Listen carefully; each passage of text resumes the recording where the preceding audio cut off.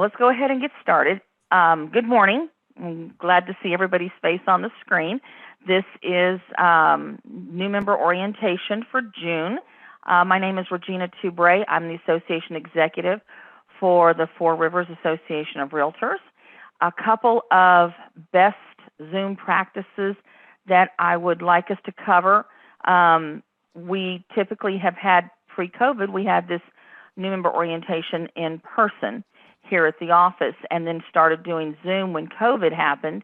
And the feedback from the surveys that we got showed that most of our new members, it was easier for them to Zoom in versus come into the office. So we've continued with Zooming for our new member orientation. Now, I don't know if anybody's done Zoom education classes or anything on this. We kind of follow best practices. If you can't do it in a classroom, don't do it on the screen. That's simple. Your camera must show your face at all times. As you see mine, it needs to do that. It can't be like this, and it can't be, like over this way and we can't see you. It needs to be where we can see you. Mute yourself unless you're speaking. That way, if you've got dogs in the background, children, just, construction out your window, it doesn't impede the presentation. And as I said to you before, make sure that you're showing and so the camera. If you have an issue with your camera, use the chat feature to let us know something's going on so that we can anticipate you coming back on. There's no working during this time. Just as I said in the beginning, what you would be doing in the classroom for new member orientation is the same as what we're doing through Zoom. No driving. We will remove you from the Zoom if you drive. It's a safety issue, and we don't want to be responsible for someone having an accident because they're on a Zoom class with us. Now, I have had people that have sat in their car for the Zoom presentation because they got better reception, and as long as the car is not moving, we understand that. But if the car is moving, we will remove you, and you will have to redo this course. We do a break in the morning, a break in the afternoon, and we have lunch from noon to 12:30. As I said earlier, LaDawn sent you all the agenda, and Lisa will put the agenda in the link on the chat feature. Make sure that chat feature is on. If you do not know how to use the chat feature, unmute yourself and ask real quick so we can show you where it's at. This is the best way that we communicate with you. Also, make sure that your name is on the screen, not a call sign or initials. We do need your name. This is how we connect with you. Remember, we haven't met every one of you, so we don't have names with faces. That's what we're doing today. I have a list of names, but not faces to names. The other thing that I want to cover is that you must complete this new member orientation in its entirety to receive credit for it. So the National Association of Realtors charters every association that takes members on that they conduct a new member orientation, and they have guidelines of what we need to cover.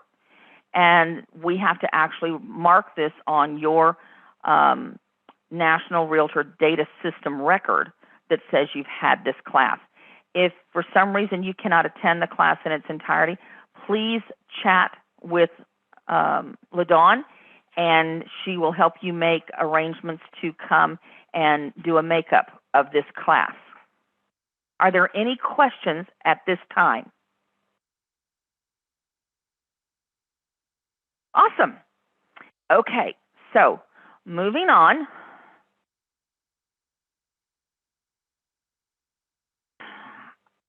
We are a three-tiered organization that is governed by members that are elected, that elect our board of directors.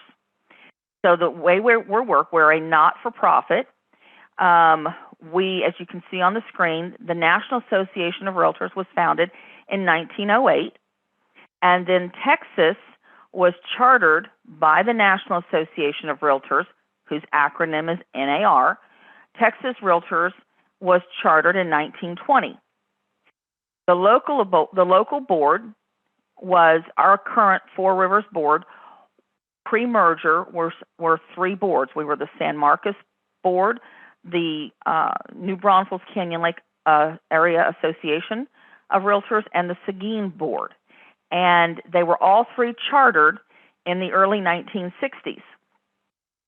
In 2014, the three boards came together because the decision at that time was, with technology and the changes in real estate, we had moved into a digital age, and why have, with people now traveling and working in one area, living in another, why have individuals having to join so many different MLSs in order to get a full coverage of the areas that their clients would want?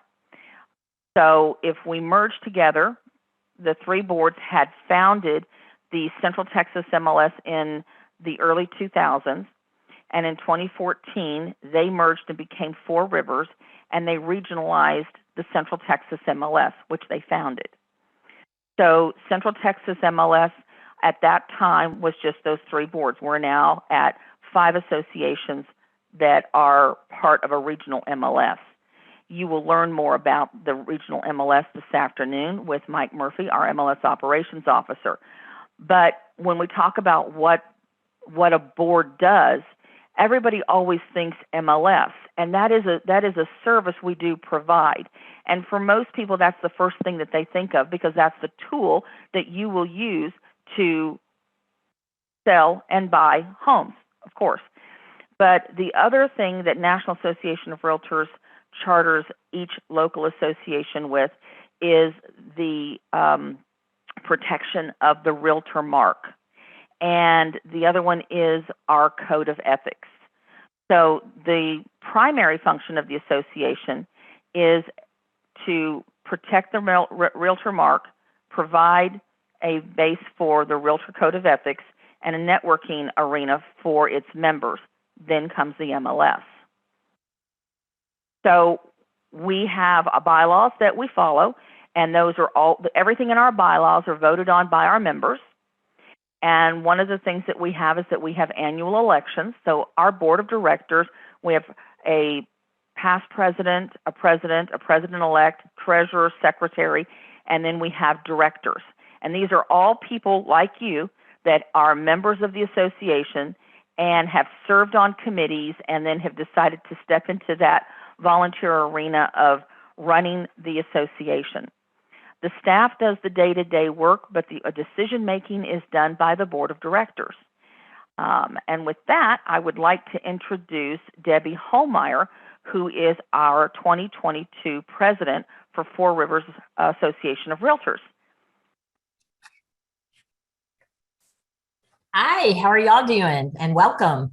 I'm going to tell you a little bit about myself and how I got so involved in, first of all, I live out in the country, so my connection is a little delayed, and I apologize for that. It's the price I pay for country. I have a computer background. I went into real estate in 2007, got my broker's license in 2010, and started my own company, Valone Real Estate, which is a small boutique here in Blanco, but I cover a lot of Canyon Lake and hill country. Put myself on the fast track. I didn't want to be just a realtor. Just a real estate agent. I wanted to do more. So I became a realtor, which is taking the code of ethics through NAR and becoming a member with the National Association of Realtors. I continued my education with designations. I got involved with my local chamber and communities, and then I got involved with a small board in Fredericksburg. I served as president 2 years there, got involved even more with MLS committee is one of the ones I highly recommend you start with and understanding that.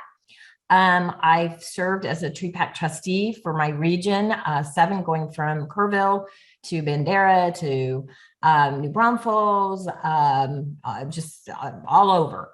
And then I went over to Four Rivers. Best decision I ever made. Being with a large board, the tools that we have, the staffing, the education is amazing, and you don't get lost as you do with a mega board. So I just love it. Best move I made. So putting myself on the fast track, I like getting involved. Education is a key, and I go to a lot of the conferences. Networking expands my referrals from states to national. And let's see, I have served as a TR director for 6 years. That's representing a board where you sit and you vote for your board, being the voice at Texas Realtors. And then let's see, I actually have 2 agents. Like I said, I'm a small boutique agency.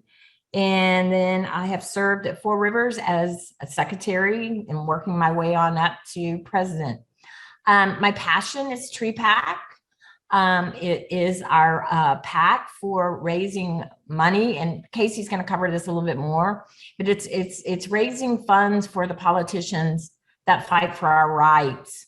As a trustee, I served for 5 years raising those funds and going to Washington, and I was honored with Hall of Fame this past year, walking the stage and getting my name up at national. So that was a goal I set for myself, and goals to me are very important. And real estate can be whatever you make of it, whether you're just selling or whether you're going the extra mile. So there's so much flexibility there. As far as, the pack, I love that. That will always be a passion. Our Tree Pack committee is very active at Four Rivers and lots of fun. It's called the fun group. So MLS is very educational, Tree Pack's fun, and then you have the governmental affairs. They all go hand in hand, and it makes us a better agent for helping our communities and our clients. And of course, you got to have a very supportive husband to do all the kind of stuff that, I get involved with, because they kind of become part of that. And I just highly recommend getting involved. It's just so rewarding. And that's kind of it in a nutshell. So, and I always have an open door. You're welcome to call me. I hope to see y'all at events. We have the membership meetings, networking. So, but again, thank you for your time. And now I look forward to meeting each of you. So if I can call on you and you tell me your name and what brokerage you're with and how long you've been licensed and what field you're in and what field you used to be in, because sometimes that plays a big role in helping our board or letting us know a little bit more about your stuff. So if I can start with Kelly, if you can unmute yourself and answer those questions. I've been in real estate since 1996. Can you guys hear me? And I'm with EXP now. Kelly, you had some time off, did you not? Barely. I've been working as a transaction coordinator the last 2 years, so. But as far as being a member of the National Association of Realtors, did you take a sabbatical from that? Yeah, like 2 years. But yeah. I started in 2000. I've been a realtor since 2000. In 96, I was in lending. So yeah, I've been in the business a long time. And now I'm working as a transaction coordinator, and I have some listings. So I finally met some people, and I'm ready to be a slave to real estate again. I'm not sure if they explained to you the reason that just information wise, the National Association of Realtors requires that if there's been more than a year as a member that you retake it, and only because they're offering so much. We've got so many things happening on an annual basis, new things out there, new tools, new rules, things out there. That's why they're requiring if you've been out for longer than a year to do it. It's just hard because I have a lot of work to do, especially today because my partner is off. So I'm not Okay. quite sure what to do because I know this is mandatory, right? It is mandatory. Okay. It is mandatory, but Like you today's have, probably the worst day for me. One of okay, them. so Kelly, if today is not a good day for you and you just, I think you just signed up this month, Yes. so you actually could do it next month if it's better for you. That would be beneficial because I have to be paying attention to my other job. So why don't we do that? Because I do need your focus on this, because one of the things that we're going to do today is we're going to show you how to make more money, what your money that you're spending on and what is going for and what it does for you. So there's some things in there that it would be really good for you to hear. So why don't we plan on that next month? Okay, perfect. Thank you, Thanks, Kelly. Kelly. Thank you. Yeah. Bye-bye. Bye. Okay, moving right along to Jamie.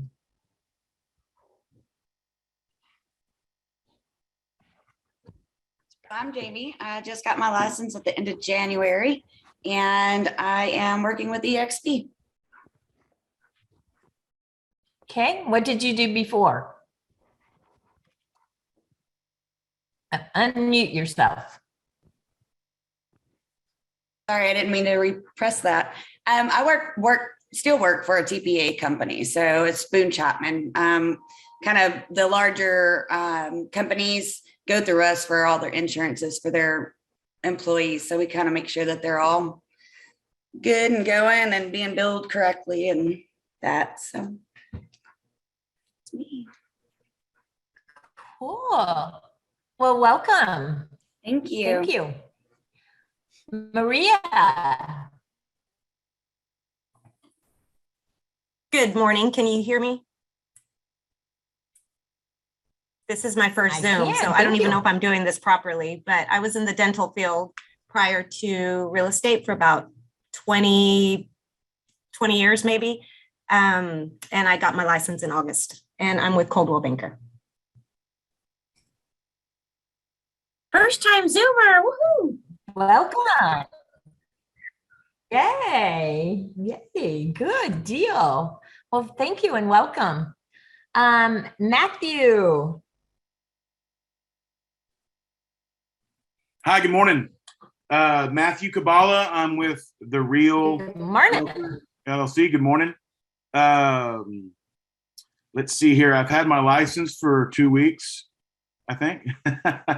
So I'm very new, but I spent 18 years in the modular and manufactured home industry. And I was a general manager for Palm Harbor Homes and also Titan Homes. I opened the first store for Titan Homes in Odessa, Texas. I ran the New Braunfels branch for the last year and a half up until November, and where I started a job. I also sell chemicals in the oil and gas business, and I wanted to be a realtor since I graduated high school. And I took the long way around, so here I am. Matthew joined the board the Awesome. Well, very welcome. day that his broker sponsored him. He had just become active Wow. that day when he joined. Yeah. Yes, ma'am, and I'm ready to get going and get out and meet everybody. I'm kind of a homebody, so a goal I've set is to get out of my house and go mingle with everyone, and I look forward to getting to know everybody. We can make that happen. Cool. Hey, I started to say we have committees. We'll get you something going. All right. Hey, sounds good. Cool. Well, welcome. Thank you. All right. Making a note. Okay, Joseph.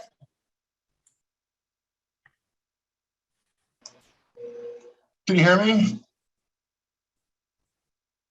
Yes, You can. Okay, a little bit about me. I used to work as a deputy constable in Williamson County. Left the constable's office, came to school in San Marcos at Texas State. Moved to Las Vegas after I graduated and worked as a realtor in Vegas. And now I'm back in Texas, my home. When were you Wow. licensed, So Joseph? how long? Oh, sorry, Debbie. I was licensed That's from okay. 2013 to 2015 out in Vegas. And here in Texas? I just got licensed in Texas a couple of weeks ago.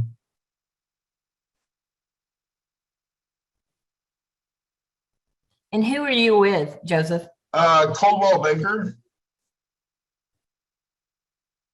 Okay. Okay, we have 2 of them in a couple of weeks. That's going to be a tight one there. I'm checking on them now. Well, welcome. Okay, Maryville? Maryville, Hi. did I get that right? Yes, you did. I Hi. do go by Marty. So yes, it's Maribel, Maribel, and again, I do go by Marty. And I got my license approximately 2 months ago. I am with Bliss Real Estate LLC in New Braunfels. And prior to that, I worked as a college sales representative for, gosh, over almost 25 years. So that's where I'm at right now. I'm really looking forward to this new chapter and adventure. I have 2 houses under contract right now, so I'm good. Awesome. Yeah. Wow. Yes. That's awesome. That's rocking it. Well, welcome. Thank you. Okay. Dana.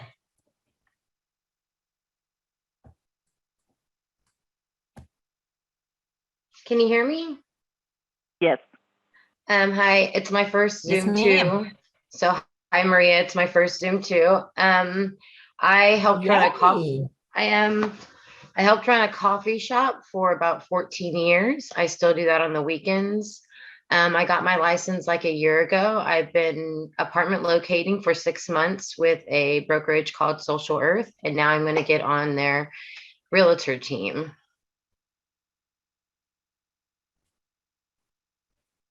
Wow. That's cool. Yeah, so this is welcome.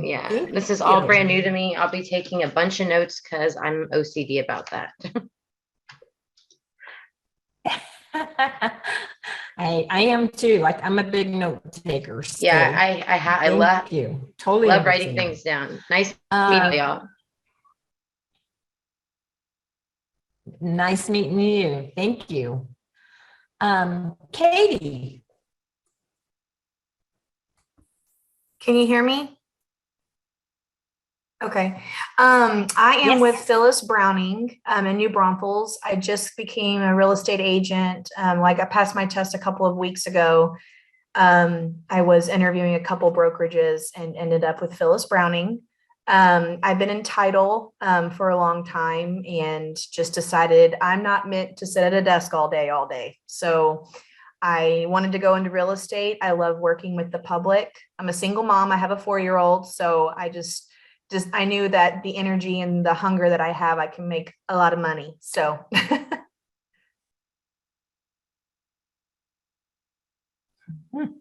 Cool. Awesome. Does that 4-year-old need a kitten? no, no, no, ma'am. I saw those Okay. kittens the other day. They're too cute though. I was trying. Well, welcome, Katie. Raquel.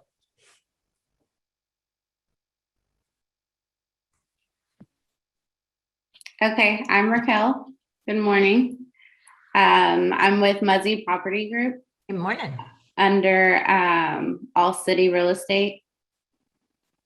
We're under the Nick Shehu Property Group in Bastrop, but we're located in San Marcos. I just got my license maybe about a month ago, so I'm brand new baby starting. Before real estate, I was in the service industry. And before that, I was in admin, corporate type, sit behind the desk 8 hours a day jobs. So being in the service industry really brought in my communication skills, being comfortable talking to people, and kind of just opened the door to real estate, I believe. So yeah, here I am. Cool. Welcome. Thank you. Thank you. Patricia.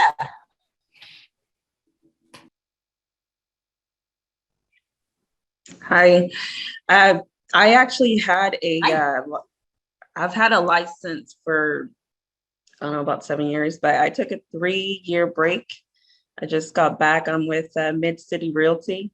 I just signed on with them a couple of weeks ago. So I'm excited. I like the buyer side more than I do the listing side. But hey, they're both good. But I don't know. I'm excited to see what happens with this time around after my 3-year break. Well, good. Hopefully it'll be awesome. Well, Yeah. thank you and welcome. Thank you. Mary Jane.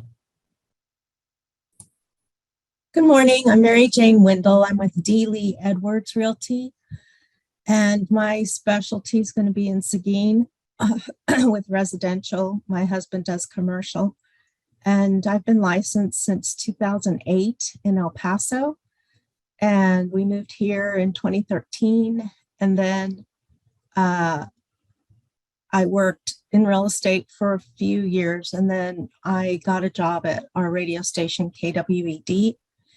And I just resigned a couple of weeks, about a month ago, and got my license reactivated. And I've been a teacher, a mother of 3 sons, and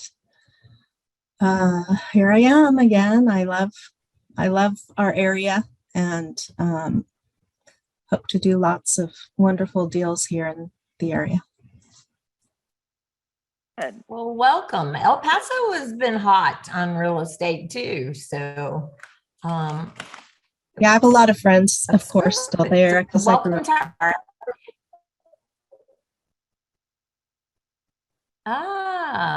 who did you work for down in El Paso? Sandy Messer. Okay, cool. Awesome. Well, welcome. Thank you. Before Cynthia. Go ahead, Mary Jane.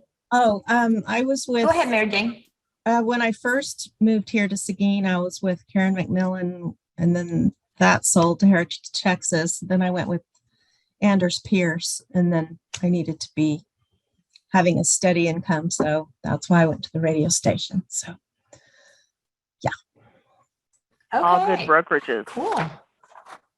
Yes. Yeah, that's awesome. Okay. Now, where was I? Did I lose her? I had Cynthia. Where did she go? Hi, can you guys hear me? Okay, well, I'm not sure. Yes, where are you? I'm on Zoom. Where are you? Tell her you are. I see. Okay. She moved on me. I don't, you know what? I tried. Okay, I was like, go ahead, Cynthia. okay. And I just outed myself. It's my first Zoom, guys.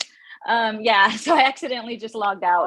But I'm back. So yeah. Question though. I do have a question for you guys. From 3:30 to 4:30, I have 3 littles that are coming back home from daycare.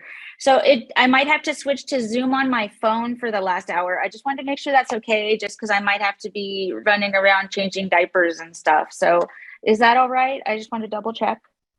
Yes, we understand, and we don't want it to be a burden. We just don't want you driving. Yeah, nope, I won't do that. Okay. Thank you. Yeah, my sitter canceled last second, so I appreciate that. Yeah, Gotcha. so my name is Cynthia. I'm very new to real estate. I just got my license at the end of March, I think was officially licensed. I'm with EXP Realty. Before this, I'm transitioning out of my current career, which I'm actually a flight attendant.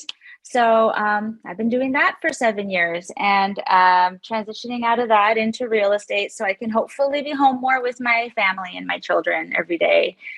Prior to that, my degree is in interior design. I used to work at an architecture firm like many years ago. So that was kind of my background. It kind of always had an interest in the construction, design industry, real estate, things like that. So that's why I'm here.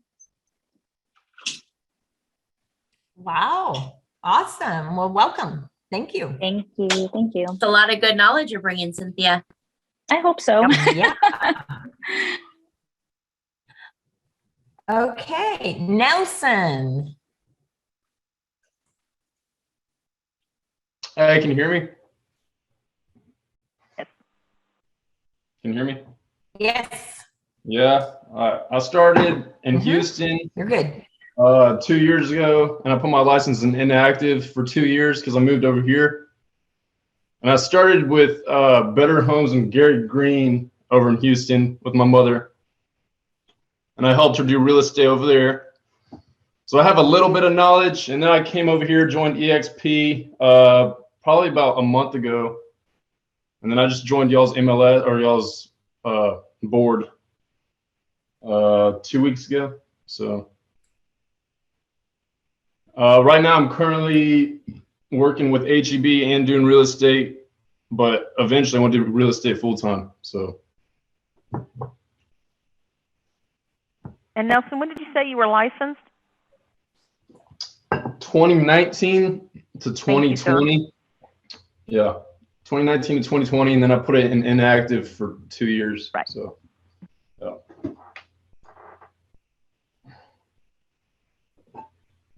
Cool. Well, welcome, Nelson. Thank you. Dustin. Hey guys, so I got my license about 3 months ago. Currently with Realty One Group out of Buda. I live in San Marcos. I currently still work part-time in ministry. I work for a church. We do ministry to the campus at Texas State, and yeah, I've been doing that for about 6-7 years, and so excited to be in real estate. Wow, cool. Well, welcome. Thank you. Gianni, did I get that right? It's Gianni. Yeah, it's sometimes people think it's Johnny when I talk over the phone, and I'm like, no, it's Gianni, like Giovanni with no V. But yeah, that's right. So yeah, my name is Gianni. Everybody, nice to meet you. Nice to see you guys. So as far as the brokerage I work with Texas Land and Property out of Chandler, Texas. And I've been licensed, let's see, since I think the end of March. I already had a deal closed. I'm working on getting 2 more contracts. I actually have 1 under contract, so we're moving along. I'm really grateful to work with my broker. She's been of a lot of help for someone who's fairly new. My prior background primarily was medical for 12 years, and prior to that was construction, so building and remodeling homes. I know when I was in middle school and high school, my dreams were to become an architect or a builder. So that was my dream of that time. And then eventually I looked at real estate when I was finishing high school, but never really pursued it. And then just the way things turned out and where life took me, I decided to pursue it and, combine making money, being with family, and helping people acquire, their dream properties or dream homes. Awesome. Oh, those all go together. So that's good. Welcome. Thank you. Thank you. Brendan. Hello. I got my license last Wednesday, and yeah, I'm working with Ann Hurt, and most of her stuff's in Houston, but she's pretty cool, so she let me do stuff here.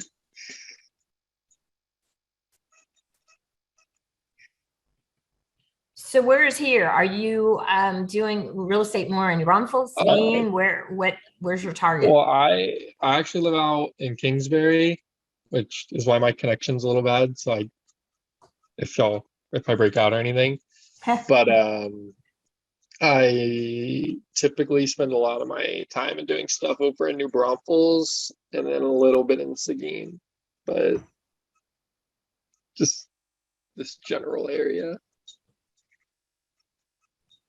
Okay. Welcome. And I can relate to the connectivity issues you have. So I'm kind of in that area. So I feel your pain. Well, I think that concludes all of our people. So welcome everybody. And I look forward to seeing you more at some of our meetings, our committees, or events. So that's it for me. Okay, so Brendan, you I think called yesterday. You haven't joined the association yet. You just got sponsored, correct?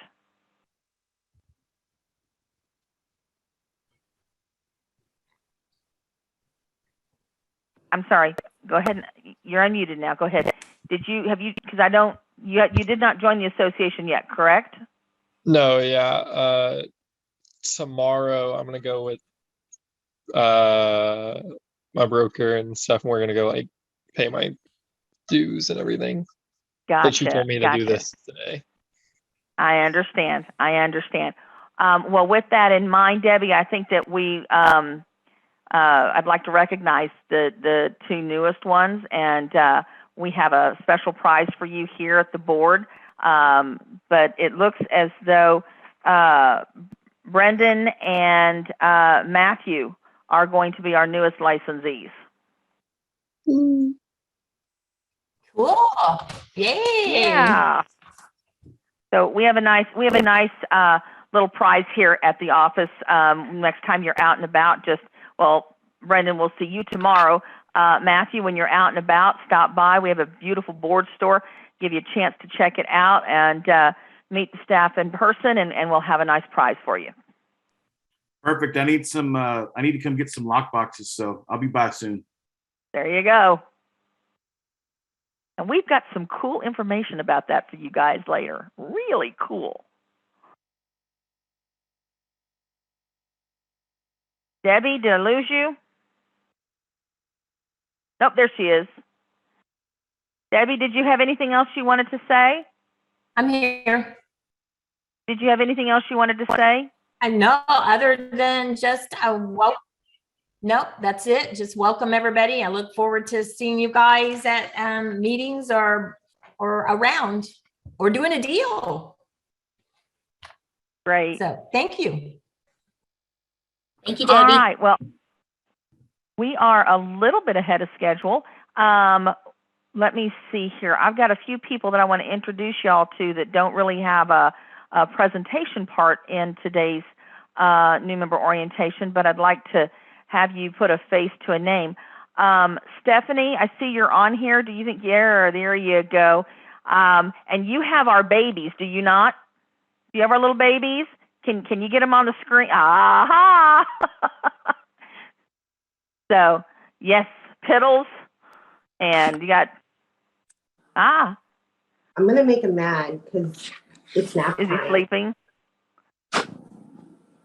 Bam Bam.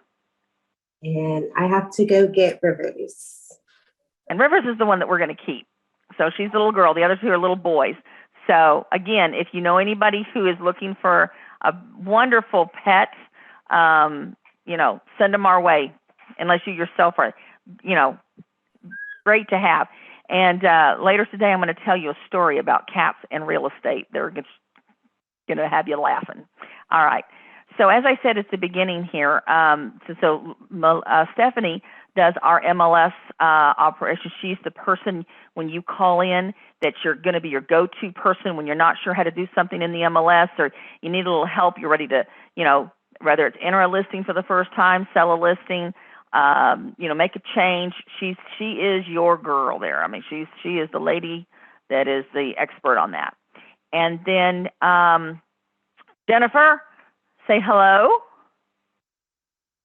Jennifer is the lady that checked y'all, got y'all into the system, sent you your welcome packet, got you all that going in. She's at the front desk. She'll be the first person you see when you come in the board, and I'll tell you that's a wonderful experience because she always has a great smile for everybody. And you have questions about what you're going to do with the logins or the passwords or the information that you've gotten. She is your lady. The other thing that I want to let y'all know that I see happen a lot, and I want to give you a heads up on this. This is an industry where people will move from broker to broker, some more frequently than others. When this happens, you call first before you plan on doing anything. We keep everything in confidence. And the reason you want to call is you want to make sure that your broker that you're looking to go to is a member of Four Rivers and a member of Central Texas MLS. Because if you move to another broker who is not, you lose your membership here. And this way, this also saves you money, because if you're going to, as an example, I'm going to say that you're with Donald Duck, and you decide that you want to go with Mickey Mouse. Mickey Mouse is a member of Houston Board of Realtors. We're going to pick on them. Houston Board of Realtors, Houston MLS, but he has offices in our area. So you automatically assume that he's got to be a member of Four Rivers because he has an office in our area. And you join and you find out that no, he's not a member of Central Texas MLS and he's not a member of Four Rivers. You are then left with the decision, do you then pay to join Houston's MLS and Houston's board? So that's more money out of your pocket.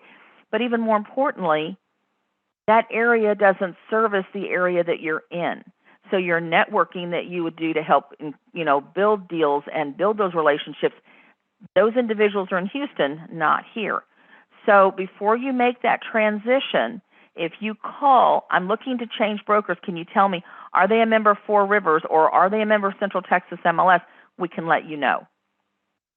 So just keep that in the back of your mind, because there's going to be a ton of information today. By 4:30, you're going to be having your head's going to feel like it's like this. But that's one piece that I can tell you. When you're thinking of moving, just call. Jennifer can tell you, anybody here, and it's always kept in confidence. All right. So with that, I want to move over to our volunteer program. As Debbie mentioned to you, we have our volunteer program, and this is best way I can say it. We are a volunteer organization. Staff does the day-to-day runnings of the association, but what makes this association tick, what makes it grow, what makes it so phenomenal, members, and those that are willing to volunteer to take that time are just, they're the backbone of what we are. Now, I encourage you to look at joining a committee. Don't go crazy right off the bat. You've got your hands full with a lot of things. But if one of these committees has an appeal to you, then, go ahead and reach out, let us know. We'll get you signed up on the committee. If you decide it's not for you, there's no harm, no foul. You let us know that you're not wanting to be on the committee, and we remove you from the communications.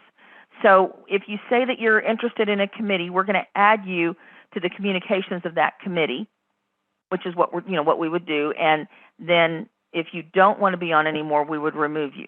It's as simple as that goes. We have governmental affairs, and that one is, if you've got a passion for politics, as it says, this is the committee. And I will tell you, even if you don't have a passion, you are in a profession that is tied hand in hand with advocacy, with what goes on in our areas.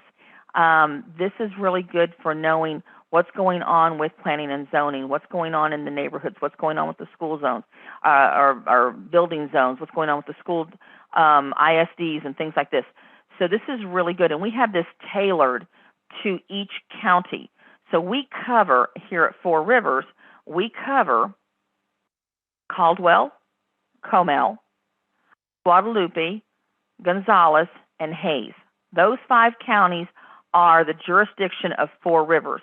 This is where this is our jurisdictional area for the Realtor trademark, making sure that it's being used correctly within those 5 counties, and making sure that the code of ethics is adhered to within those 5 counties. Our MLS has 17 counties, and you'll learn more about that. It goes a little bit broader, but this is the board's counties. And so our governmental affairs is divided into each county having its own group. And you're going to hear from Casey Lee, our governmental affairs director, here shortly, and he's going to go into detail with this. So just keep that in mind. You can actually have this. For me, this is great because, as an example, my parents and siblings live in Hayes. I live in Guadalupe out in Navarro, and of course I work here in Comel. So, you know, it's kind of neat to be able to belong to something where you can kind of keep a heads up on what's going on in all the areas. So then we have scholarship. Scholarship, Lisa is our communications and marketing director. She liaisons this committee. This is probably, of all of our committees, I would say they probably have the most fun. They love what they're doing. They're providing scholarships for students. They do fundraising throughout the year. Everything that is provided for those students, they fundraise. There are no dues dollars used for this. They literally volunteer their time. They host the events. They get sponsors for it. And then from that, they raise the money. And I believe, Lisa, how many did we give out this year?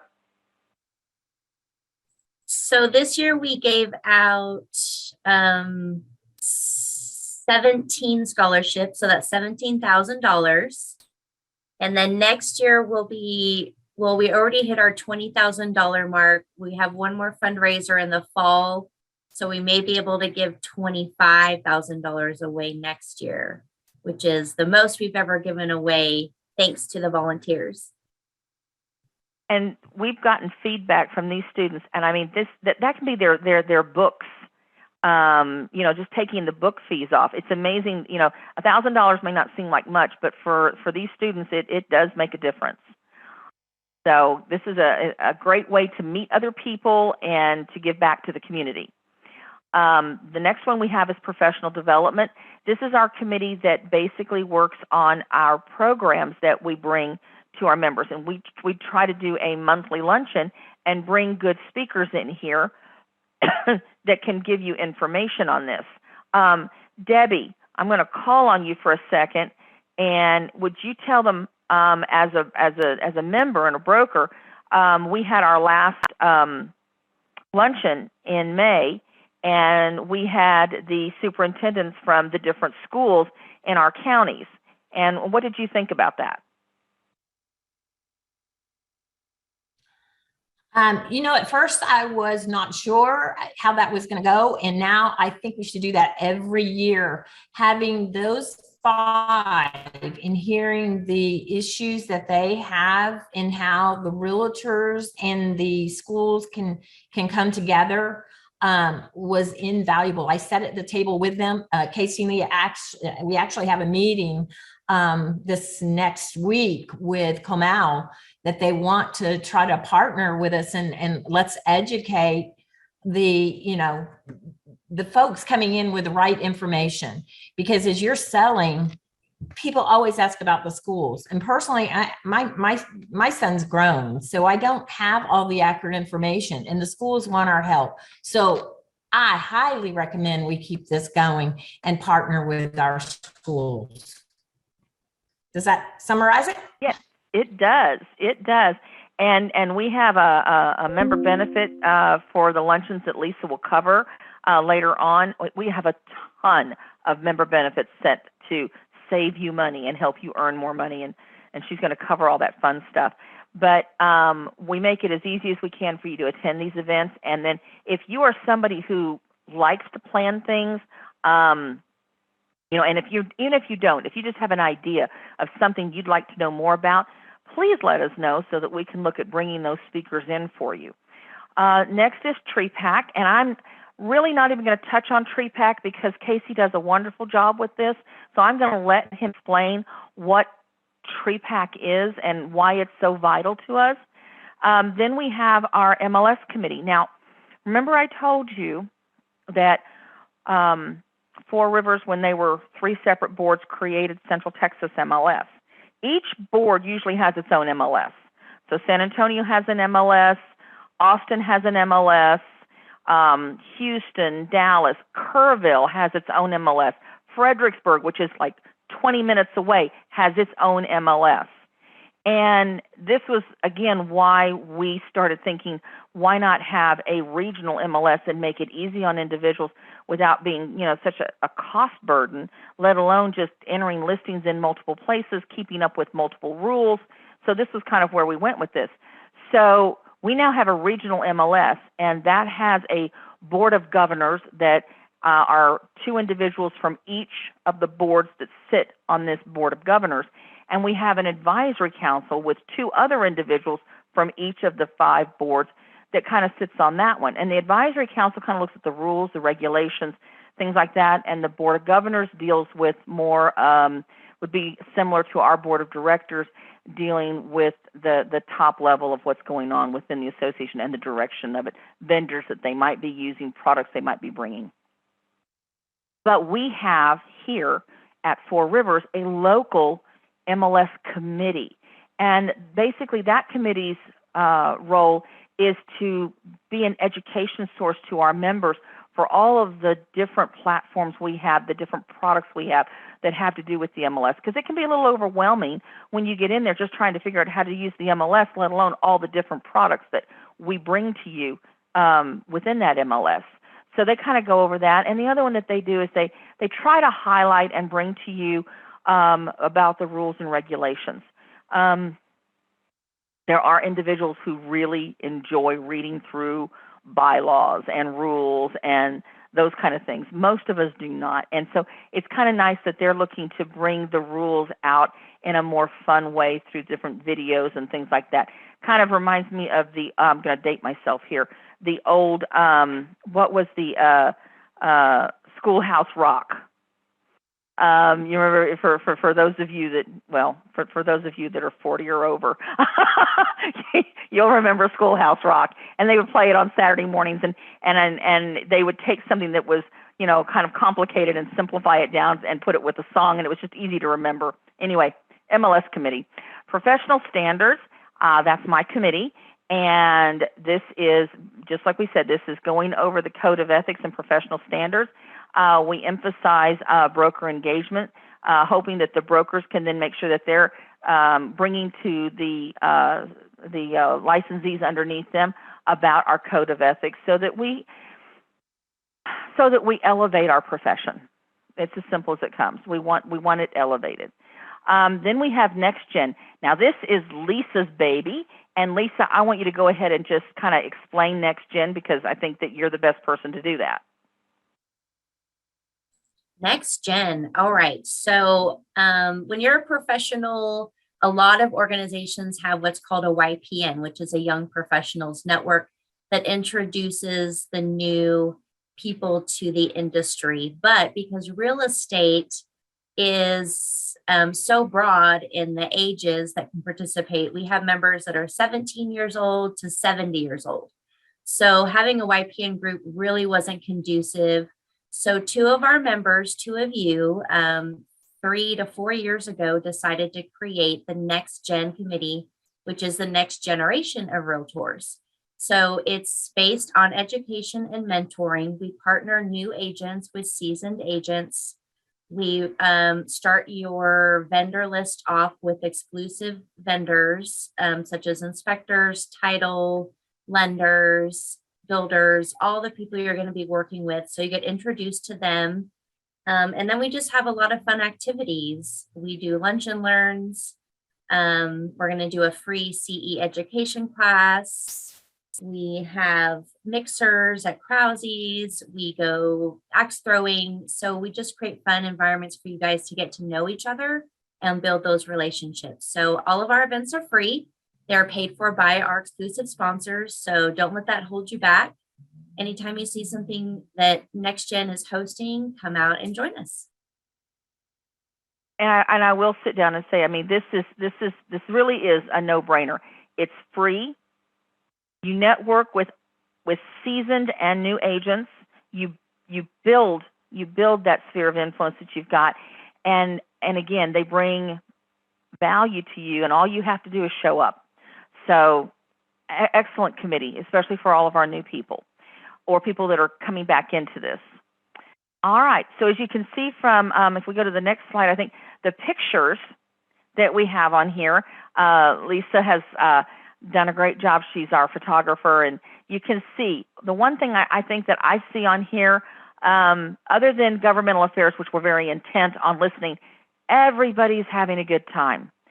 Everybody is just enjoying, and they're all different brokerages, different age groups, different, some commercial, some residential, some farm and ranch. I mean, property management. It all comes together in these committees. All right, we are on time. It is 9:40, and we're going to go ahead and go into professional standards. All right, let's see. So what you see on the screen is the original Code of Ethics that was adopted in 1913. And it was just like a little pamphlet that just opened up. Now, everything that we follow today is exactly what was in there. It's just been expanded on. One of the things that I find, I'm sorry, hold on. Where am I at? I so apologize. Lisa, before I go forward, because I've lost my spot, would you mind going into the video that we have for how the Code of Ethics began?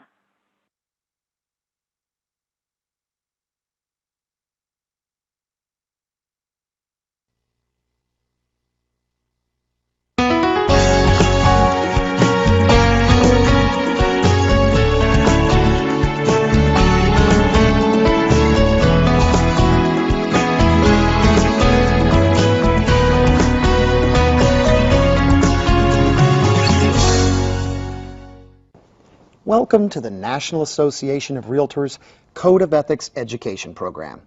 This series of short conversations will help you learn about the Code of Ethics, why it exists, how it applies in common situations, how it's enforced, and most importantly, what the Code expects of us. You can access this material in your office or home or from any convenient location. This program is ideally suited for self-study and can also be used effectively for office meetings. The first segments will focus on why the Realtor family embraces and enforces the Code, the Code's history, and the structure of the Code. Later segments will discuss the 17 articles which establish the basic duties and obligations of every Realtor.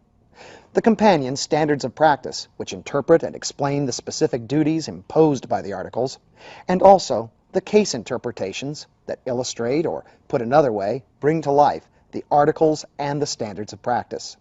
Our final segment will focus on the Realtor organization's dispute resolution tools, mediation, and arbitration. Each segment lasts about 5 or 6 minutes. Key points will be highlighted or presented as talking points at the conclusion of the segment. If you choose to use these materials for in-office training, the talking points can help you facilitate discussion among your colleagues. Now let's take a trip back in time to 1908. One of the primary reasons the National Association of Realtors, originally the National Association of Real Estate Exchanges, was founded back in 1908, was to establish ethical standards to guide real estate professionals and to measure their conduct. A century ago, there were no license laws or regulations. Buyers and sellers were left to fend for themselves. It was a time of rampant land speculation, consumer exploitation, and disorder. Real estate practitioners, if they were regulated at all, carried peddler's licenses. The rule of the day was, let the buyer beware and let the public be damned. Out of the chaos emerged a group of committed real estate professionals who believed the practice of real estate could and must be organized and regulated, and that high standards needed to be established and enforced. Those visionaries, and it is only fair to call them visionaries, spent several years determining the key principles that were necessary to protect buyers and sellers. The efforts of these pioneers resulted in the first Code of Ethics, which was adopted in 1913. While the Code has been amended many times over the ensuing decades to ensure it remains meaningful and relevant as laws, customs, practices, and even technology changes, many of the fundamental principles spelled out in that first Code remain essentially unchanged. If you like, you can even download that first Code from the support materials section of this program and compare it to today's Code. The Code of Ethics has been referred to by some as the golden thread that binds the Realtor family together and as the Realtor's pathway to professionalism. But perhaps the best description is that the code, as former Executive Vice President Bill North so eloquently put it, is our gift of vision. The code represents a vision, the vision that the business of real estate would become a profession, the vision that the search for the highest and best use of the land requires the highest and best measures of professional responsibility, and the vision that private ownership of land is indispensable to a viable democracy and to a free and prosperous society. The realtors who created the first code and the many realtors who have nurtured, enhanced, and enforced the code for close to a century realized the code had to be much more than just a simple set of rules. The founders determined, and generations of realtors since then have solemnly agreed, that the code must be the criterion of excellence, as well as a realistic standard of performance. The code was, and continues to be, a practical guide for measuring professional conduct, while at the same time it also represents the furthest reach of our professional aspirations. For those reasons, the code is and must remain a living document that undergoes continuous review and scrutiny to ensure it reflects current reality in the ever-changing real estate marketplace. The code, which manifests the considered consensus of realtors nationwide about the duties and obligations that are owed to buyers, sellers, landlords, tenants, the general public, and to other realtors, is truly our gift of vision. In the next segment, we will begin to examine the code by reviewing the preamble and its high aspirational standards that represent the highest level of realtors' professionalism. Our journey along the pathway to professionalism is just beginning.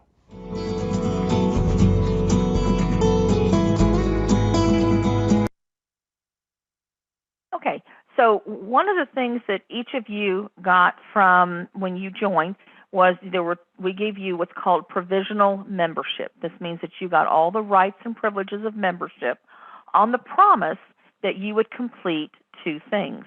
One, new member orientation, which you're doing today, and the other one is the new member code of ethics. Now, this code of ethics is required of every member. You have yours that you take. There's no charge to it. It's done online. It takes about 2.5 hours. If you have not already done it, then again, just go ahead. Once you have that done and that's been completed, then you've met those two requirements. I submit your name to the board of directors. They vote you in, and you then become a Realtor member of Four Rivers, not just a provisional member. Our members are required to take the Code of Ethics training on an every 3-year term. And so right now we're in our what's called Cycle 7, which runs from January of this year through December 31st of 2024. For those of you joining now this year, your new member ethics meets the requirement for Cycle 7. So you will do this course again, not new member orientation, but ethics. You will do again beginning January 1st of 2025 and have to have it completed by December 31st of 27. So this is separate from something that is required for your licensing. This is having to do with your Realtor membership. Now, one of the things that we do is we bring you this course, this ethics course, after you go through the new one. The new member one is not the one that we're bringing, but it's the Code of Ethics, the Realtor Code of Ethics. We bring that to you, and we have it with CE credit.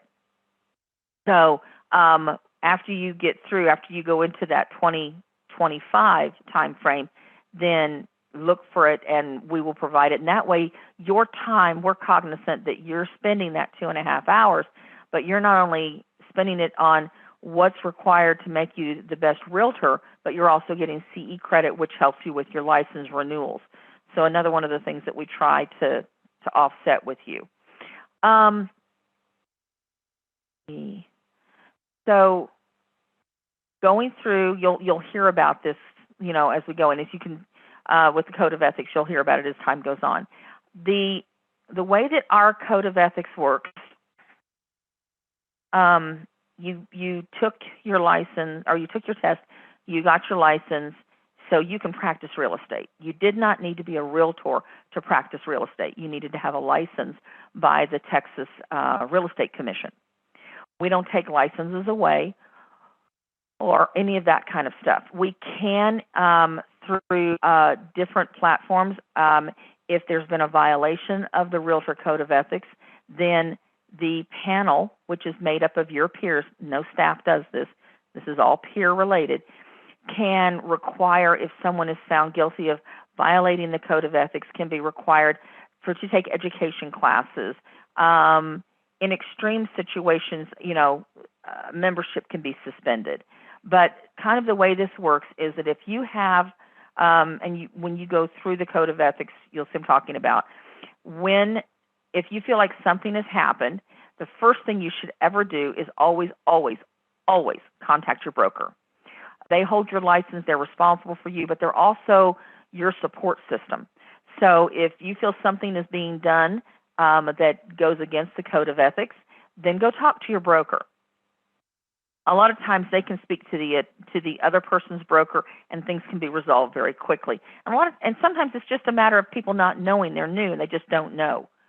The other thing that we have is the ombudsman program, and this allows for you to bring in a volunteer that kind of works as a mediator between the two parties. And this is free. There's no charge for this, and they can come in and help to resolve an issue between two realtors. Then you have what's called filing a complaint. And with an ethics complaint determines whether a realtor has violated the Code of Ethics, not whether any laws have been broken.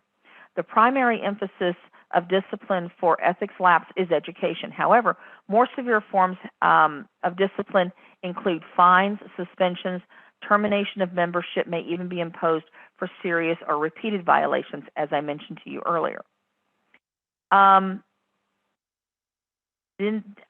when you file an ethics complaint, you are the complainant. So you will know the whole process.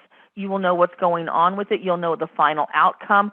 All of this, you're in the loop with this. And because some people didn't want to have the person they had a complaint against knowing that they were doing a complaint because maybe they were in the middle of a deal with them.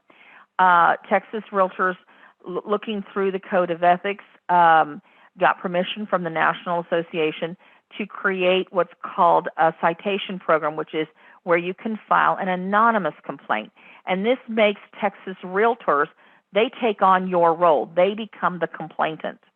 And in this instance, you file it if it meets one of the criteria to be an anonymous complaint, then you don't know what's going to happen. You don't know what the outcome is, none of this. You've just turned it over to Texas Realtors and they go forward. But this is a good solution, especially if you're in the middle of a deal with someone. Now, not everything can be an anonymous complaint. Some things are serious enough that kind of falls in line with, you have the right to know who your accuser is. Some of the things that the anonymous complaint covers is Articles 3, 4, 5, 6, 12, 14, and 16. So Article 3 is the failure to disclose the existence of dual or variable rate commissions, failure to disclose existence of accepted offers to any broker seeking cooperation. So in this instance, if something like this happens, you feel that this is done, you could turn around and file the anonymous complaint. Again, you just don't know what the outcome will be. Article 4 is the failure to disclose realtor interest in property being bought or sold. So you've got that. You've got Article 5, which providing professional services without disclosing interest in the property. Okay. Article 6 is accepting any commission, rebate, or profit on expenditure without the client's knowledge or consent. As you can see, the thread here is that these are issues you would have with another realtor, not with a buyer or seller, but with the actual realtor. Article 12 is the failure to present a true picture in real estate communications and advertising. And so and there's a marketing, all of the things that goes with that. will fall under Article 12. Article 14 is the failure to cooperate with any with any professional standards proceeding or investigation required by an association. And then Article 16 is the use of terms of an offer to modify listing broker's offer of compensation, placement of a for sale lease sign on property without permission of the seller or the landlord. Now, these things fall under that anonymous complaint. Anything else, and there are 17 articles, anything else would fall under the Code of Ethics. The last one is arbitration. Now, arbitration always has to do with money. It's actually Standard of Practice 17-4 of the Realtor Code of Ethics, and it addresses entitlement of commission and compensation in cooperative transactions that arise out of a business relationship between realtors and their clients or customers. Excuse me.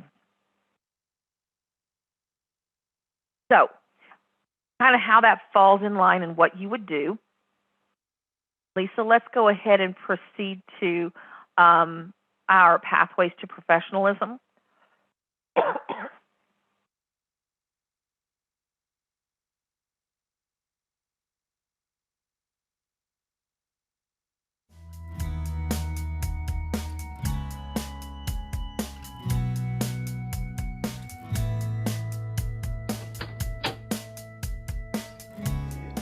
Professionalism to me, in one word, is respect. It has to do with how you carry yourself, what individuals see on the outside, the way that you treat others, whether it's a client, a customer, or another realtor professional. We're part of an organization that is generally considered very professional. However, when someone else or yourself does something that could be deemed unprofessional, it really impacts the public perception of all of us.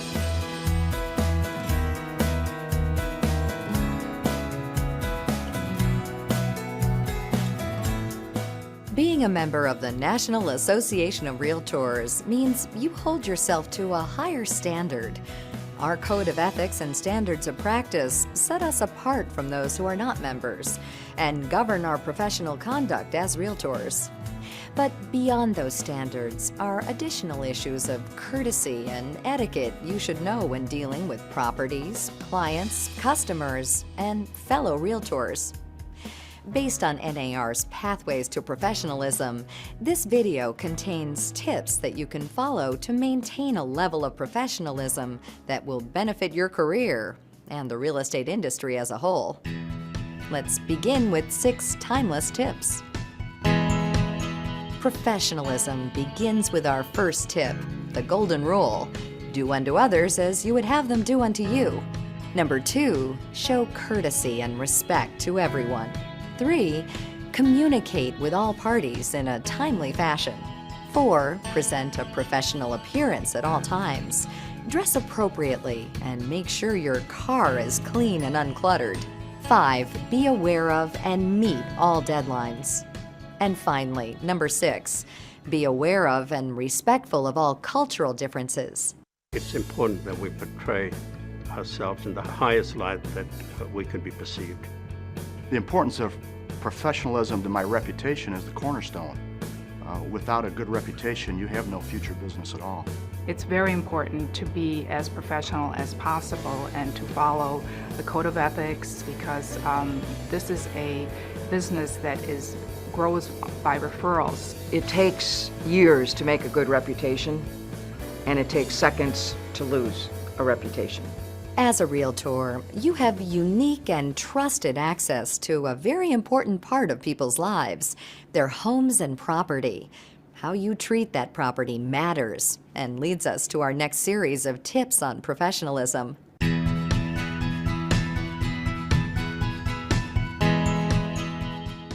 When showing a property, remember, you need to be responsible for everyone you allow to enter the listed property. Keep all members of the group together when showing property. Never give anyone unaccompanied access to listed property without permission. Enter property only with permission, even if you have a key from a lockbox. Leave the property as you found it. lights, heating, cooling, drapes, and so forth when the occupant is absent. Contact the listing broker immediately if you think something is amiss with a property, for instance, vandalism. Be considerate of the seller's property. Do not allow anyone to eat, drink, smoke, dispose of trash, use bathing or sleeping facilities, or bring pets without permission. Use sidewalks and walkways to avoid damaging landscaping or tracking in debris. And of course, take off your shoes and boots inside the property if the weather's bad. Although most properties you show are likely to be unoccupied at the time, occasionally the owner may be there during the showing. In that situation, follow these 5 tips to avoid awkward situations.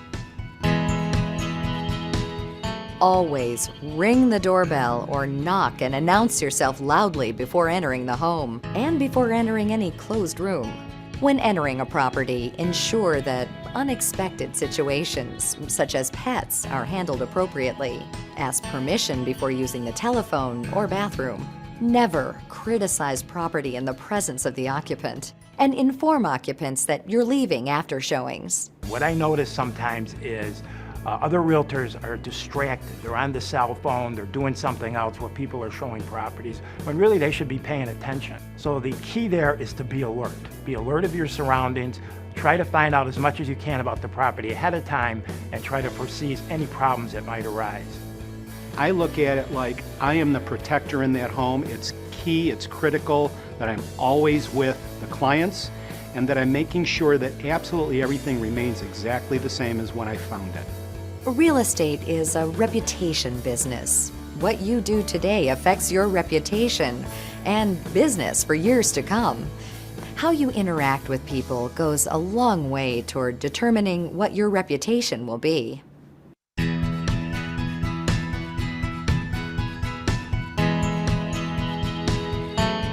Here are some tips to follow when working with your clients and the public in general. Identify your realtor and professional status. Leave your business card if not prohibited by local rules. Encourage the clients of other brokers to direct questions to their agent or representative. Do not tell people what you think, tell them what you know. Respond promptly to inquiries and requests for information. Call if you're delayed or must cancel an appointment or showing. Promptly explain the situation to the listing broker or the occupant if a prospective buyer decides not to view an occupied home. Communicate clearly. Don't use jargon or slang that may not be understood. Schedule appointments and showings as far in advance as possible. And finally, promise only what you can deliver and keep your promises. We have to be very careful when we're out there. The image that we present to the public, it has to be all about professionalism. What people see of you is how they perceive you. The consumer is going to gravitate towards the person that is the trusted advisor, that is the one that's taking care of their needs, and that level of professionalism is a big part of that. Your reputation is also at stake when you're dealing with your peers. Acting professionally when working with other realtors can help create the right environment for everyone involved in the transaction, resulting in a mutually respectful and successful process.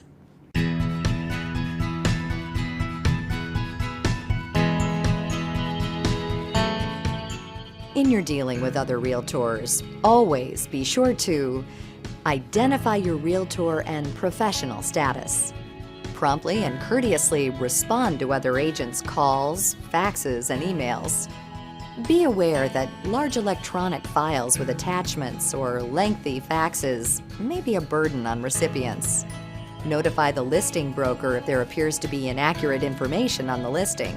Share important information about a property, including the presence of pets, security systems, and whether sellers will be present during the showing. Show courtesy, trust, and respect to other real estate professionals. Avoid the inappropriate use of endearments or other denigrating language. Do not prospect at other realtors' open houses or similar events. And after a showing, return keys promptly or carefully replace them in the lockbox. If you take care of those details, if you make appointments in the proper manner, if you cancel appointments in the proper manner, if you pick up keys, return keys as the listing broker and the seller have set up the process, that's all part of the cooperation that we have for one another and can add to the level of professionalism for the entire industry. I always think about the fact that when I'm working with a buyer or seller, that transaction may come around maybe every 5 to 7 years. But when I'm working with my fellow realtors, I might have another transaction with them next month. Professional conduct and respect for property, the public, and your peers are key blocks in building your reputation and a successful real estate career. Also, remember that the way you are perceived affects how all realtors are perceived. You've joined one of the most professional organizations that you could possibly join, with enormous political power, enormous support. Being in that organization requires that you take the responsibility to act professionally.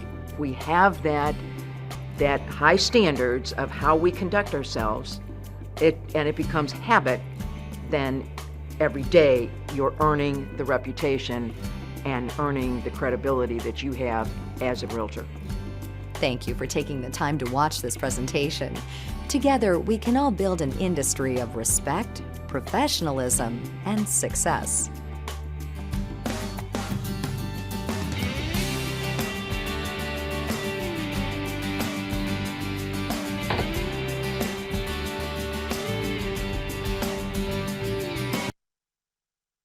So the number one question that we get from the public, they will call and want us to recommend a realtor to them.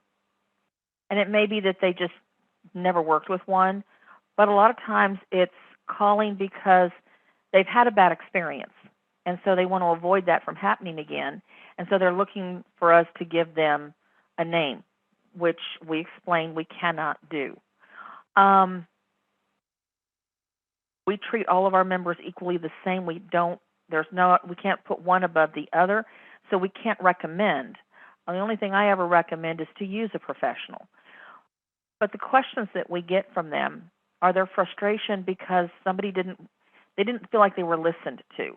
Either their calls were not returned, or their emails were not returned, or what they were asking for, they felt the agent was showing them exactly the opposite. Now, mind you, sometimes I think that it happens where somebody may come and say, this is what I'm looking for, but if you kind of listen to them, you realize that what they're asking for is not what they're really looking for. So there can be you are in a communication business for certain. But I liked what they said in this video, because I do think that what we do reflects on everybody else. If they have a good experience, then they kind of transfers across the board. If it's a bad experience, they lump everybody into the bad experience also. So just kind of keep that in mind, because the one thing that we talk about with the Code of Ethics and our pathways to professionalism is helping you to understand what separates you as a realtor from other real estate professionals. Now, that doesn't mean that somebody who is a licensed real estate agent doesn't have a certain amount of ethics that they have to follow. They do. The state requires that, but we kind of go above and beyond that, and so just kind of keep an eye on that. One of the things I thought was interesting in here, we actually had a member who she had come in talking about this one time. She would keep HEB bags in her car, and she would give them to her clients to put on their feet, so that if it was muddy or sandy, if there was light carpet, that their shoes would be protected, because she says not everybody's comfortable just taking their shoes off and walking around in their socks, or maybe they didn't have socks. So we actually now carry booties in our board store that you can have in your car that you can put on feet. But this was an idea we got from a member because of what they shared on what they did to bring up that level of professionalism. You're going to learn this afternoon with the MLS about our showing service, and we have this where it's set up to where you can be respectful if there's a delay, if it took longer at one house than where you were anticipating, and so it's going to bump everything. We actually have a platform for you that actually can put the delay in, and it sends a message to everybody down the line. So if you have 5 houses you're looking at, it pushes them all back, which is really helpful, so that you know that that's just a courtesy. Keep in mind, and I think this is where professionalism and the cost of doing business come together. A lockbox, all right, goes on a house, and it's protecting that homeowner's access or entry. Their key is in there. It can only be released by a super key, someone who has that app on their phone, and no one else can do it. It's just whoever has that app, whoever is a Realtor member. You have combo lock boxes that allow for anybody to have entry with just a combination. So I started with Four Rivers back when it was New Braunfels, and actually back when it was San Marcos. I started with them in the fall of 2001. They started 2 days before 9/11. So I've been doing this for a very long time, and I've seen a lot of different things happen. And I think one of the things that it stood out in my mind was an individual who had a combo lockbox on a home. The listing agent put a combo lockbox on the home. When the house was being shown, some of the kids that were with their parents got the combination, and they had a big party afterwards that weekend. Now, this was a house that was not lived in. It was vacant.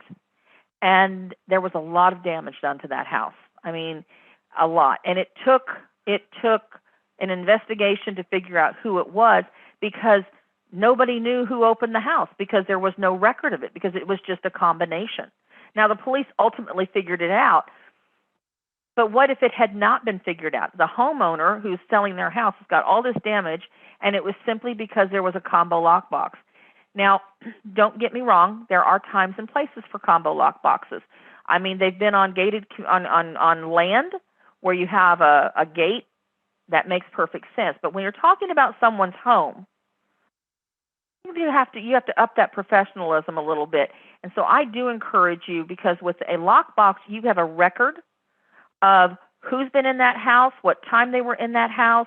You can pull. Now, another reason that this is important, and this goes back to some of the things that I have had calls on for people calling to complain.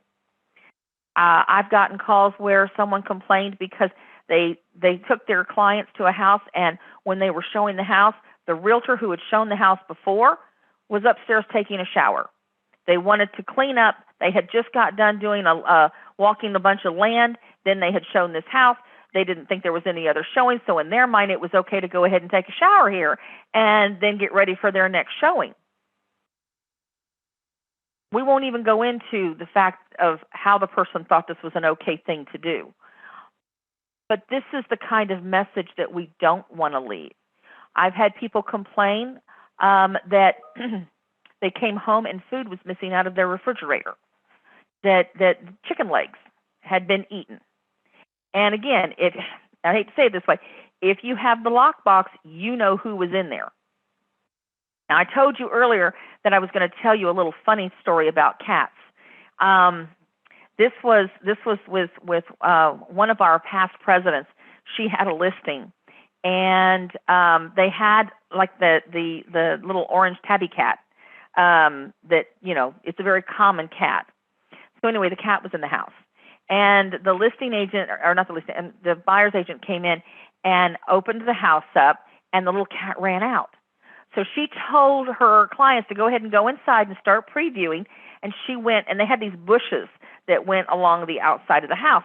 So she went, and she saw the cat had darted out and gone into the bushes.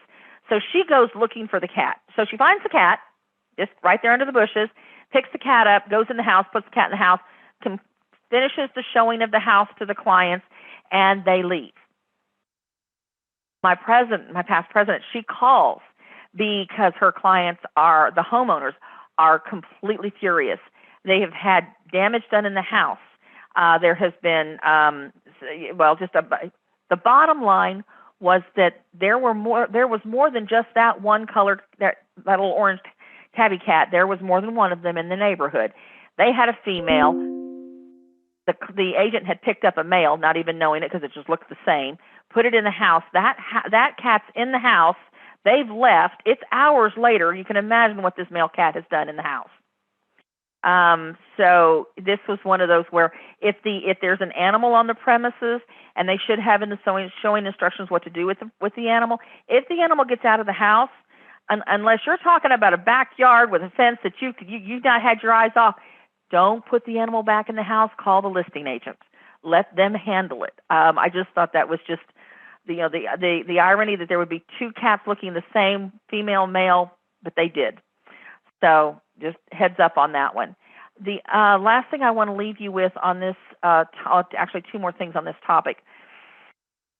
You now have, and they didn't have this when I first started, but you now have audio and video surveillances in a lot of homes. So I want to caution you that whatever you want to speak in private to your client, don't do it necessarily inside the house, because you may not, they should be posting on the listing that there is audio visual on the premises. But just be aware, maybe they put that in after they contracted with the realtor, and maybe the realtor didn't know about it. Just be cautious of that. And then the last thing that I wanted to bring up was, you are a realtor. You're not a realtor 8 to 5. You're not a realtor only when you're in the office or only when you're showing property. You've taken on this, and the National Association of Realtors is very adamant that you are a realtor 24/7. This is who you are, and it represents that realtor brand. So what you do, what you say, what you post always represents you as a realtor. So even on you may have a professional Facebook page, and then you may have your private one. You cannot be on your private one talking disparagingly about another realtor, all right? That is a violation of the Code of Ethics. It doesn't matter that it's on your personal page. Now, I've had people get upset about this and complain, and the truth of the matter is that you have voluntarily joined an organization. These are the rules of this organization, so they do hold their members accountable for it. So your private is not private, okay? It's kind of like, I hate to say this, it's like when you put the signs on the cars that announce that you're a realtor and gives that information so you can market yourself out there, and then you cut somebody off on the road. You know, you've just left a bad impression. This is just one of those things. It's the double-edged sword of marketing. All right. Does anybody have any questions about anything I've talked about so far? Okay. All right. So then with that, we're doing good, guys. We're a few minutes ahead. We're going to watch about fair housing. Now, one of the things with fair housing for us, we have a lot of property management. We don't always think about how this conveys with fair housing. But I do want to say that Texas, the realtors in Texas go above and beyond to set a high standard for fairness in housing, advocating through community outreach, education committees, and other initiatives. We have a fair housing committee at the Texas level. So remember I was telling you about how you can join a committee. You start off at the local level, but you can actually, once you have been with the organization for a year, and if you served on a local committee, you can put your eyesight on a state level committee also. And again, this is things that help build your business. Every April, so we're past it, but every April, realtors commemorate the passage of the Fair Housing Act of 1968 with events and educations that shine light on housing discrimination and segregation, and recommitment to expanding equal access to housing. We still have issues in these areas. We're still fighting these issues. So again, this is something to keep kind of at the foresight. Lisa, we'll go ahead and start the video. I'm going to present you with a little scenario. Let's say you're meeting someone new. Now, after those pleasantries of exchanging names, what's next? How are you? Where are you from? What do you do? Do you have any kids? These are just simple conversation starters that set the framework for a friendly relationship. But what if I told you that this friendly conversation is technically illegal if you had it with a rental applicant or a tenant, and you could have a lawsuit filed against you? I'm Casey from Rentac Direct, and today we're going to talk to you about one of the most important landlord-tenant laws, the Federal Fair Housing Act.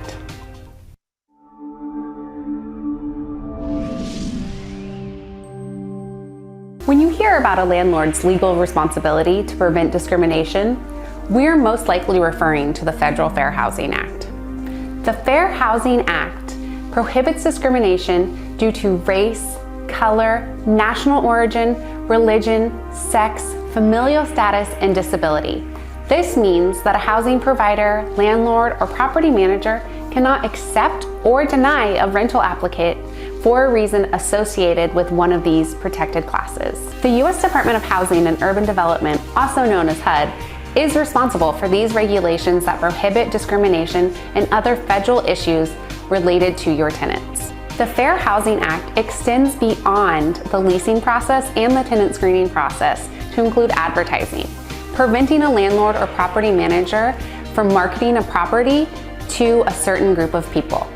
This means that a landlord or a property manager cannot use language in their rental vacancy ads related to one of these protected classes. The most common mistake I see landlords making in their rental vacancy ads is calling a property family friendly.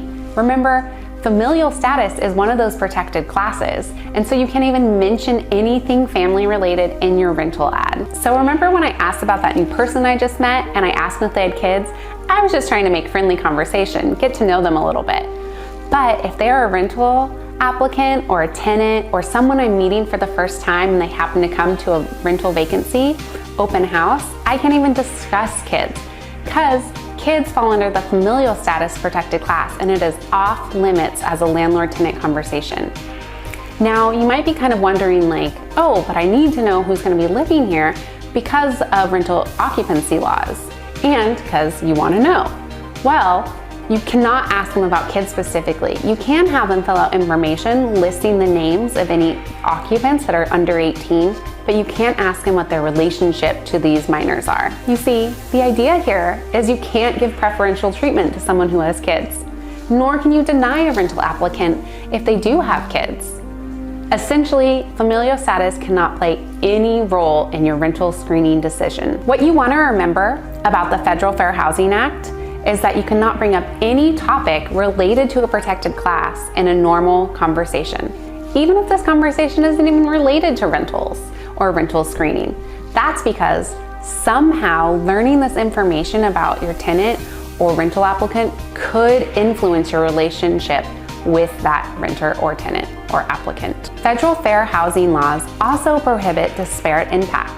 Disparate impact is unintentional or subconscious discrimination. It's because of disparate impact that landlords and property managers can't even have conversations where topics related to protected classes could be broached. Because learning that little bit of information about your tenant could cause some sort of subconscious or unknown bias that makes you favor or disfavor a tenant who belongs or doesn't belong to a protected class. So keep those conversations related to protected classes out of your landlord-tenant relationship in order to avoid discrimination accusations and lawsuits. Beyond the Federal Fair Housing Act, your state will have even more anti-discrimination laws. On the state level, these anti-discrimination laws typically extend that list of protected classes under the Fair Housing Act to include even more areas and topics that are protected. These can include things like gender, marital status, and age as protected classes on top of those ones under the Federal Fair Housing Act. Knowledge of these anti-discrimination laws is the best way to protect yourself from discrimination accusations and lawsuits. It's also one of the best ways that you can provide great service to the rental community and the tenants that rent from you. I'm Casey from Rentac Direct. You can find me on Twitter at @ThatRenterGirl. And for more tips for landlords, property managers, renters, and investors, go to rentacdirect.com/blog. Thanks for stopping by. We'll see you next time.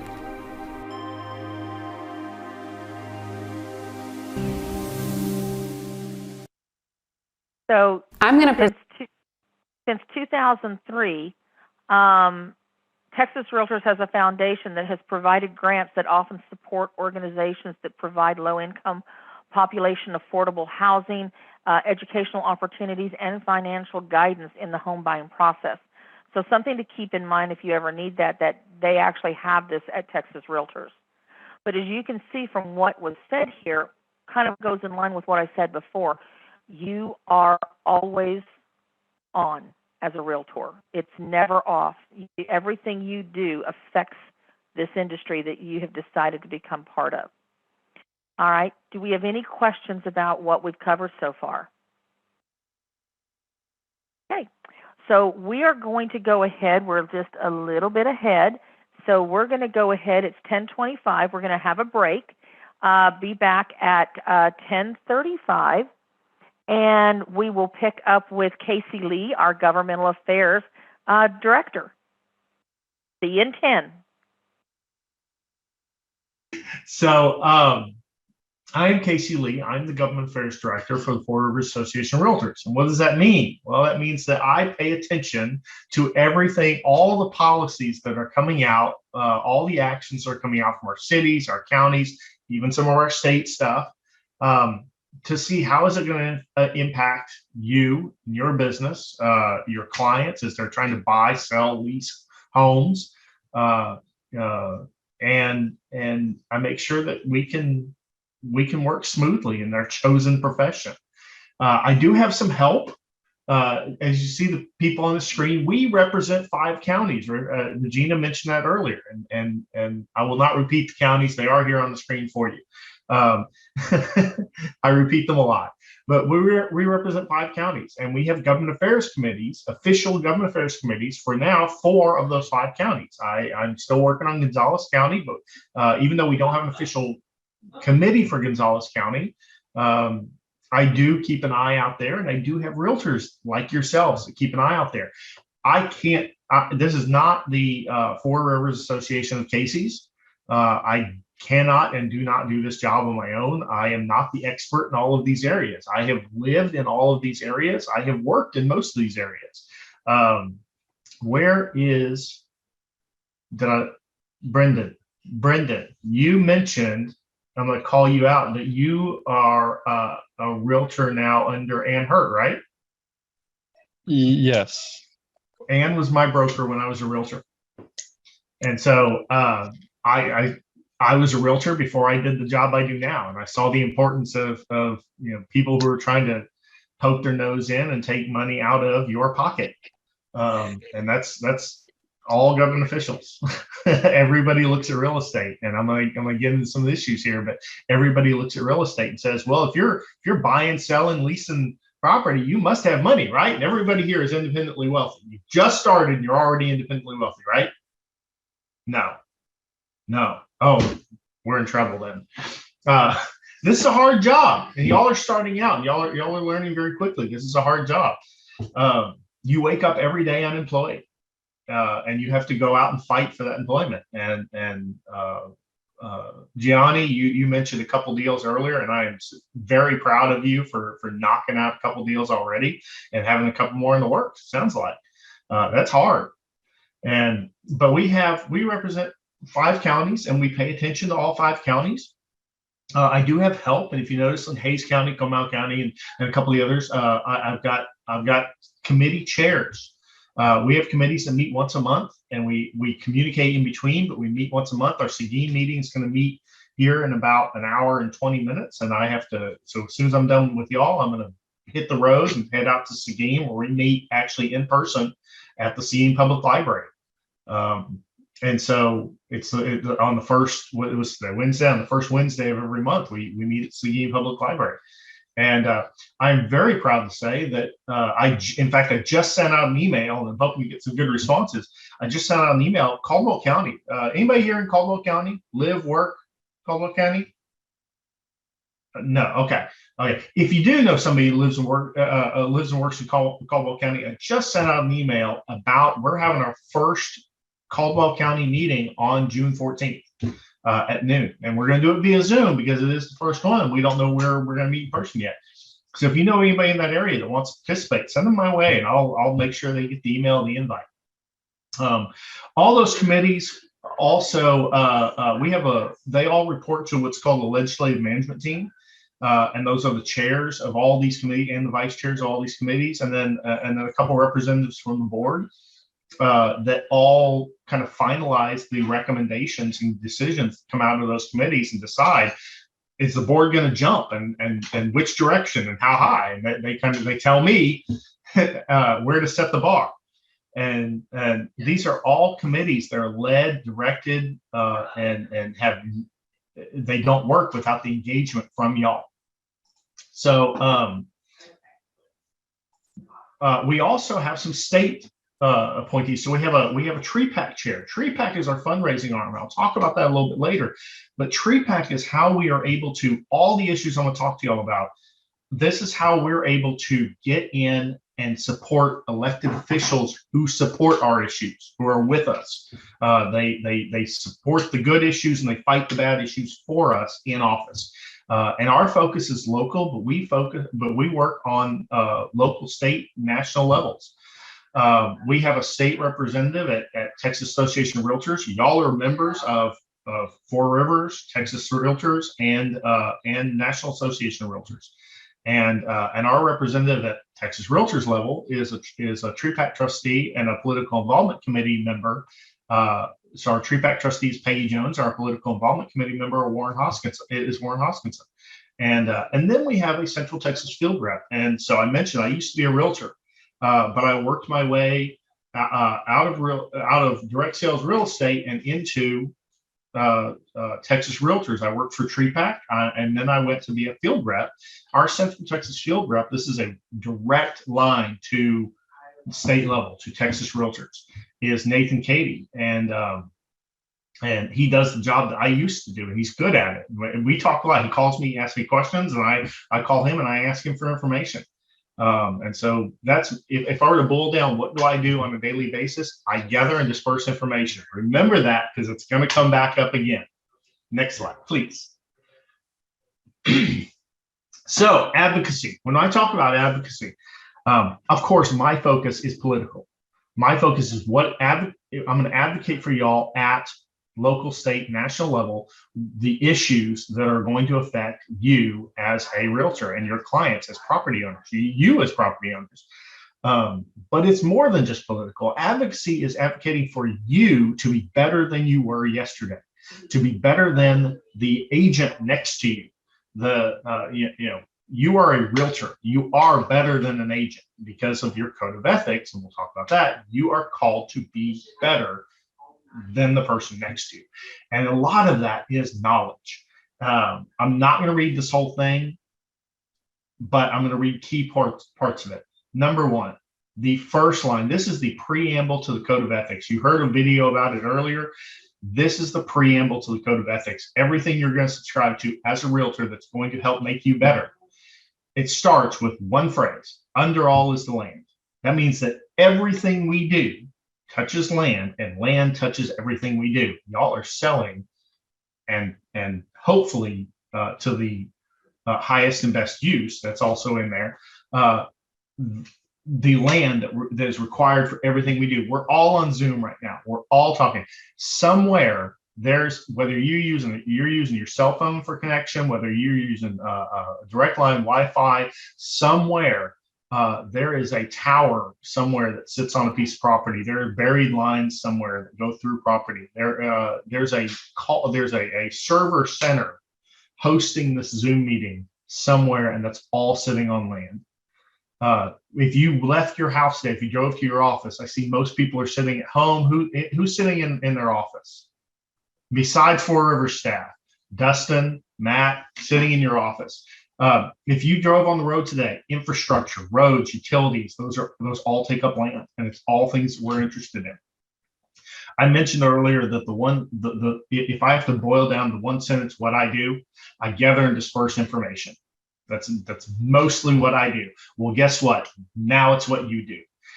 It is in your code of ethics right here towards the bottom. It says realtors can continuously strive to become and remain informed on issues that affect real estate. And This is the important part. As knowledgeable professionals, you willingly share the fruit of your experience and study. That means that now you are called to gather and disperse information as it is valuable to those around you. That you are the expert in your community about real estate and about land, what is going on in your community. And that's really why realtors are so valuable, because you have your fingers in the pie for everything that is going on in your area. You are the voice of your community, and you are a reliable voice. And a lot of times, where do you get that information? You get it from the board, you get it from me, you get it from other realtors, you get it from your brokers. Next slide, please. So I mentioned you're part of 3 organizations now: federal, state, and level. NAR, Texas Realtors, and local, which is Four Rivers. And in my capacity, it's GA and TREPAC committees. And all of those, I'm gonna work back. I talk advocacy is more than political, but it is political. So in my world, it's all about politics. And I get tired of it. We just went through a 4th round of elections, and I got to tell you, me getting my butt up to go down to the city hall to go vote was a challenge. And I'm in this. So, but there are 4, I call it the 4-legged stool. There are 4 main aspects that I deal with on a daily basis. And these are the same at local, state, and national level. There's 4 parts I deal with. All of our other people like me deal with this. They may be called something a little bit different, but it's issues, mobilization, political affairs, public policy, and then I mentioned already TREPAC. So let's roll through, and I'll show you what some of these the legs are. Next slide, please. National Association of Realtors. There are 1.5 million realtors in the entire country. That's a lot of realtors. But those realtors, those 1.5 million realtors, represent 75 million property owners. And that's a lot more property owners. And that number is going up on both sides. Some of the issues that we face that the National Association of Realtors pays attention to all the time. Mentioning here, I already mentioned transportation infrastructure. That is a local, state, and national issue. We deal with them with all the issues. Flood insurance. We're in New Braunfels, San Marcos. I'm thinking Luling, Lockhart, Seguin, all through Hays County. I'm thinking all of our areas have been affected by flooding. Who here has been affected by flooding at some point in your life? Dana, I love it with the quick hand. She raised her hand first every time. We've all been affected, or we have family who've been affected by flooding at some point. And the National Flood Insurance Program is one of those issues that we fight on a recurring basis. It's one of those issues that if it goes away nationwide, we would, if we lose the National Flood Insurance Program, this is kind of a supplement to flood insurance, we would lose 40,000 transactions a day. 40,000 transactions. These are real estate property transactions a day would not go through without that protection in place. Healthcare reform. Y'all are going to find out if you don't have another job and you're doing this. If you don't have another job that's full time that's paying for your healthcare. If you don't have a spouse, family member that you're under, y'all are going to find out real quick that healthcare is expensive, and we are trying to get. This is something we're working on. We've been working on it for a while. Is at the state level and national level, association healthcare. I'm gonna mention this in a little while. We've got 150,000 Texas realtors right now, and if we could get an association healthcare plan, think of the buying power that 150,000 members. That's like having 150,000 staffers. Even if you just pulled 10%, that is huge buying power. And we could get a pretty good healthcare plan. There are some issues between state and federal. There's some commerce clause issues that they're fighting with. It's a big push, but we are working on it. We've been working on it for a couple of years now. A lot of these issues I'm going to talk about are long-term issues. Next slide, please. Tax reform was on that previous slide. You're going to see that come up a little bit later. So I just went to DC and I took your board of directors with me, your executive board. with me. We went to DC and we met with our elected officials. We met with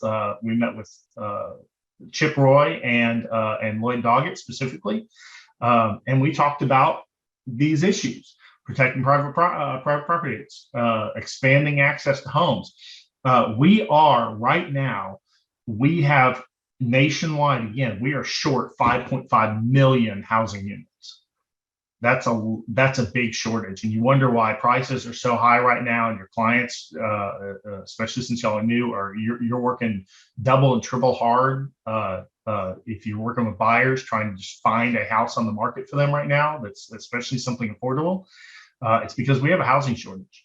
5.5 million houses nationwide, and it is especially impactful here in the corridor in Texas because we have a lot of people coming to Texas and we don't have enough households.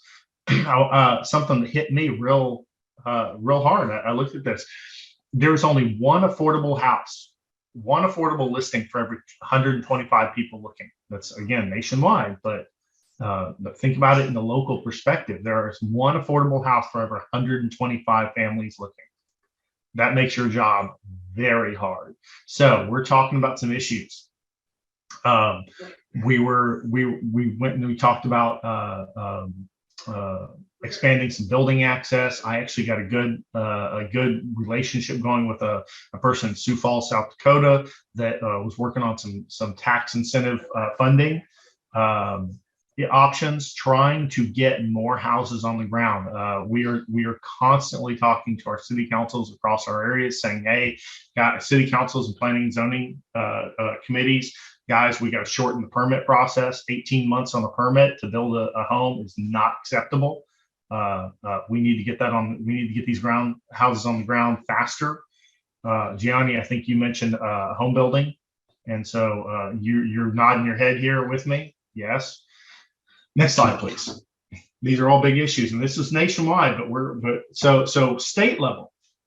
We just got through a legislative session. We do a legislative session every 2 years. We do elections in between, and so this is, if you go to TexasRealEstate.com, that's your Texas Realtors webpage, TexasRealEstate.com, and you click on the Government Affairs tab, you're going to come up with this. There's a wealth of information here. Remember, gather and share information. There's a wealth of information here about the four-legged stool. And I mentioned they may call it something a little bit different.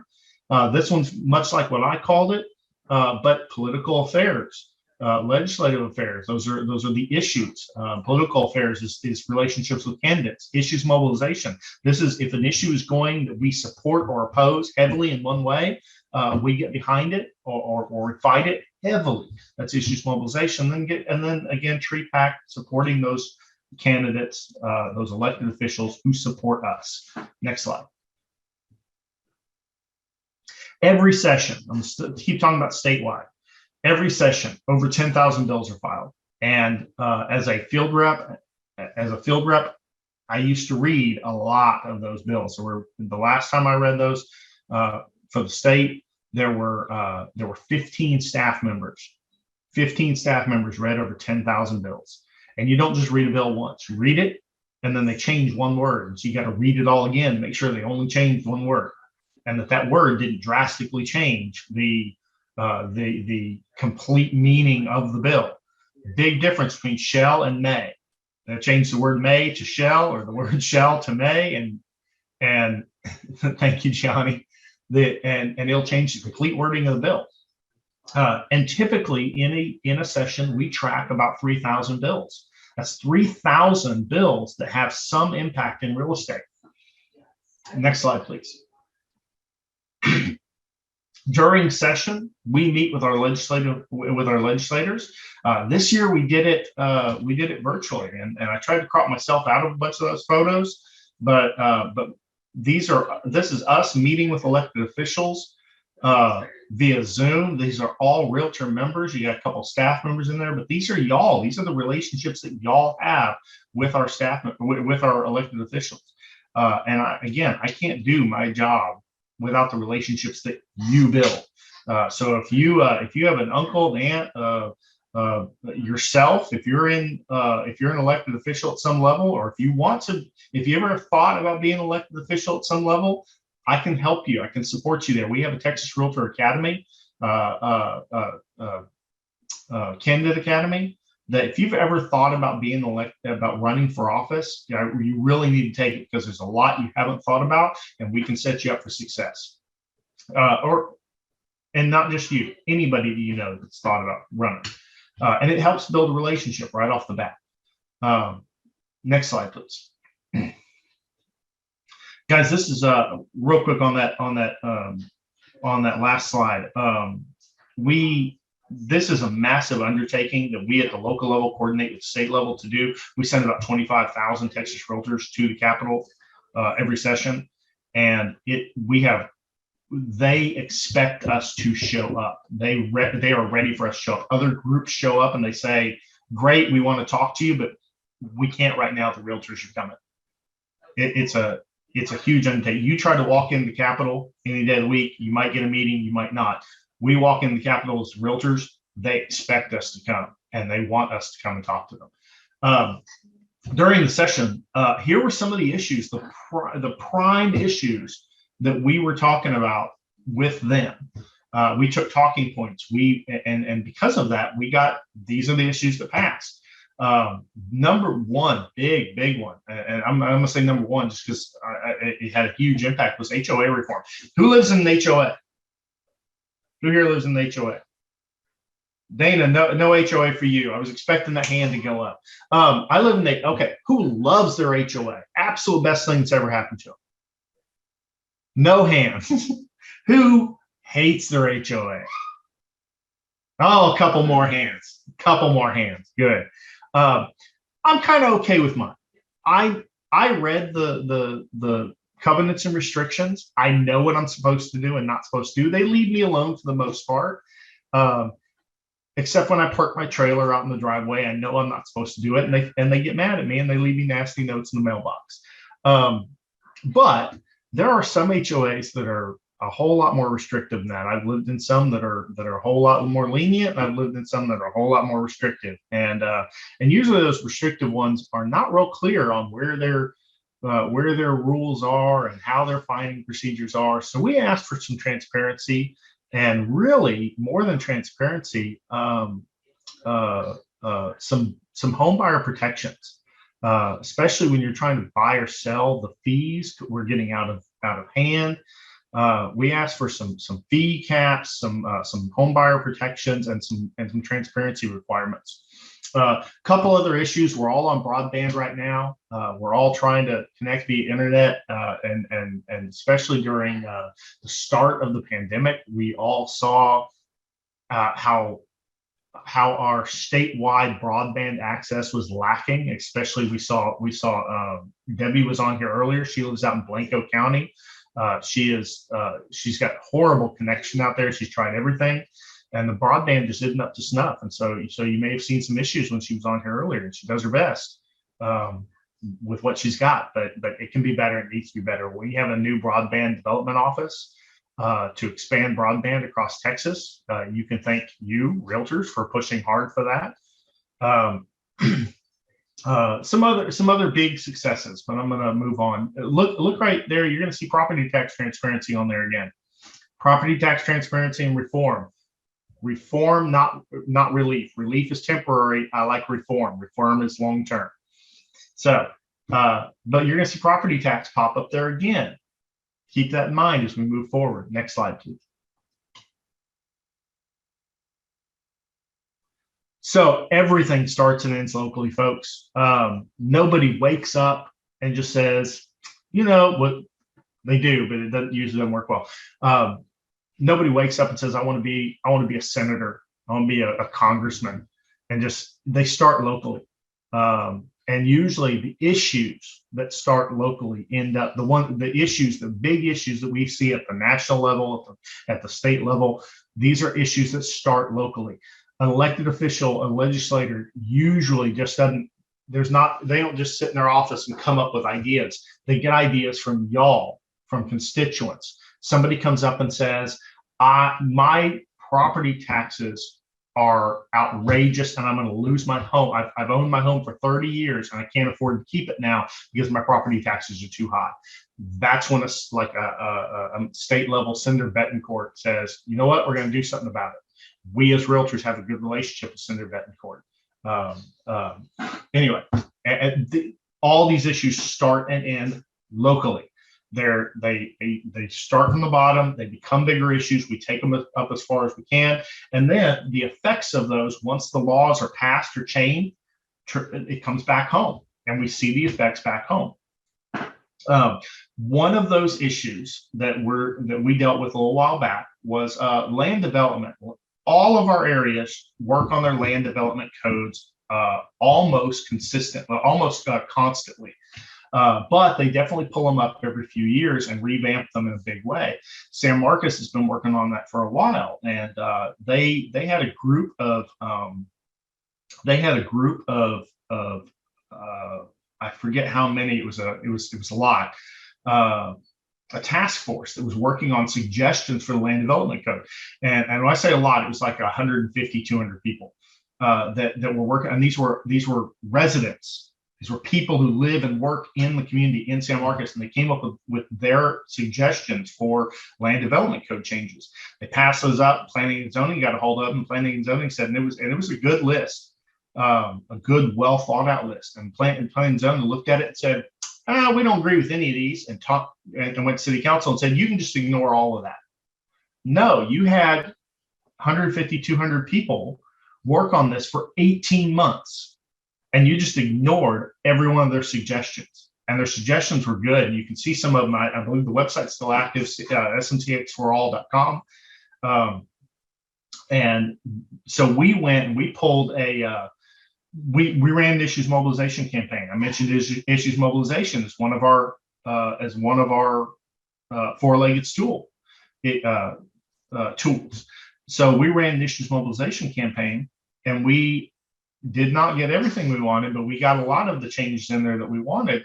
The big thing was that we called 15,000 residents in San Marcos, and we had about a 10%. That's huge. About a 10% pass-through rate. We were calling them, we were getting them on the phone, and we were saying, "Hey, here's the issue. Here's the changes. Here's the effect.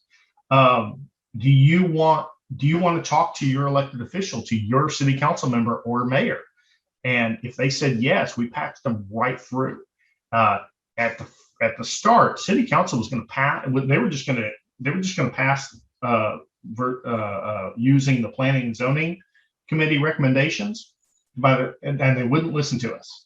By the time we got the calls through, they finally called us. In fact, they called me one day and they said, "Stop, please stop. We'll listen. Let's have a discussion."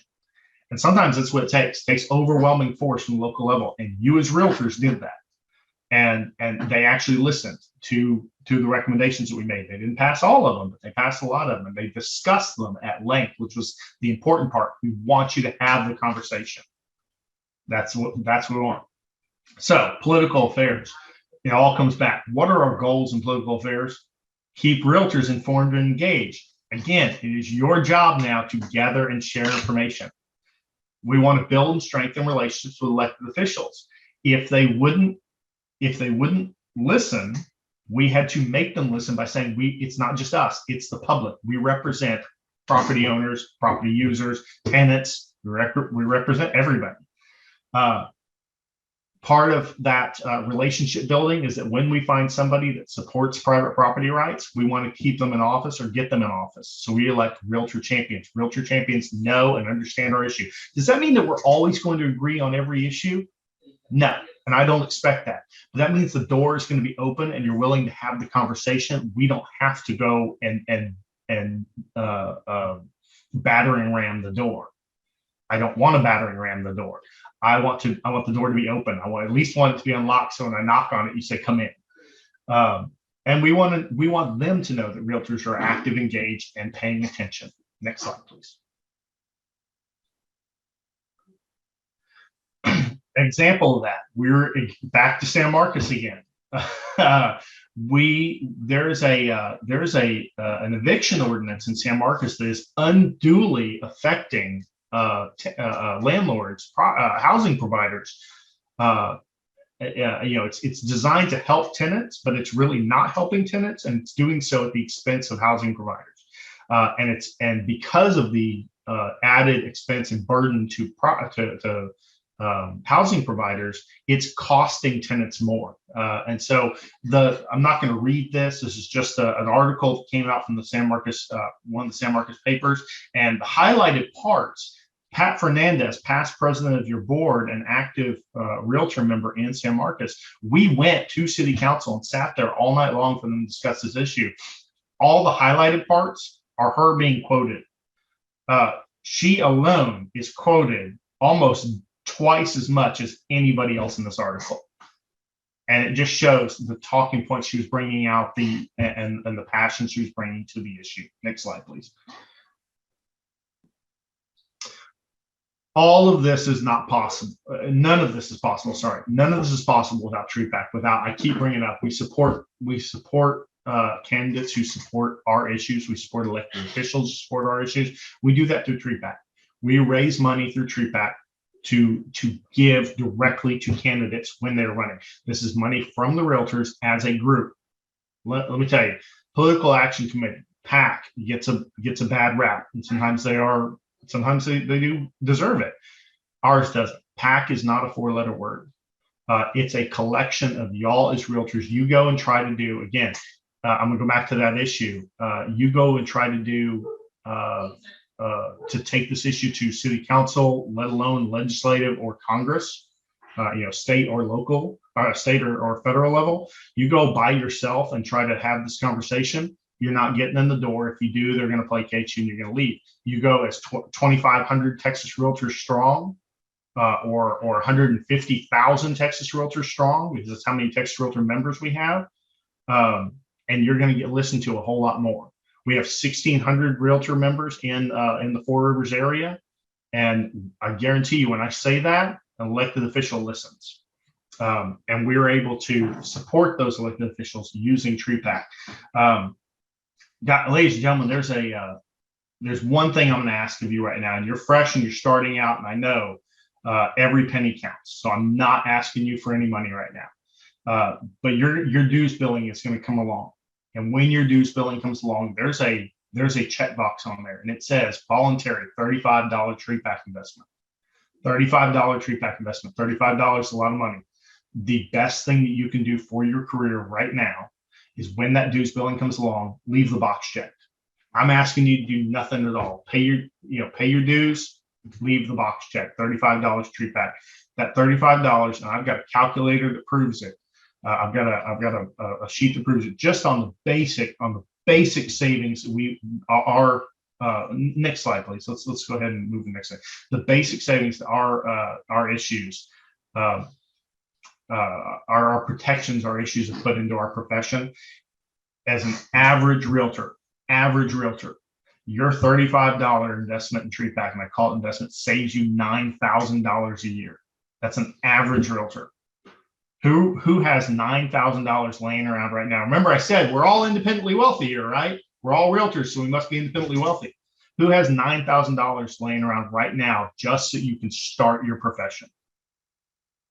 They want to tax you on the use of your car as a personal and professional use, business use. They want to tax you on the sale of homes. That would mean a decrease in your commissions. They want to tax you on the income that you make from selling homes as a professional fee. They don't want to call it an income tax, because that would never pass in Texas. They call it professional fee. It would be a fee on the amount of money you make as a professional.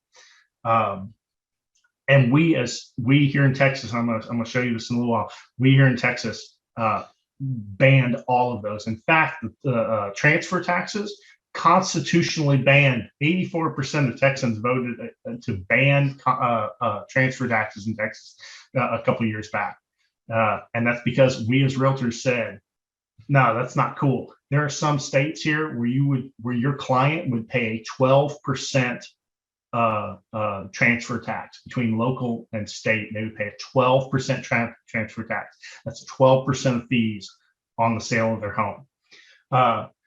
I'm saying all this to tell you that you may not like politics. Sometimes I don't like politics. But if real estate is your profession, politics is your business, politics is interested in you, so you better be interested in politics right now. And it's all part of that gaining and sharing knowledge. Next slide, please. I mentioned some successes, some of the things that are saving you that $9,000.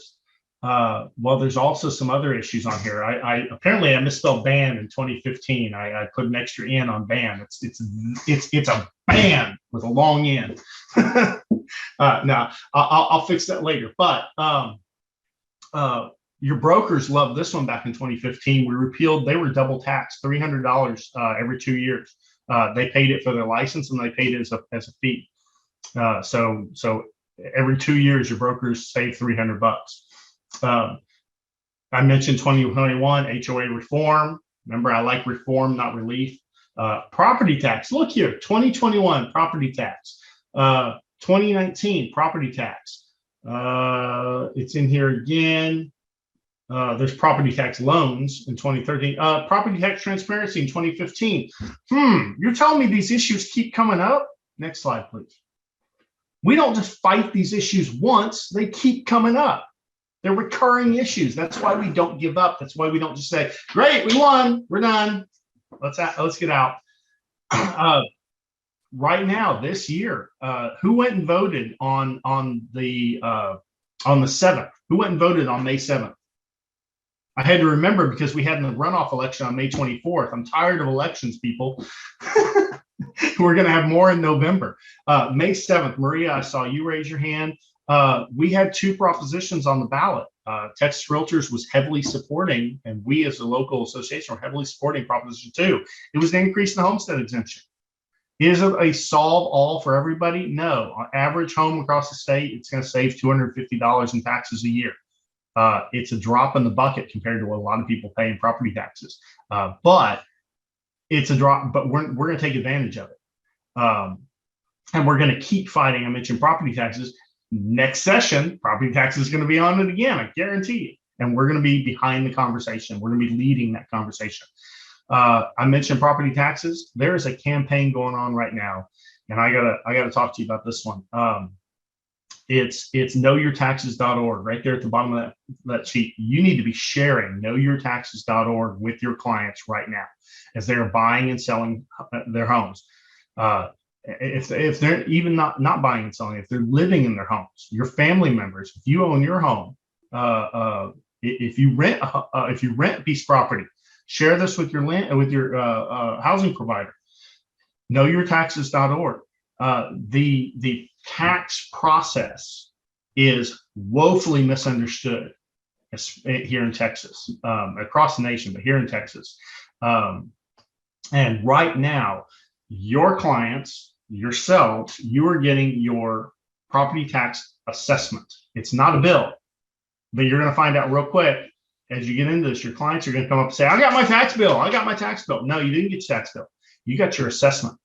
And they're just telling you what they think your property is worth. And I'm going to tell you right now, it's probably pretty close or under. The data is getting better. It's probably pretty close, or with today's prices, might actually be under. And so the first thing they're going to want to do, and actually the deadline's passed for this already, but the first thing a lot of people in your community are wanting to do is run down to the tax office and protest their property tax appraisal. Why is it our first go-to is to tell people that the thing we spent the most money on in our entire life is worth less than it actually is, just so we can save a few dollars on our property taxes? That's not the right way to go about it. It's a longer, more involved process, but the right way to go about it is keep the valuations the way it is and go fight the tax rate. Go to the rate setting hearings they're about to go on. They're gearing up right now. You can learn more about it at knowyourtaxes.org. We need to be going as realtors, as community members.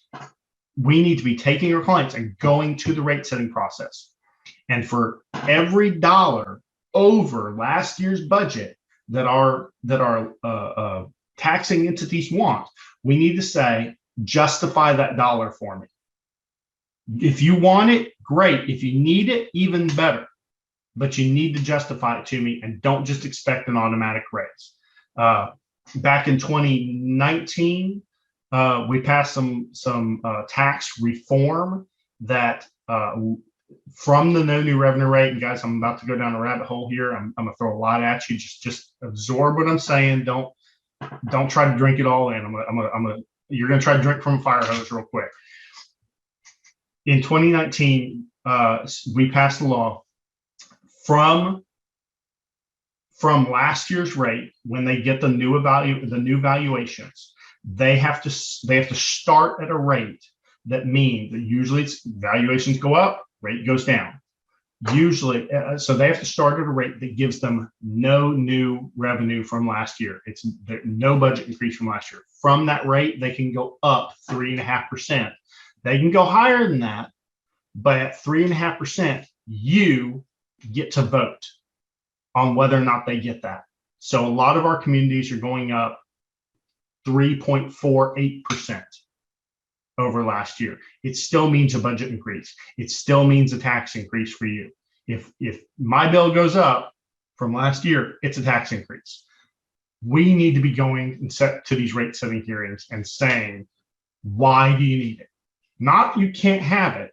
Why do you need it? That's the importance of Texas Realtors right now today, of you as a Texas Realtor right now today. We need to be sharing this information. Share knowyourtaxes.org.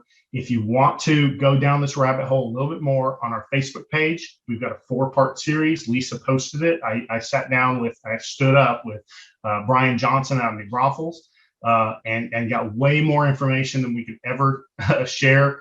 Lisa did a great job cutting it down into four videos that are bite size, but you can go to knowyourtaxes.org and get more of this information. Next slide, please.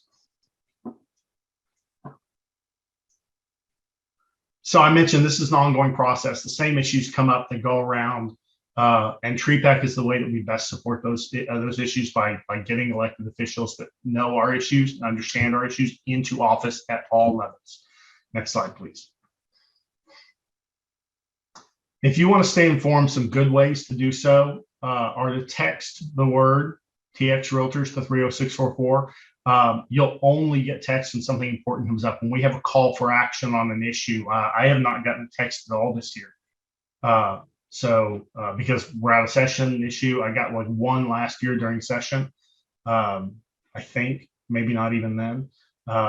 Another one is this texasrealestate.com/liaison or /issues. If you want to see our issues right there, /issues. If you want to be informed, Liaison is a newsletter that comes out during session, about once a week during session. Just lets you know what's going on with Capitol, what movement has been made.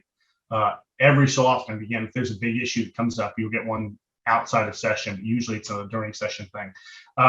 Also, you can join our committees, come visit, even if you can't attend committee meetings all the time. I mentioned the next slide, please. I mentioned these 5 counties. If you're in Gonzales County and you see an issue that you want to take, that you think we need to take part in, I pay attention out there. I've got realtors to pay attention out there. Contact me and let me know. If you're in any of these other counties, you can contact me, or you can contact any one of these committee chairs and you can talk to them about it. They're all well informed. I did put my information at the top in the biggest font here on this page. My information is up there. And ladies and gentlemen, that is my cell phone number. If you want to get a hold of me, my cell phone, you share your cell phone with clients. I share mine with you. I want you to be able to get a hold of me at any point in time. So there's my email, there's my cell phone. I have my phone on me most all times. So if you need to get a hold of me, there I am. Any questions, comments, concerns? I know I told you I'm trying to have you drink from a fire hose here. It's not going to work. Take in what you can. The most important thing to remember is y'all are now a source of information, a valuable source of information, and it is your job to gather and disperse that information. And we can do a whole lot more of what we already do with your support and through, again, TREPAC. When that dues billing comes around, please leave the box checked. That's all I got. You had some good comments in the chat, Casey. I saw him. I've been kind of, Johnny's giving me a lot of praise here. Yeah. This is what I do. If you have questions, let me know. You know how to reach me. I got to run off to a government affairs meeting in Seguin, ladies and gentlemen. Thank you for your time. Thank you, Casey. Thank you. Okay, so you know how to get a hold of him, and Lisa's going to show you. If you didn't get it written down, she's got a place to show you this out, and when she does her part on how you can find everybody. So with that, we're going to go ahead and go into, we're a little bit early, which means that we may end up with a few more minutes for lunch than what we had anticipated, which will be good. So I'd like to introduce LaDawn Jackson. I know she said hello to everybody, and she got everybody walked in. She is our education director, and she is going to wow you with education and things that she does to bring free stuff to you. And then LaDawn, I haven't asked you before because I usually go over it, but are you comfortable telling them about the survey that we're going to do? No. Okay. All right. When you get done, I'll talk about the survey with the GRI. Okay. So LaDawn, the floor is yours. Okay. You hear me okay, I'm guessing? Yes. Oh, great, great, great. It seems that most of you all are in your SAE required classes. And if that's being the case, please, heads up, because you really need to hear this great information. Sometimes you don't get to hear it in your board offices, in your realtor offices, but you will hear it at the board because we're here to help you. Right now, most of you are in your SAE required classes. SAE required classes. Now, what that means is TREC, not Four Rivers, but TREC is requiring you to have three 30-hour classes along with legal update 1 and 2. I'll repeat that again. Three 30-hour classes and legal update 1 and 2. The reason why I make that so profound to you is because many people think that they can take a whole bunch of classes to equal 90 hours. That's not what TREC is wanting you to do. TREC wants you to take those 3 30-hour classes that'll equal those 90 hours along with legal update 1 and 2. So, Lisa, are you ready? Okay, very good. What I'd like, so we can give you a good example, is if somebody could give us their license number. Just shout it out for us or put it in the chat. Okay, you're gonna make me call you out. 586. Go ahead. Go, Mary Jane. 586-386. That might not be a good one. I need one to start with 7. Oh, a 0. Mine starts with a 0. 586. Okay, wait a minute. Hold it. Okay. 785-177. Thanks, Katie. Thank you very much. Okay, Lisa, scroll down for me, please. So if you look here, she has 6 30-hour classes already. So what TREC is wanting you to do is 3 more, just 3 more 30-hour classes to equal 90 hours along with legal update 1 and 2. So right now she has 180 hours. And with those extra 3 classes, that's 90 more hours, that's 270. Along with legal update 1 and 2. And then you're ready to renew your license. If you don't have these before you're ready to renew, it's gonna be big trouble because you won't be able to renew your license. Scroll up a little bit, Lisa, for me. And if you see, she has to have this done. Wait, I gotta look a little closer. There we go. There we go. You see that?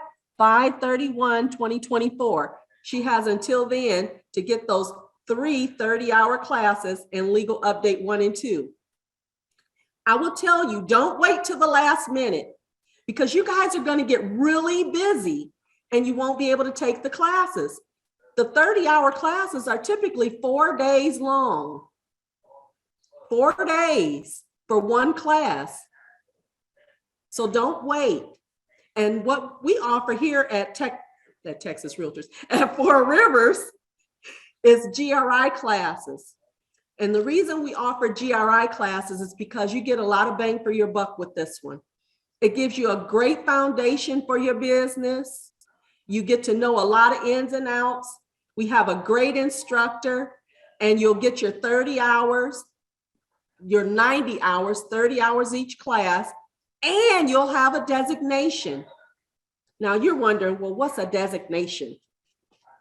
Well, this GRI designation lets them know that you're all about your business in being a realtor. It means Graduate Realtor Institute, GRI, Graduate Realtor Institute. It shows that you've been educated. So you get a lot of bang for your buck by taking the GRI classes to meet your SAE required classes. Okay, any questions so far? Okay, I got a question. How many 30-hour classes are needed before renewing your license? Hey, go ahead. Go ahead. Very good. Very good. Because we need that. Please don't take a whole bunch of classes to equal the 90 hours. They just I do have a question. Does FRAR offer the legal update 1 and 2? Yes, yes, yes. And guess what? In September, one of Lisa's committees is having it free. Oh, in September? Yep. Okay. And every February, mark your calendars.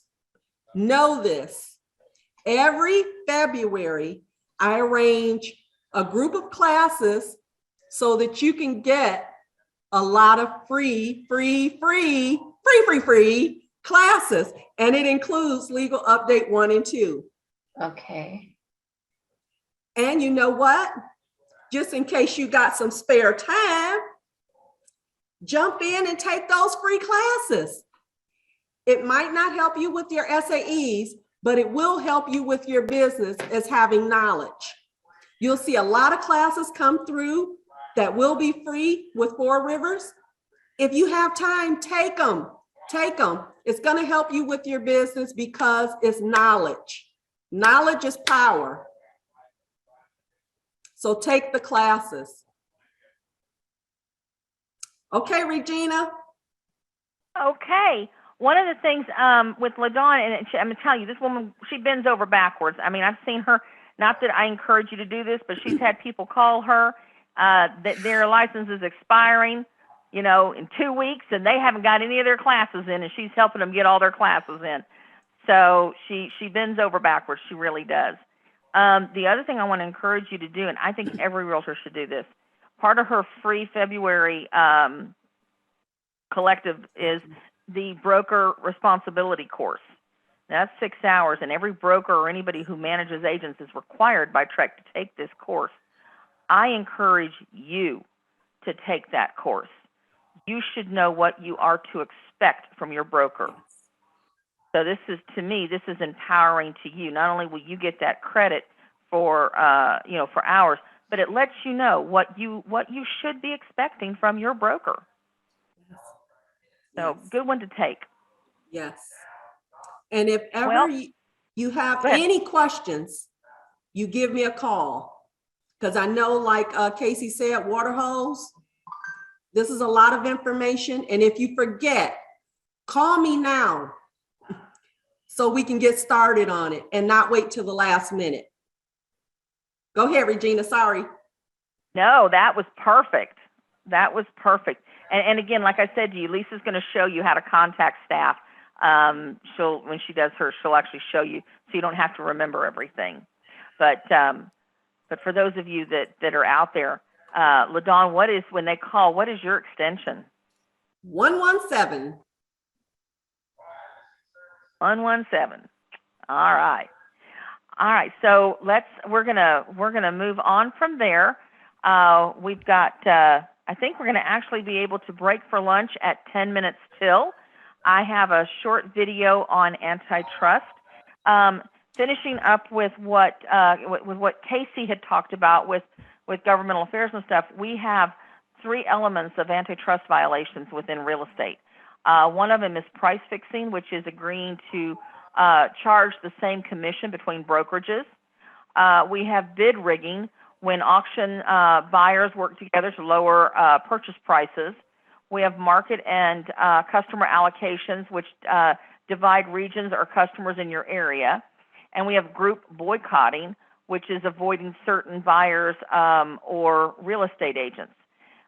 With this in mind, NAR has got a great video that we'll view here. Like I said, it's about 17 minutes long, which talks about antitrust. I like this video because it also covers how antitrust happens on social media, not just in person or in classes. So with that, as soon as this finishes, we will break for lunch. We return after lunch at 12:30 promptly, and that is where you are going to really dive into your member benefits. So we'll go on with this, Lisa, and then on to lunch, guys.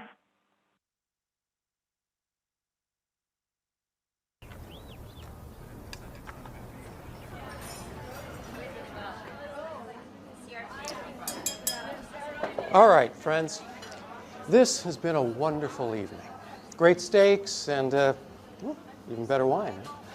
But now I'd like to get down to a little business. And most of you I've known a long time.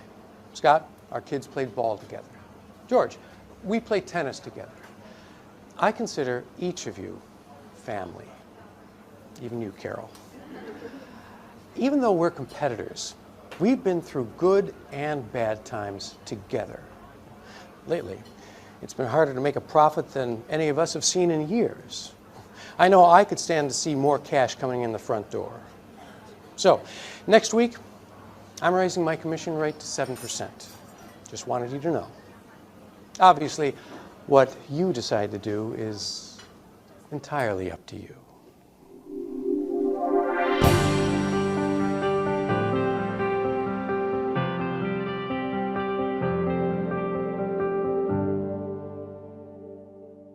Believe it or not, that was based on a true story.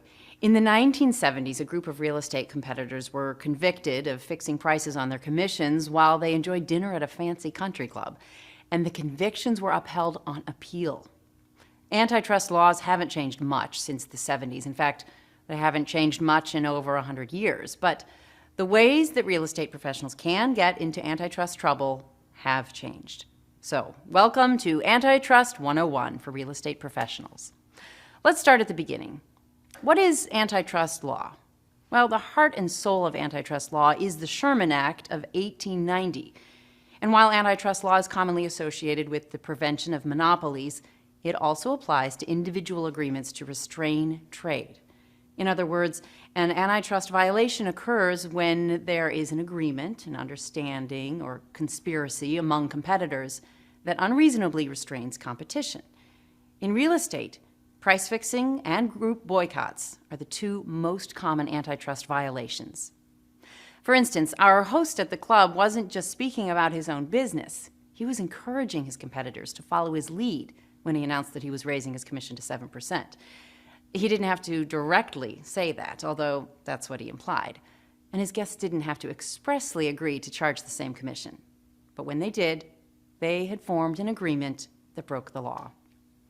Price fixing is always illegal. It's considered a per se offense, and that means there are no exceptions or extenuating circumstances that will excuse an antitrust violation. And the penalties can be stiff, triple damages, even criminal liability, to name two. But Don't worry.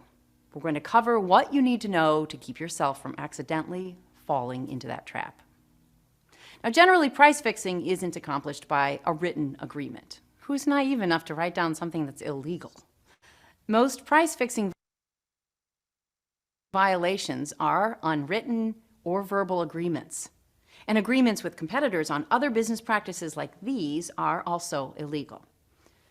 Listing properties only on the same terms and conditions, representing a buyer only on the same terms and conditions, offering the same co-op compensation through the MLS, only offering certain types of listing agreements.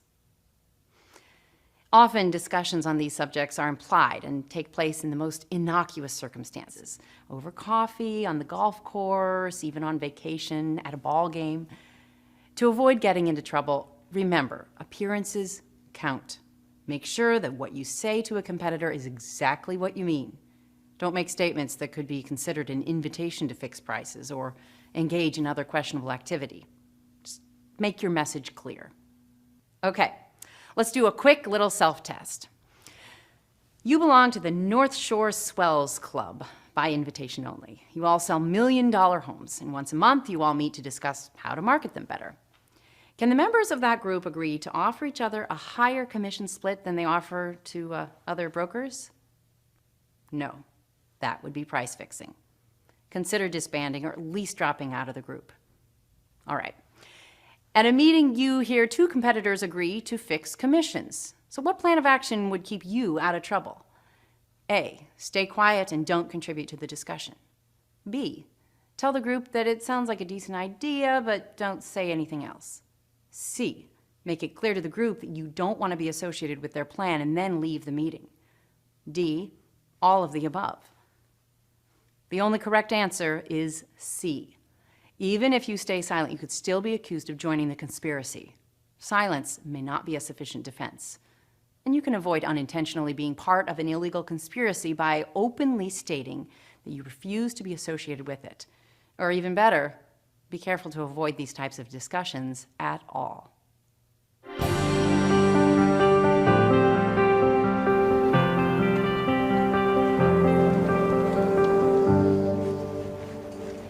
Nice putt. So, what are your people doing about that thing we talked about? What thing? You mean the thing with the web ads or that new broker? The thing with the website. They're totally gouging us on those ad rates. Yeah, we won't be using them anymore. Everybody's on board at my firm. Great, mine too. Yeah, good luck staying in business without our ad revenue. Exactly. They should be grateful that we even advertise with them at all, but not for long. So, what's the deal with this new broker that you mentioned? You know, they're the new discount brokerage. Oh, yeah. They're offering like next to nothing for co-op commissions on the MLS. It's so annoying. Ugh. What do we do? I hate working with them. Well, you didn't hear me say this, but it's simple. We're not working with them anymore. You should think about doing the same thing. Huh. I mean, just think what would happen if no one did. That's not a bad idea. I'll make sure we're in too. Just make sure it stays between us. Relax. How will anyone know?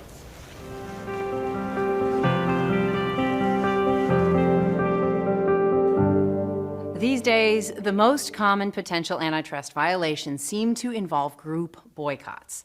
I'm sure you realize if a group of agents or brokers collectively try to put another agent or broker out of business, that would be considered an illegal restraint of trade. I know you would never do anything like that, but isn't that what you're doing when you casually say to a colleague something like, "I don't think we should work with that new broker"? Without even thinking, you're now on your way to a group boycott.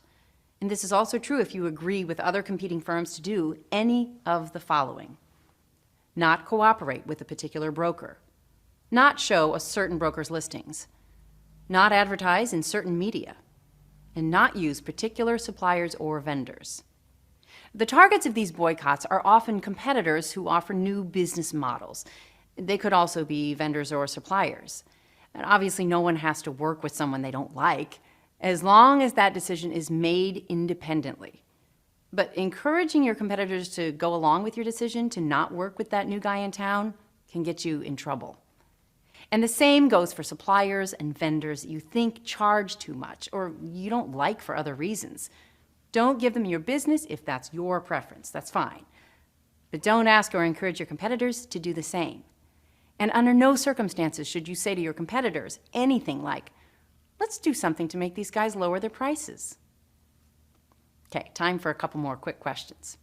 If a multiple listings service creates its own real estate listing website, newspaper, or magazine for its participants to publish their listings, this could be considered an antitrust violation. True or false? False. Offering alternative ways to advertise their listings is a completely appropriate way for an MLS to serve its members. There just can't be an agreement among the participants to advertise only in the MLS's paper or on its website, and not to advertise elsewhere. Next, a group boycott is allowed under the following conditions. A, the boycotted firm is not a member of NAR. B, the boycotted firm advertises its flat rate commission structure. C, everyone agrees the boycotted firm is too aggressive or unprofessional. Or D, none of the above. The answer, of course, is D, none of the above. There are no conditions under which a group may agree to not do business with another firm under antitrust law. Don't even think about it.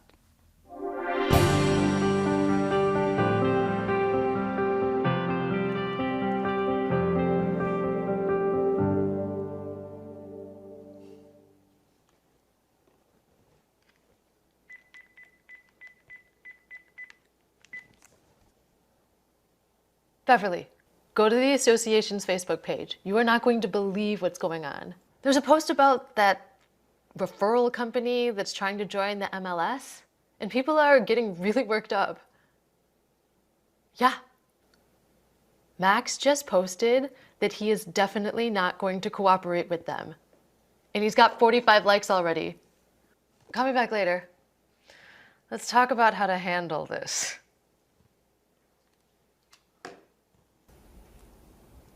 Great idea, Max.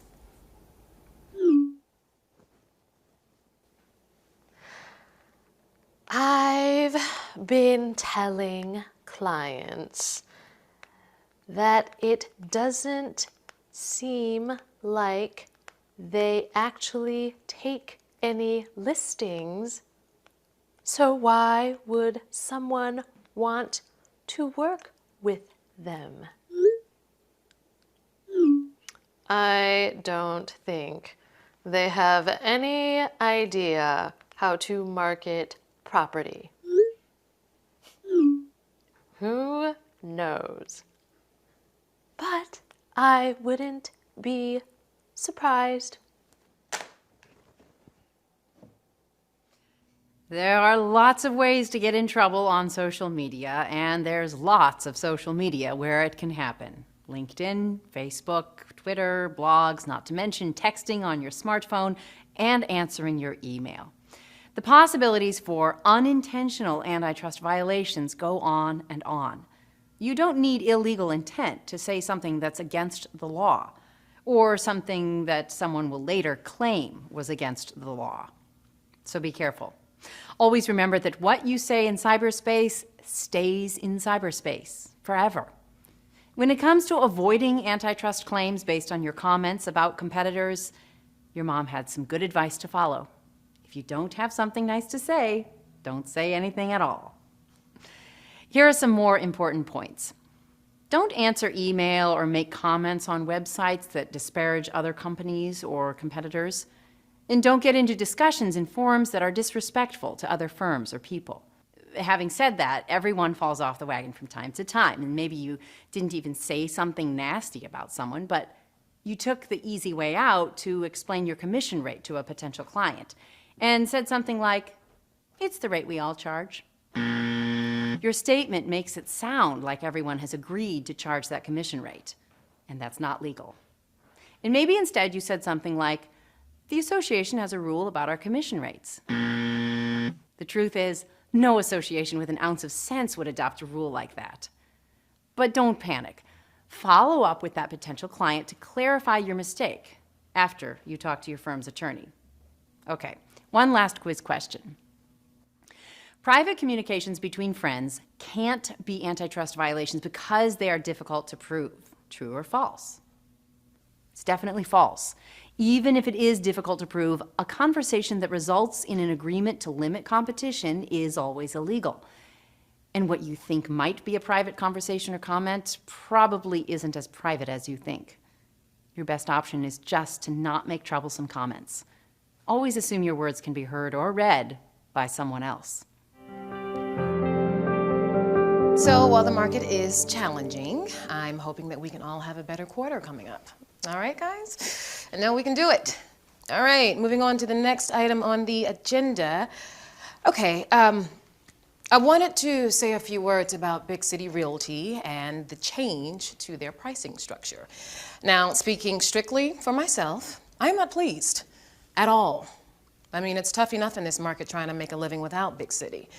But after speaking with several of you privately, I think we need to go further and really show Big City that their structure isn't going to work.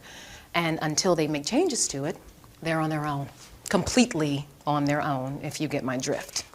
Now, obviously, we can be a lot more effective if we can... Oh, wow, look at the time. Is it 2:18 already?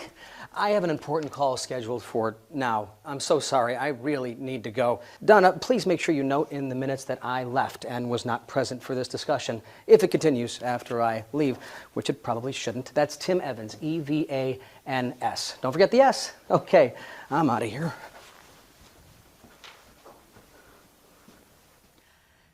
Here's a few more thoughts about participating in association meetings with competitors. First, there should always be an agenda for the meeting with specific topics. The invitation should identify the people who have been invited to attend, and that should include everyone in the association who might be interested, not just the popular kids or some other select group. The agenda should be provided ahead of time and spell out exactly what is going to be discussed. And when you get there, be sure someone is taking minutes. And the minutes should be on stationery that has the association's name on it, not on someone's business letterhead. And after all that, if it turns out that the group still discusses boycotts, price fixing, or other questionable activity, get up and get out of there, like our buddy Tim, E-V-A-N-S. Do not pass go, do not collect $200. And when you leave the meeting, make sure that the person taking minutes notes the time you left and the correct spelling of your name. Then be sure to tell your bosses what happened. Which brings me to my final thoughts for protecting yourself. Be aware. Make sure that you and others in your firm don't do anything that seems like an anti-competitive agreement. Don't participate in a discussion with competitors that involves how you intend to do business with other competitors, consumers, or service providers. If someone invites you to join them in a boycott or price-fixing arrangement, walk away, far away, and contact your attorney to find out what to do to protect yourself from any claims that you participated in an unlawful agreement. The Sherman Act has been around for over 125 years, but there are always new ways of doing business and new applications of the antitrust law in our constantly changing real estate profession. So stay educated. See you next time. Okay. Real quick before you head out for lunch, I was going to talk to you about this earlier. We do a survey that we send out to all of our orientees, and it takes about 6 minutes, I think, to complete the survey. But it helps us to make sure that we're bringing valuable information to you and that the way we're delivering it is resonating with you. So it's really good to give good feedback on this. And in appreciation for the time it takes you to do the survey, we do a drawing. Now, the winner for the drawing will receive, we have a really nice Four Rivers portfolio that you can put your tablet in or your phone in, and it has a notebook on one side. It's a really nice portfolio. Then, more importantly, every quarter, at the last drawing of the quarter, we take all the winners from that and we draw from those three for the last quarter, and one of them wins one GRI. That is a $250 value. So you would have 1 year to use it. So I encourage you to take the time to go ahead and fill out the survey. see if you can get yourself at least one of the GRIs. So as LaDawn told you, each GRI is 4 days long. There's three GRIs to get you that designation. So, that's $250 right off the bat that you've got going towards that designation. And I will tell you that I've had brokers take that course that have done it for like 10, 15, 20 years saying, I wish I had had this information at the beginning. It would have made such a difference in my career. So really good information. Okay, with that, we are at 11:51. We will return at 12:30. And be safe and enjoy your lunch.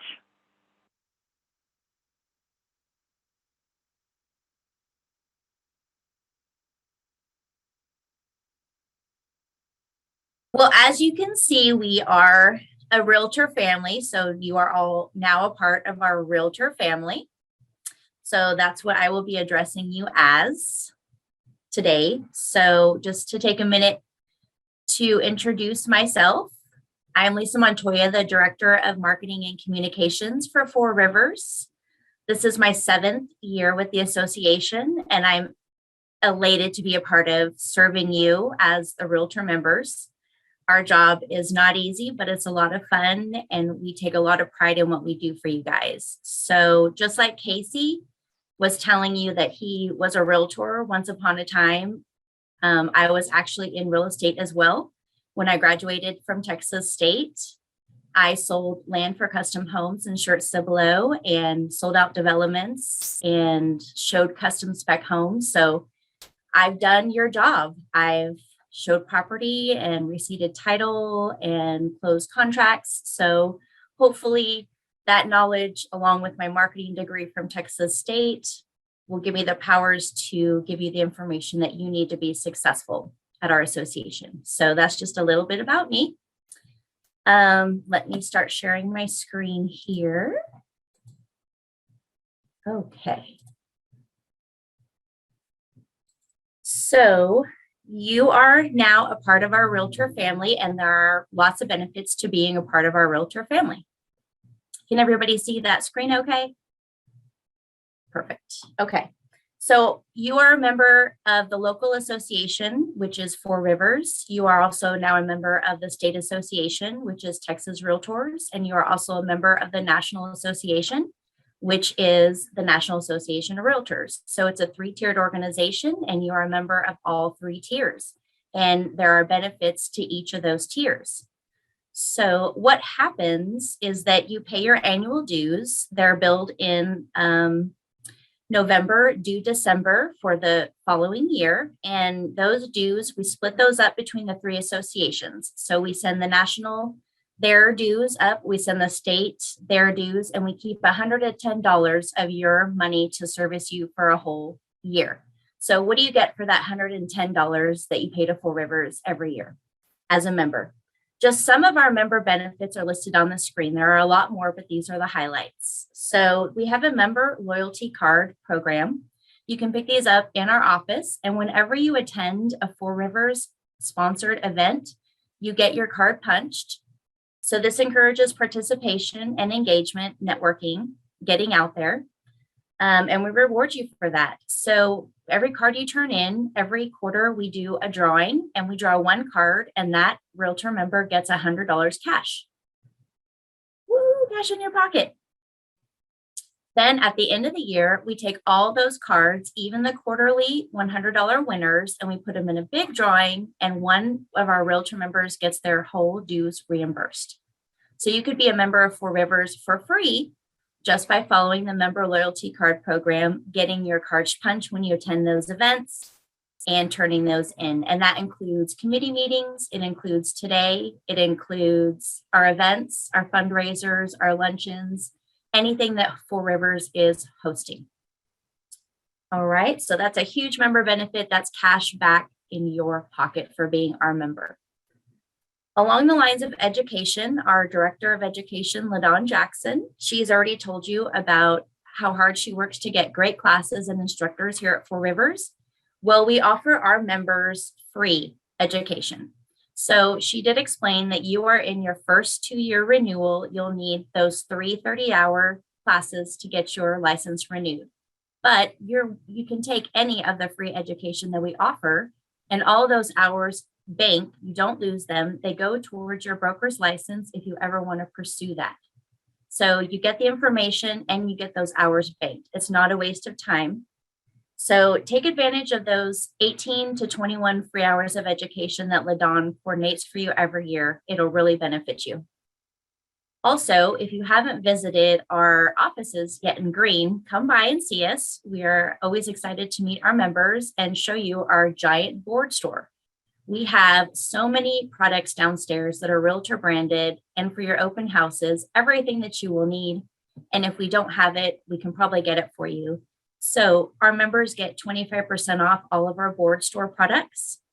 We have a lot of realtors that come in from different areas because of our selection of board store products, and they do not get that discount. So you have an advantage for being a Four Rivers board member on that end. The next benefit I'll go over is the FAR Realtor Kids Scholarship.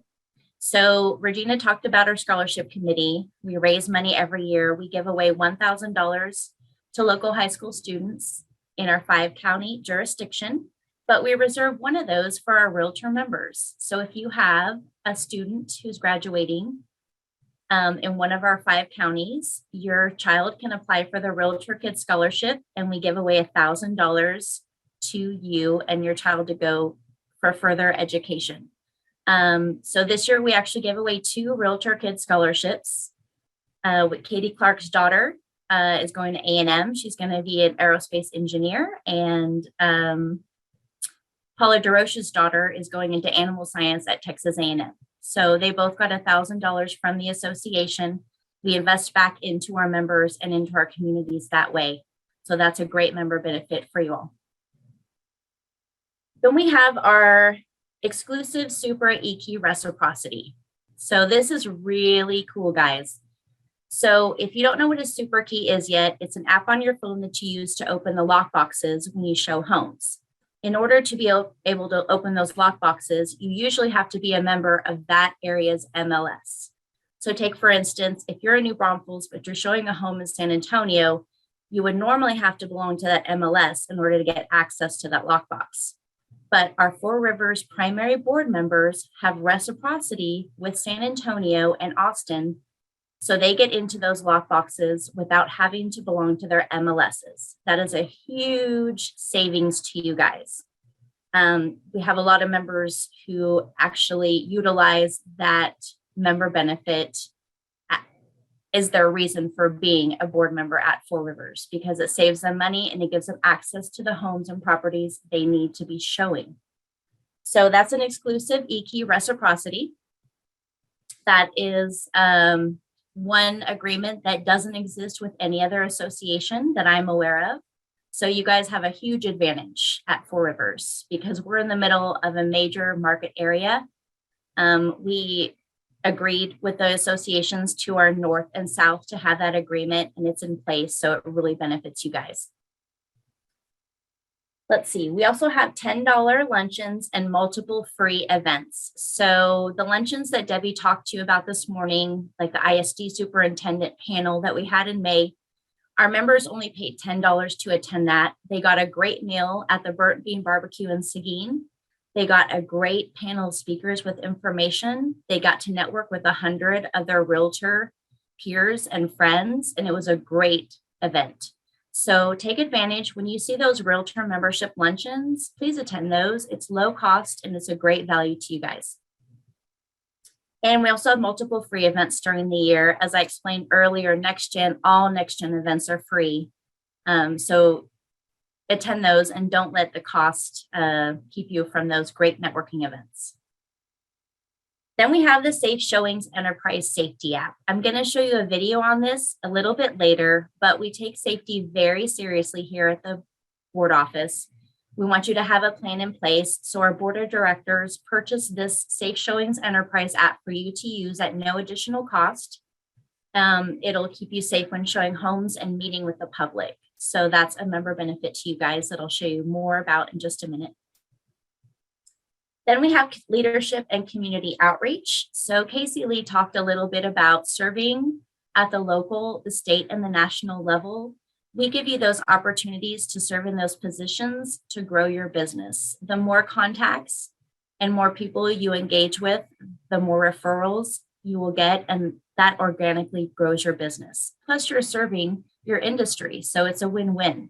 So when those opportunities are presented to you to join the committees, chair a committee, join the board, be a PIC, become a TREPAC trustee, all those are the leadership and community outreach opportunities that we're giving to you to help you grow your business and give back to the industry. So take advantage of those.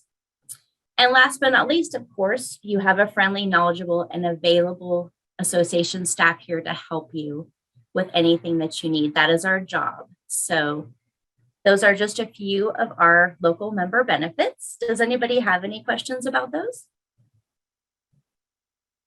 Cool. All right, so this is just a screenshot of the member benefits page on texasrealestate.com. This is your state association. I'll take you to the live website in just a moment, but I wanted to show you what it looked like. And then this is a screenshot of the national NAR.com, the national benefits page that you will see in just a minute live. And I want to highlight this member benefit from NAR. This is the .realtor domain benefit. This means as an NAR member, you have access to a free domain that ends in .realtor. So if you haven't set up your professional pages yet, you can utilize this member benefit, get a free domain, and there's no question about what you do for a living. When your domain ends in .realtor, people know who you are and what you do and what you can help them with. So this is a huge member benefit to you guys. I'll show you where to find this on their website, but this is one of the best benefits from NAR, in my opinion.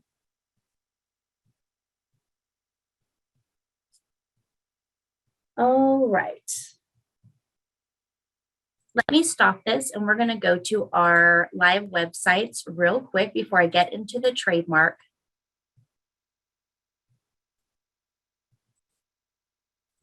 Okay, so you should be seeing NAR.realtor. This is the National Association page. All of these pages that I'm going to show you have a public facing side and a member side. So you always want to go in and claim your profile. So I'm going to give you that homework today. Visit these websites and claim your profile. And that means log in, create a profile, let them know who you are, and then check out what is on the member benefits side. So I'm going to go ahead and log in because this is the public facing side and I am a member. So I'm going to log into NAR.realtor. And then I'm going to see different information because I'm a member now. So this is a more in-depth side to their website. It's very easy to navigate. Just take some time getting through the menu items. It's very easy to navigate. There's tons of reports, information on what they're doing to sponsor you as a realtor, education that they provide, news and events, and then this is where we want to go right here. This is your membership menu, and we want to go to the Realtor Benefits Program. So this is where you're going to see all the benefits that you get from NAR. They always highlight their new and special offers down here. So these are the ones that are hot right now. So just for instance, as an NAR member, if you need a new laptop or device to do your business with, you get 60% off Lenovo PCs and tech products for being an NAR member. This includes all products at Lenovo. So you would click on this member benefit. It shows you right on the screen how to utilize it. Well, you have to log in on this one, but it shows you how to utilize it. If there's a code or a special website you have to visit, it's very easy to use these member benefits. You just do a little bit of clicking. Let's see, you get $50 off from 1-800-GOT-JUNK. So if you have a client that's selling a property, they need some junk cleared off their property, guess what? You can provide an additional resource as a realtor by giving them a discount on removing those items from their property. You want to be the best resource to your clients that you can be. And that goes way above and beyond the property, selling your property. This is one of the ways that you can stand out. So think about how to use these member benefits differently and creatively to make yourself stand out. But if you want to see a list of all the partners, you just click that link right there, view all partners, and then they're categorized by topic. So let's just look at personal insurance. So we talked about insurance, that we're trying to get a national insurance program, but we're not quite there yet, but our members still need insurance coverage. So they've partnered with these companies to provide discounts to you on prescription drugs, medications, insurance, life insurance, retirement information. So you would visit these organizations and see what benefits would come to you as a Realtor member. So that would be how you would go to nar.realtor, click on the Realtor Benefits Program, search through what is offered to you, take advantage of these member benefits. You are paying for them as a member, so you might as well utilize them. And they always tell us that they go through these member benefits every year, and the ones that aren't used or utilized, they go away. So we have to make sure that we're using them to the best of our ability. So that's just a little bit about nar.realtor. This is texasrealestate.com. As I said before, they have a public facing side and a member side. So you always want to log in because you're going to see your information. So it's texasrealestate.com. And now we want to go to the For Realtor Members side. So they always have what's going on the homepage right here. Right now, they're promoting to join a Texas Realtors committee. I think that ends sometime in June, but you want to look at those committees to see if there's anything that you're interested in. You would just click Learn More right there. Again, their menus are very easy to navigate.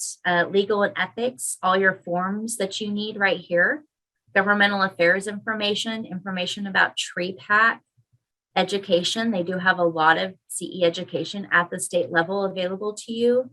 If you're in a specialty, there's special niches for you, like commercial, farm and ranch, property management. There's links for that right there. Research Market Viewer, I will tell you a little bit about that more in just a minute. That's a really cool thing that our members get. But right here is your member benefits page. So I'm going to click on that. And they show them alphabetically or by category. So let's go alphabetically, and you can just see a little bit about what is available to you as a Texas Realtor member. So they have AAA, Active and Fit Direct, which is gym memberships, booking community. When we travel for conferences, we always use our discounts on hotel rentals, car rentals. You can also pass these along to your clients if they're coming into town to show property. Again, be creative with these benefits, learn how to utilize them to stand out. There's discounts on DocuSign. And this one right here is the legal hotline. I don't know if you have heard of this before, but as a Texas Realtor member, you have access to live legal advice. So if you don't know a personal attorney or your brokerage doesn't have an attorney on staff, you can always contact the Texas Realtors Legal Hotline to get advice on your real estate transaction. They're not going to offer advice on anything else besides real estate.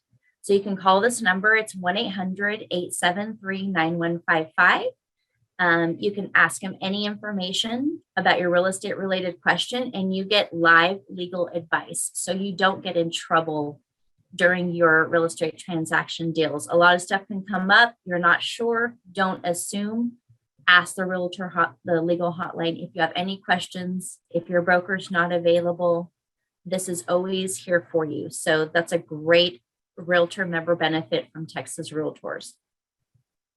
And then again, they have a lot more down here, zip forms, stuff like that. So you can also get a Texas Realtors license plate if you want to be fancy with your car. So spend a few minutes, go through those member benefits, see what you're paying for and what you can utilize on texasrealestate.com.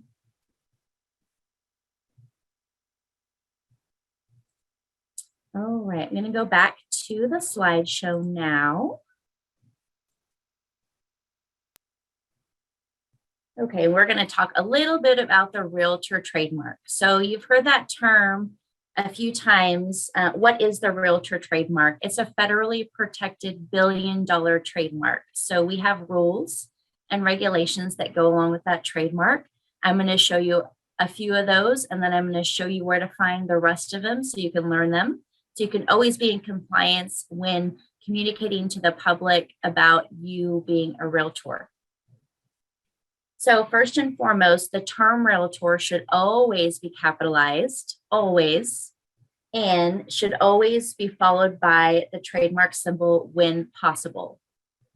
Some exceptions are social media, Facebook, newspaper publications. They will not allow you to use the trademark and sometimes not even capitalize the term.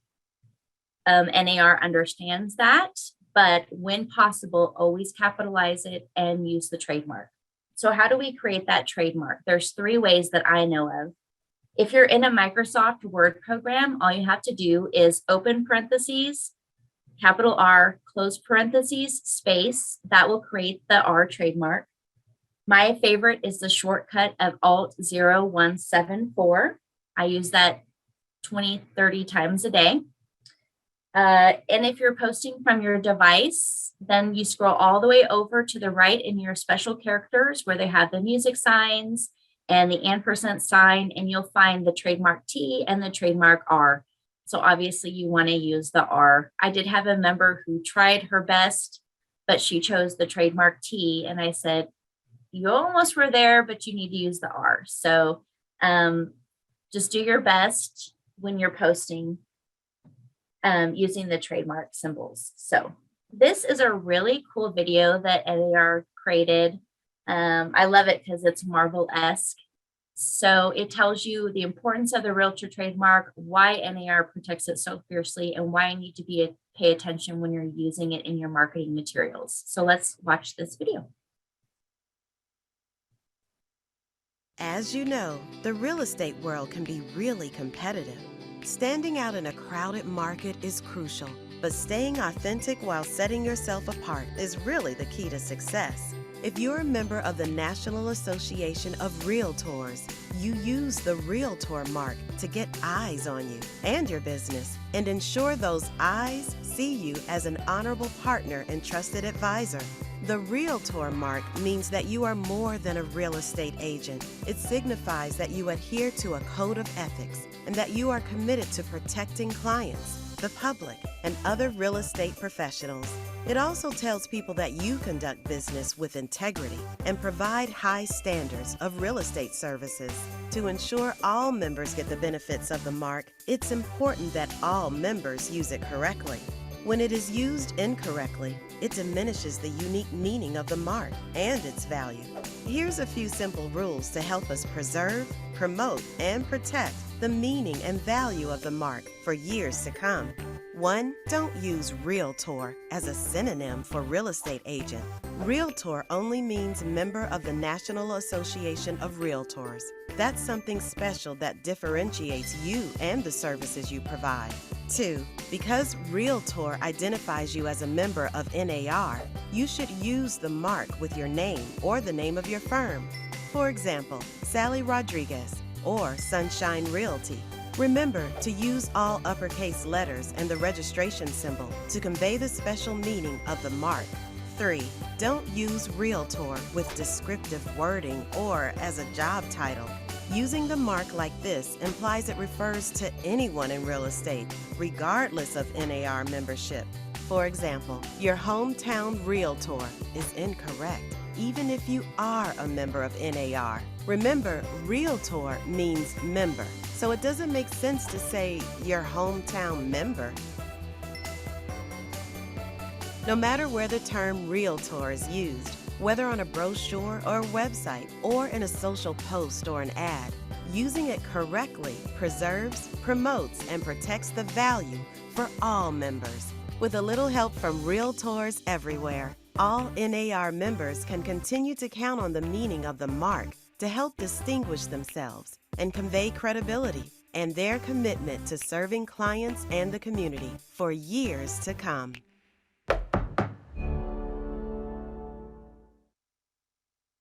As you All right. So that's a little bit about how it was created, why it's protected. It benefits you guys. So just get in the habit of capitalizing the term and using the registration mark, and you'll have no problems down the road. One part of my job is liking and following as many of our members on social media as possible.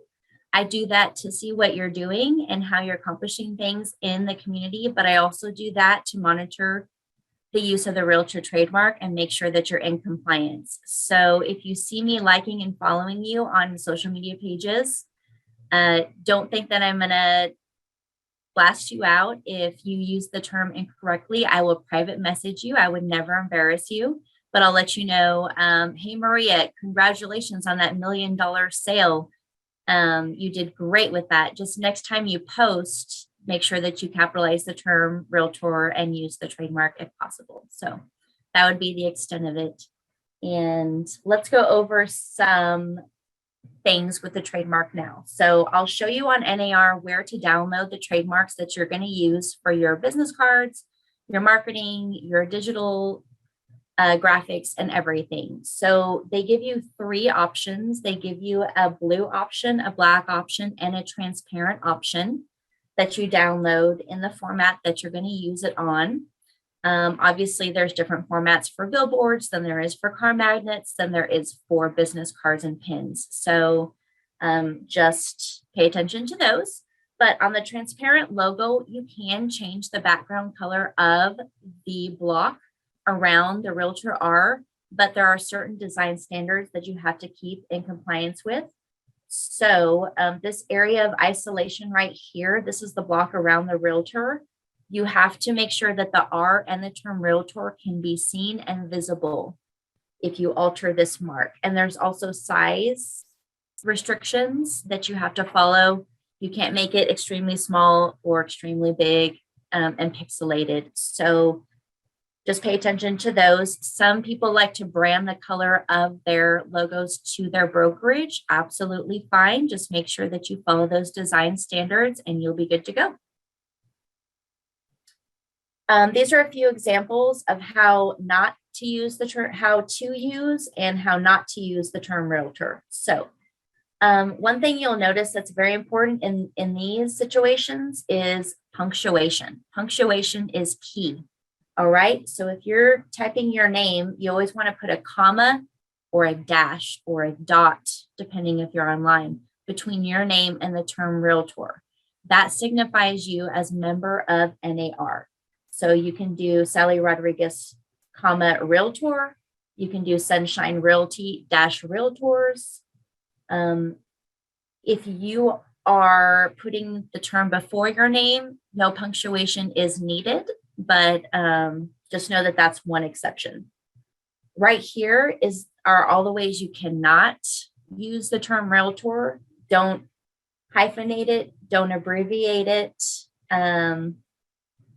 don't shorten it. I've seen a license plate with RLTR NB on it. I don't know who it is, but they're out of compliance. You cannot alter the term realtor in any way. So just avoid all those in the beginning. You also may not use descriptive wording with a realtor mark. So you can't say NB Realtor or Comal Realtor, the best Realtor, Jane the Realtor.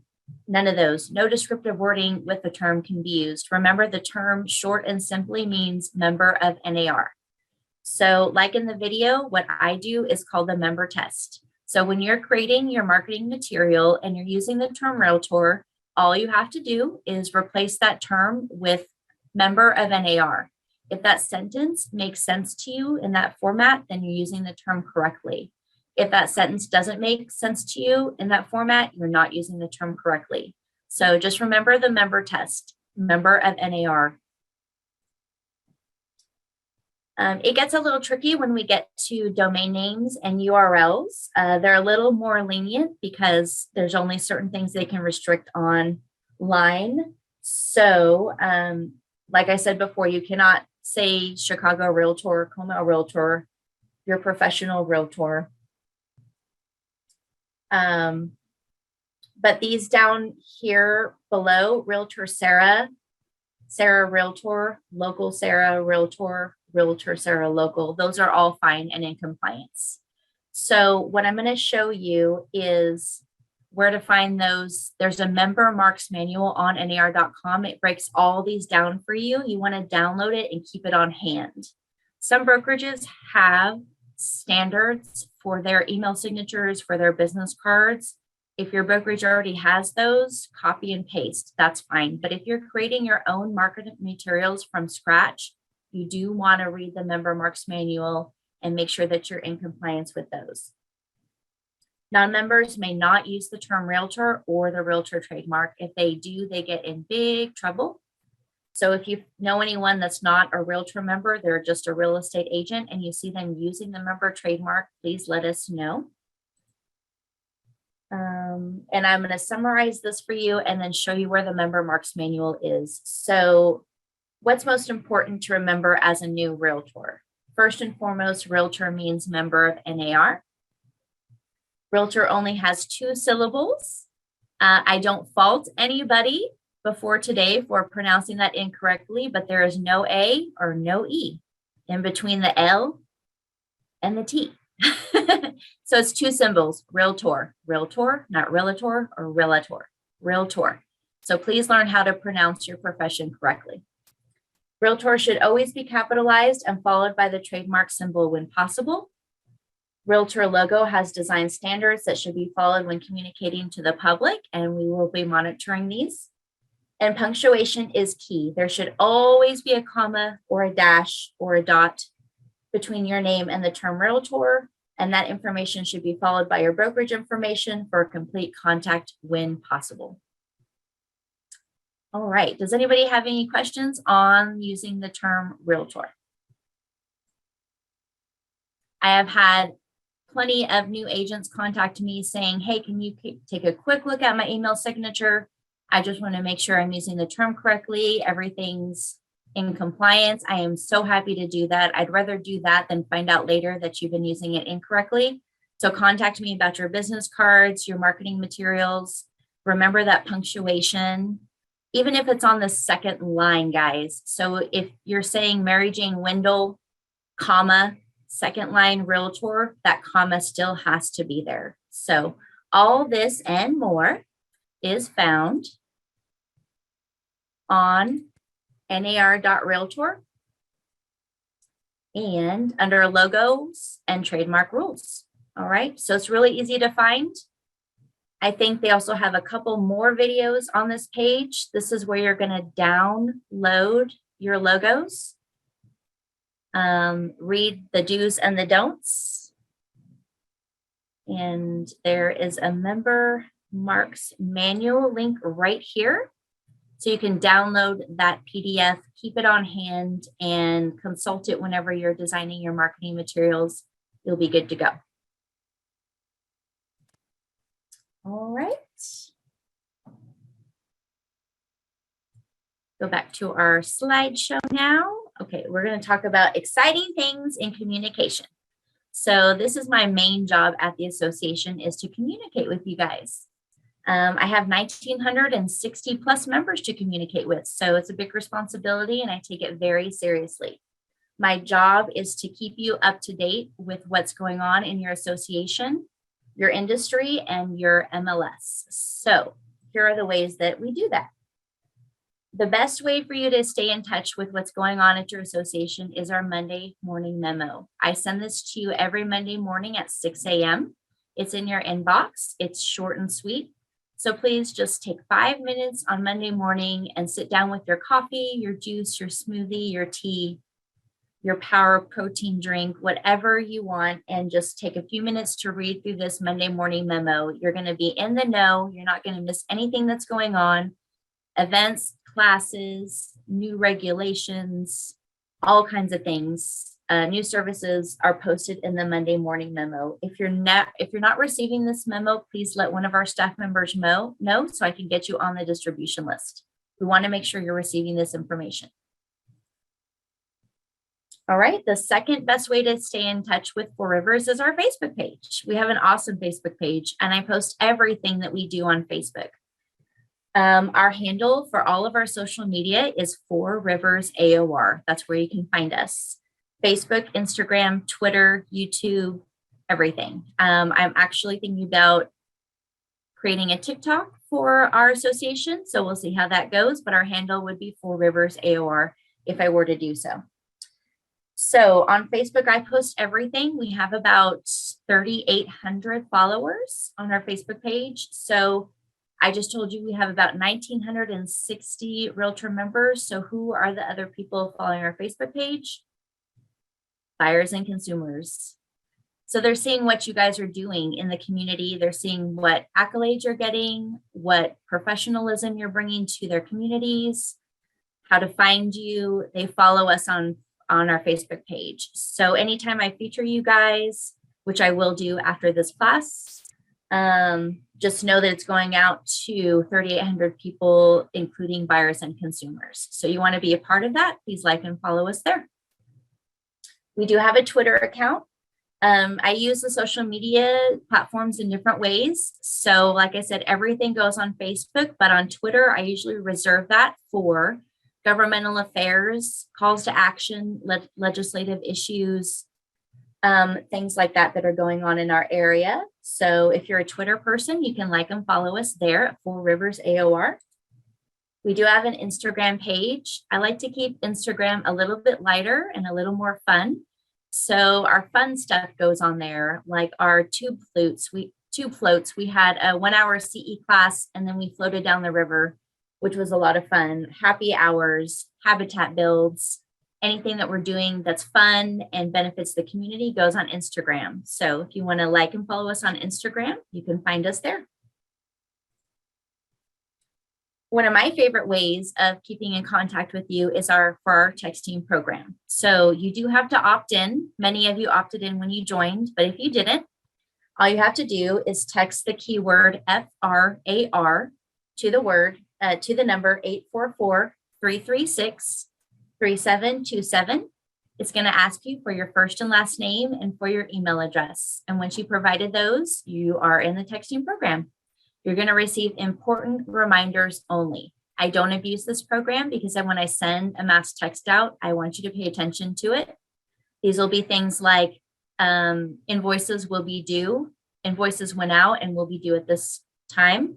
Don't get behind and get turned off. We have a special event coming up. Maybe you want to be a part of it. We are closed for inclement weather. This platform service is down. So those will be the types of FAR text communications that you will get. So if you want to be on a part of that program, just opt in. And it's also really neat because it's a two-way conversation. So if I send a text out and you have a question or concern about that information, you can just reply and we can have a conversation via text. It's so quick and convenient. I love our texting program. So if you'd opt in, I'd really appreciate that.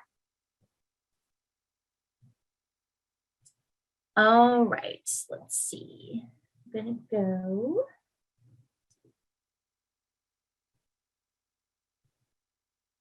So this is realtor safety.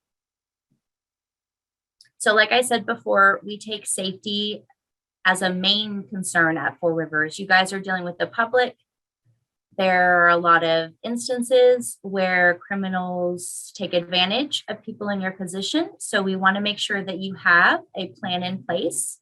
Always take your safety first. We know that you want to make those deals. You want to show that property at 9 o'clock at night.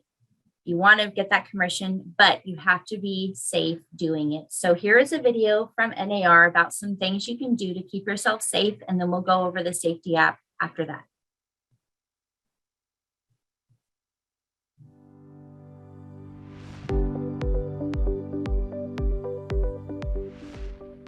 I'm Brianne Gingrich, a marketing manager and staff executive for the Realtor Safety Advisory Committee at NAR.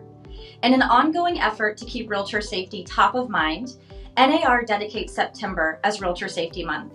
So this week, we're going to talk to you about realtor safety and what members should do to stay safe on the job year-round. Overall, working in the real estate industry is relatively safe, but according to the 2020 Realtor Safety Survey results, nearly a third of our members have been in a situation where they have felt fear. It is the goal of NAR's Realtor Safety Program that each and every one of our members is vigilant, aware, and educated on how to stay safe so they come home to their families every night. The Realtor Safety Program is all about helping members understand the risks that they face, which can mean the difference between life and death. Here are some safety tips while working in the office. Safety starts on day one.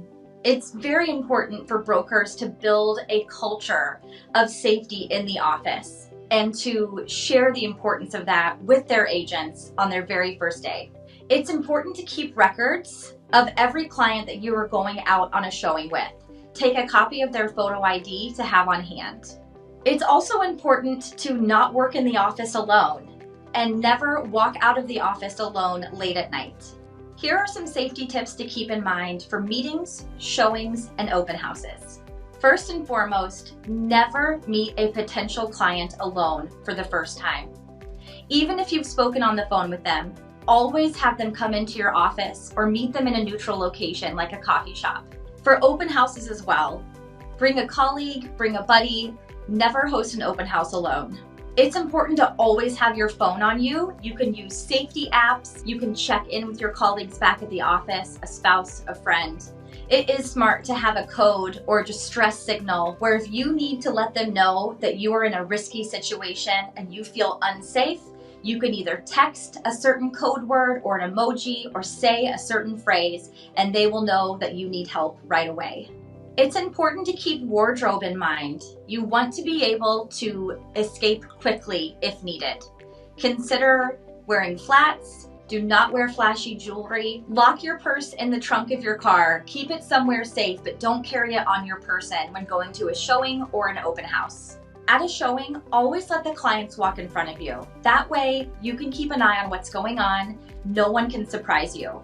Never go into an attic, basement, or crawl space at a showing. Let the clients go in, explore it on their own, and let you know what they think. Realtors are friendly, outgoing people. But what can happen is we can overshare information. Don't friend every potential client on Facebook where they know where you're going and when, your favorite places to visit, and your schedule. While we dedicate September as Realtor Safety Month, it's so important to keep safety at the forefront of your mind. Keep it in your conversations. Call each other out on it. Stay safe year-round, every day.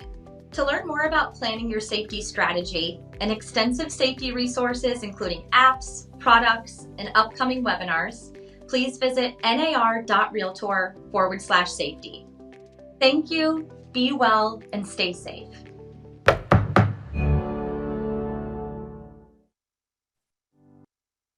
All right, so one important thing to take away from that video that I always encourage our members to do is separate your personal and your professional social media accounts. It is a pain to create it and manage another social media account, but down the road, when you're in this career, 15, 10, 20 years, you're not gonna want all your clients and your past clients to know your personal information. So go ahead and separate those personal and professional accounts. Create a professional Facebook page, a professional Instagram page, a Twitter page. It'll really benefit you down the road separating this information. You don't want everybody to know when you're going to a showing, where you're going to be, when you've been on vacation, all this kind of stuff. You don't know what kind of predators and criminals are monitoring this information online and can use it against you. So just really take that into consideration at the beginning and go ahead and separate those accounts. This is a quick video on the Safe Showings Enterprise Safety app that the board has purchased for you. Along with all of our tools and resources that we'll show you today, you don't have to use them all. Just pick the ones that work for you. We just want to let you know what's available to you. So this is Safe Showings, and then I'll show you how to download that on our website.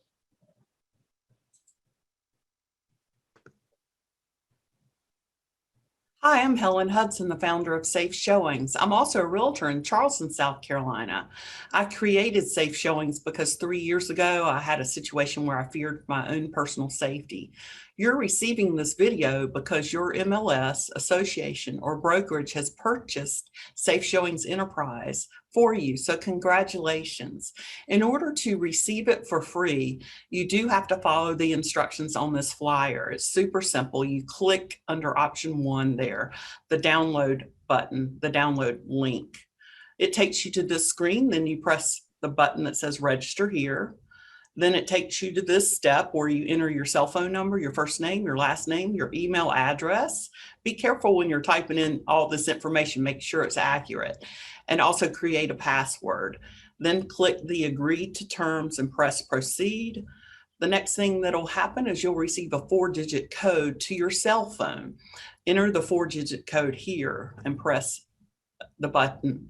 It will take you to this screen. The last step is you click the button that says send the link. The link goes to your phone. If you have an iPhone, you click the first option at the top that's highlighted. If you have an Android, you click the one for Android. Then if you want to know more about our app under option 2, you can click learn how it works, and it takes you to this instructional video. By downloading the Safe Showings app, you're proactively preparing to take advantage of more secure client contact when conducting open houses and showing appointments. Start by entering the emergency contacts of your choice, like friends, your broker, or family members. It's an easy one-step process. The app features an easy-to-adjust timer feature that will alert your emergency contacts if you've not responded during the time frame you have set. When showing properties, the app will track your exact location via the GPS feature. You can autofill your appointment's information right from the contacts in your phone. You can see that the app provides significant safety at this point, but there's more. When first meeting with the appointment, use your phone to snap a photo of the client. Research demonstrates that this approach is the best way to deter criminal behavior. Now your contacts will be notified if you don't check in based on the timer, and identifying information based on the photo from your showing. All of these features give you accountability for safely doing business during your showings and open houses. Following each showing, the app gives you the opportunity to make a record of the appointment. The app provides free form notes that the app will store for you. By the way, the Safe Showings app saves all the information from each showing so that you can go back and review your opportunities for sales. The open house feature provides the same great security options. Always be sure to get the facial image for all contacts during your open houses. There is a handy 5-star rating system for your showing contacts. This, along with your notes, can alert you and others of potential problems from a suspicious person or from any previous showing. Thank you for your time. Take control of your safety and start using our app today. Have a wonderful day.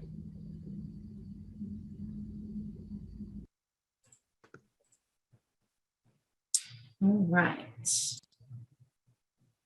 So that is the Safe Showings Enterprise app. We did have some questions, and they're reasonable questions. You know, is it reasonable to ask all of your clients to take their picture?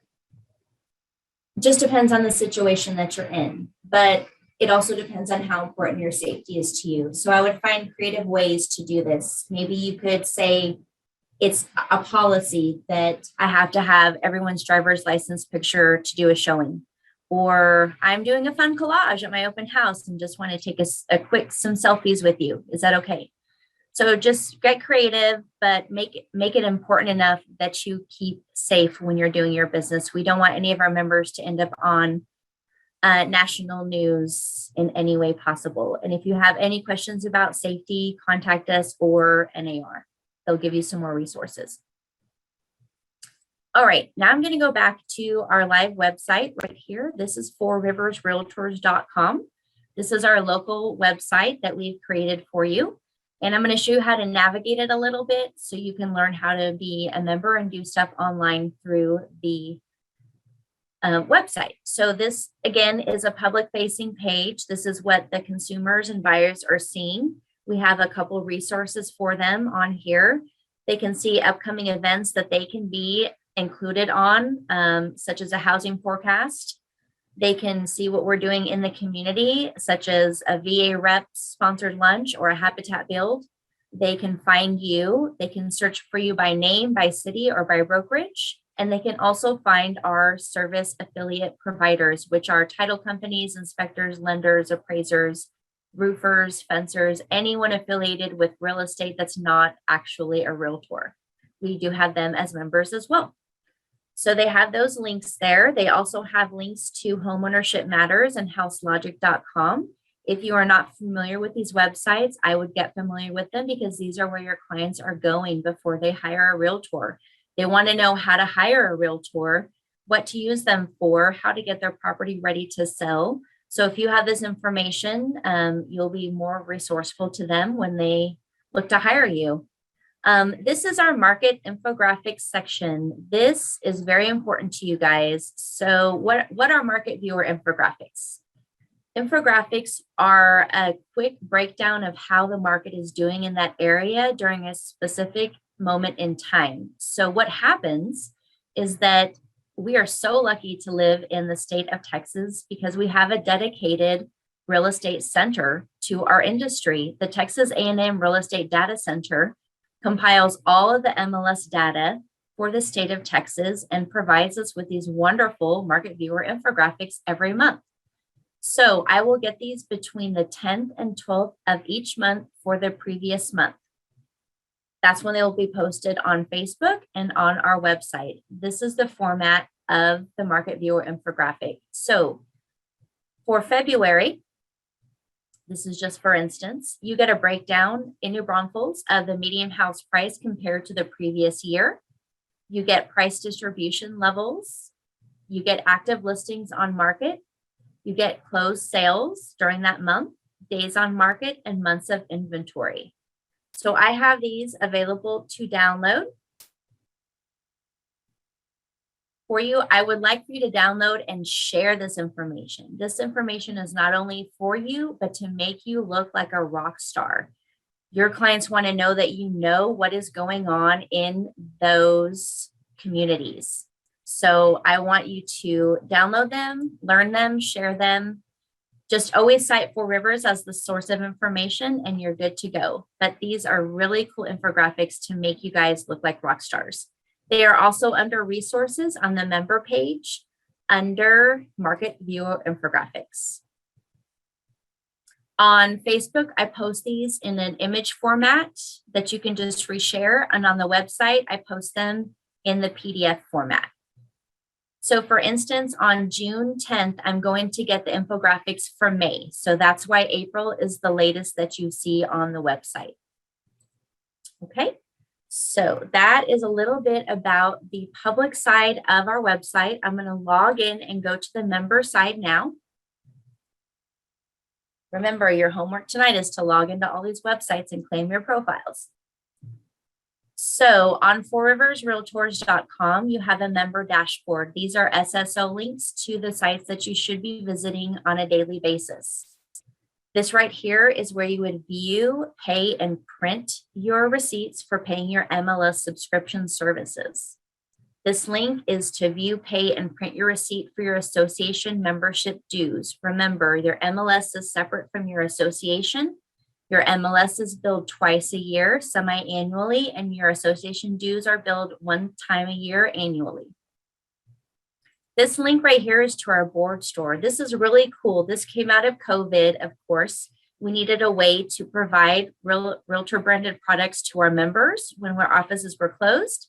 So we created the online board store. So you can come here and do your shopping just like Amazon, search by category, see what is in stock, purchase it and buy it online. And then we will get your order ready and you can come by and pick it up. So everything that's downstairs in our board store is online. Very quick and easy to navigate. All your open house stuff, signs, writers, stakes, flags, realtor branded accessories, We have a ton of Realtor branded accessories to show off what you do for a living: car magnets, wallets, bags, tumblers, purses, pins, all kinds of stuff. So this is what's in our online board store. This is created to help you guys get the products that you need. CTX CIE is for Central Texas Commercial Information Exchange. If you're doing any commercial real estate, you want to opt in to CTX CIE because you'll have an MLS for commercial properties. This obviously is your link to your MLS. This is CTX MLS, so you're going to be going here a lot. This is your link to showing time, and then other services provided by the MLS like Property Panorama, Zip Forms. RPR is Realtors Property Resource. We'll go over that at the end of the day. And then this is your link to Texas Realtors, TREC, and NAR. So once you sign into those once, your browser should save your information. And as long as you log into fourriversrealtors.com, you won't have to sign in again. Let's see. These are quick links to some resources for you. The Center for Realtor Development, because you are independent contractors now, you're responsible for your own financial wellness and retirement. So to get you ready for those things, the Center for Realtor Development has products and services to aid you in those. So when you retire your career from being a realtor, you're set up for a happy retirement. So please visit that Center for Realtor Development and get started on that. Real Estate Today is a cool podcast. In between showings, when you're driving from Luling to San Antonio, just hop on to Realtor Radio and listen to new market trends, industry news, analysis, things that are going on in the real estate community on your way to and from those showings. So I enjoy Realtor Radio a lot. It's a great podcast.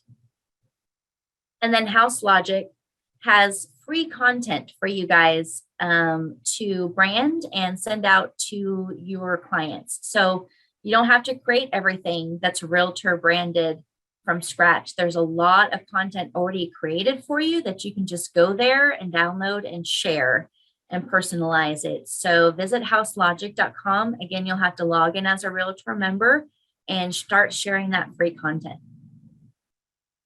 All right, I'm going to take you through a couple of these menu items. So we have education. Education is important. That's one of our main reasons for existing, is to provide you with enough education to renew your real estate license. So you're going to want to go to education and see what's going on at the association. This is our calendar.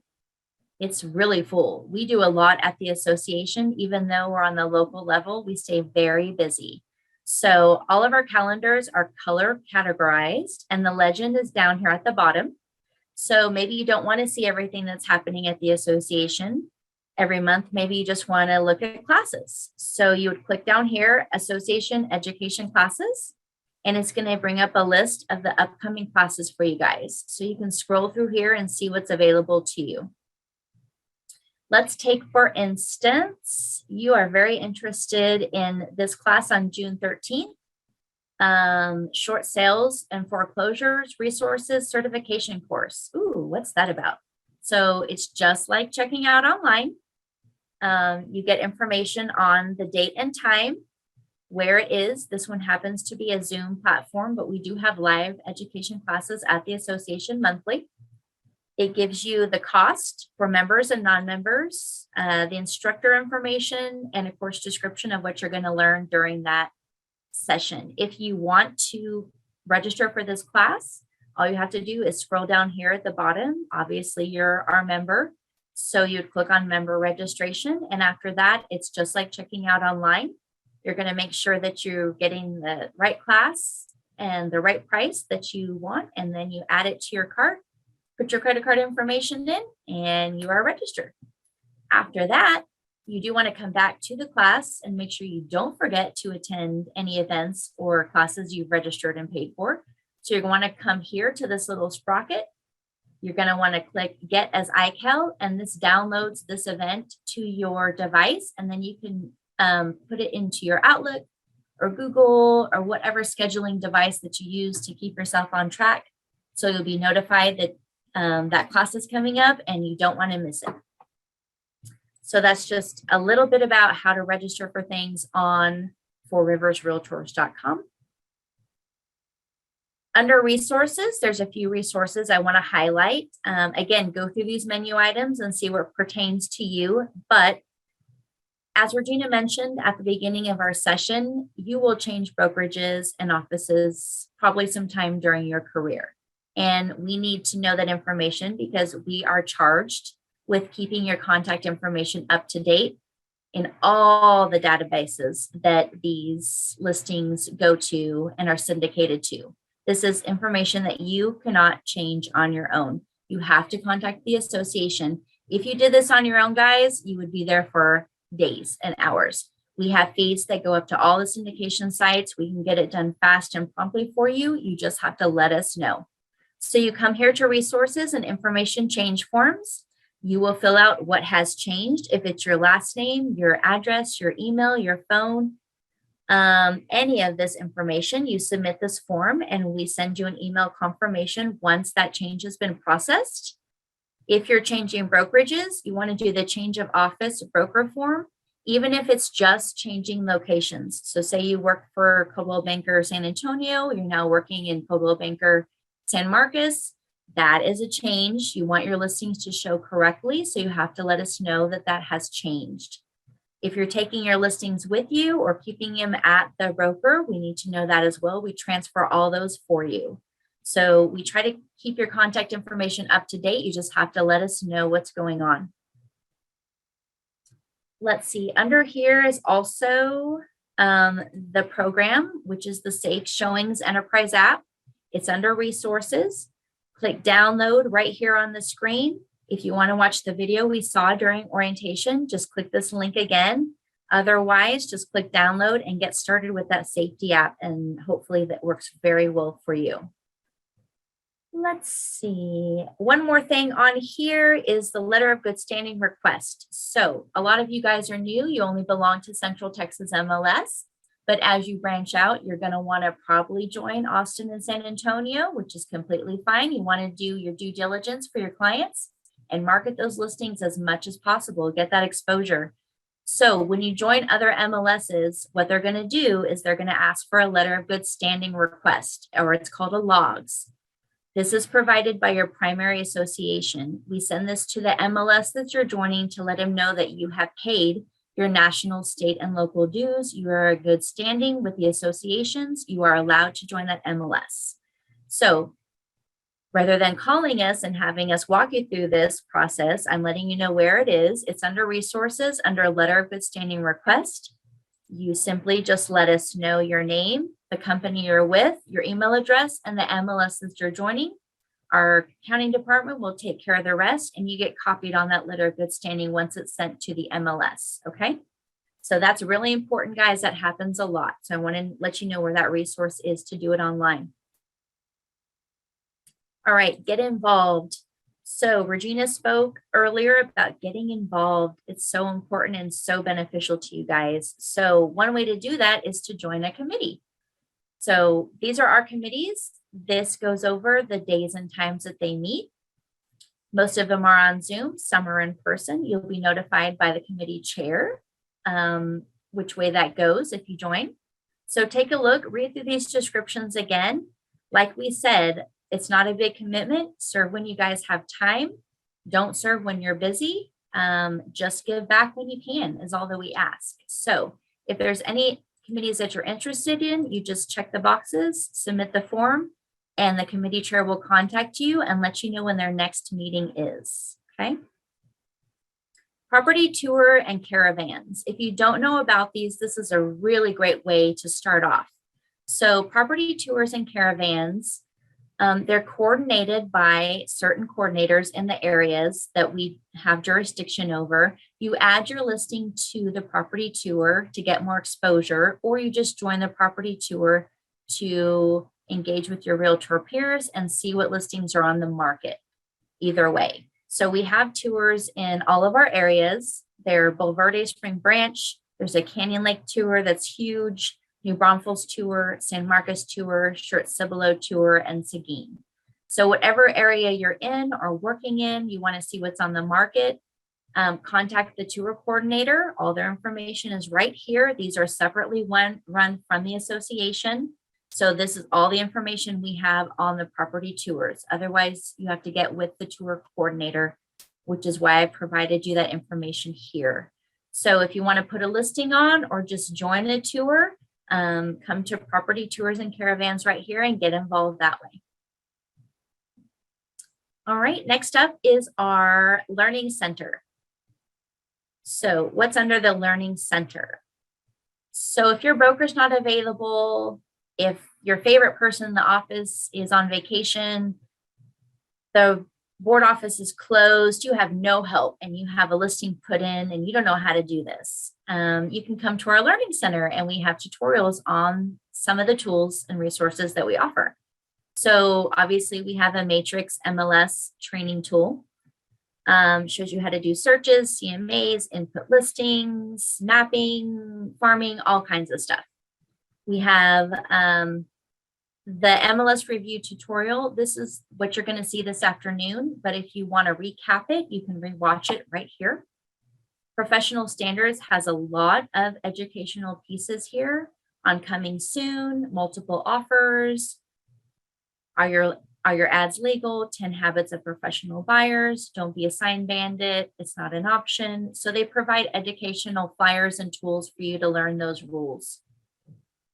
We also have links to RPR, Showing Time, Supra, Home Visit, Property Panorama, Realist, and Zip Forms, which you will learn about this afternoon in your MLS training. But just know that this Learning Center is here for you guys to come 24/7 as a resource for you so you don't get stuck. All right, and then last but not least, about the association. So if you want to see who manages, who leads your association, the realtors and affiliates that you have elected to run this association and guide its future, you can come right here to meet Four Rivers leadership. You already met Debbie Homeyer this morning. She's our 2022 president. This is our incoming president, Stephanie Ryan, secretary, treasurer, directors that are on the board, and we always have 2 affiliate directors to represent those members as well. So this is the leadership of your association. They are available to you for any and all questions and concerns. If you want to contact any of them directly, you just click to contact here and you can email them with your question or concern directly. If you want to know who does what at the association, don't waste your time, guys. Don't email the last person that sent you an email and ask a random question. That just wastes time. If you have a question on accounting, you don't want to email me accounting questions. I won't know anything about it. If you have a question on MLS, you don't want to email Casey Lee. He doesn't know anything about MLS. So learn who does what at your association. We're here to serve you. Obviously, we have our education, marketing, accounting, MLS, and Supra. We have an MLS operations officer here in-house, and then a membership specialist and a governmental affairs director. So all these people are on site to help you every day. Just learn who does what, get your question or concern answered quickly, and move on with your business. All right, what else is here? One last thing at the top, these are our quick social media links. If you want to visit our YouTube channel, for instance, we have a very robust YouTube channel. All of our videos, webinars, interviews go on here. As you can see, these are the tax appraisal videos that Casey Lee was talking about. When we interview representatives or governmental officials, we put those interviews on here. This is a recap of our 2021 year. Videos when we go on location, all kinds of stuff. So if you just want to know what we've been doing or what we're involved in, you can go to our YouTube channel. And again, that's Four Rivers Association of Realtors, or you can hit the quick link up here for that right now. So I'm going to go ahead and log out. That's pretty much the end of my spiel, guys. I do want to let you know a quick couple things. At the end of this presentation, we'll have a fun, engaging quiz.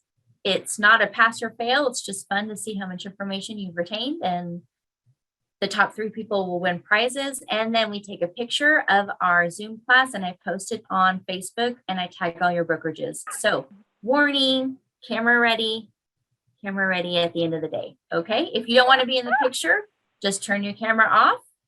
No problems with that. But I like to give our members warning that they will be photographed at the end of the day if they want to be. So we welcome you to our Realtor family.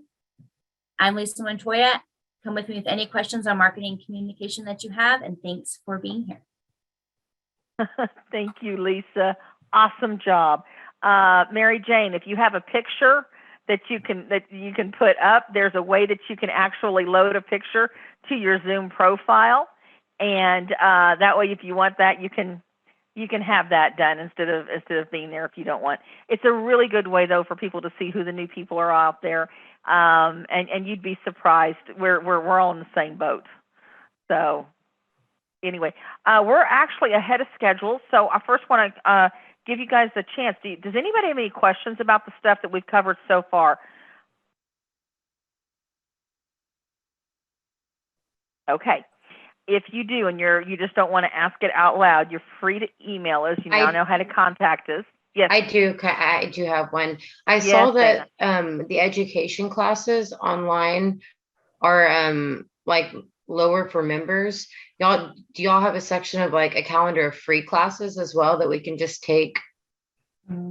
So what she does, LaDawn, is she's contracting out with educators, usually on a quarterly basis. So she's already working, like she's got her 3rd quarter, she's working on that. So we don't have 4th quarter yet. And so she contracts because not everybody wants to work for free. So she has to work on getting those set up. What you can do is, as Lisa showed you, you can go into the education, to the calendar, and just pull the education.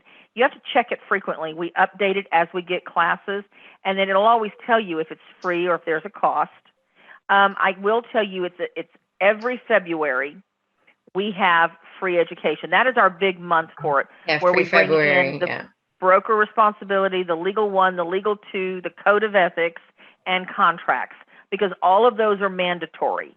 And then she will turn around and she will get 1 or 2 hour classes throughout the year that she throws in there as we can get them. Because after you've gotten through your first initial, when you're in your CE hours, you're at 18 hours now. So I think, I think the broker responsibility is 6 hours. Legal 1 and 2 gives you 8 hours. Then I think the contracts, that's one I'm not sure of. Lisa, is that one 2 hours or 3 hours now? I'm actually not sure about contracts. 3 hours. And then 3. How many? 3. Oh, 3. There she is, LaDawn. Okay, 3 hours. So somebody do the math. Where am I at right now on hours?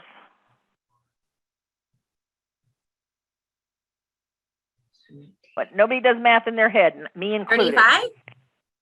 So no, so you got 6 hours of broker responsibility.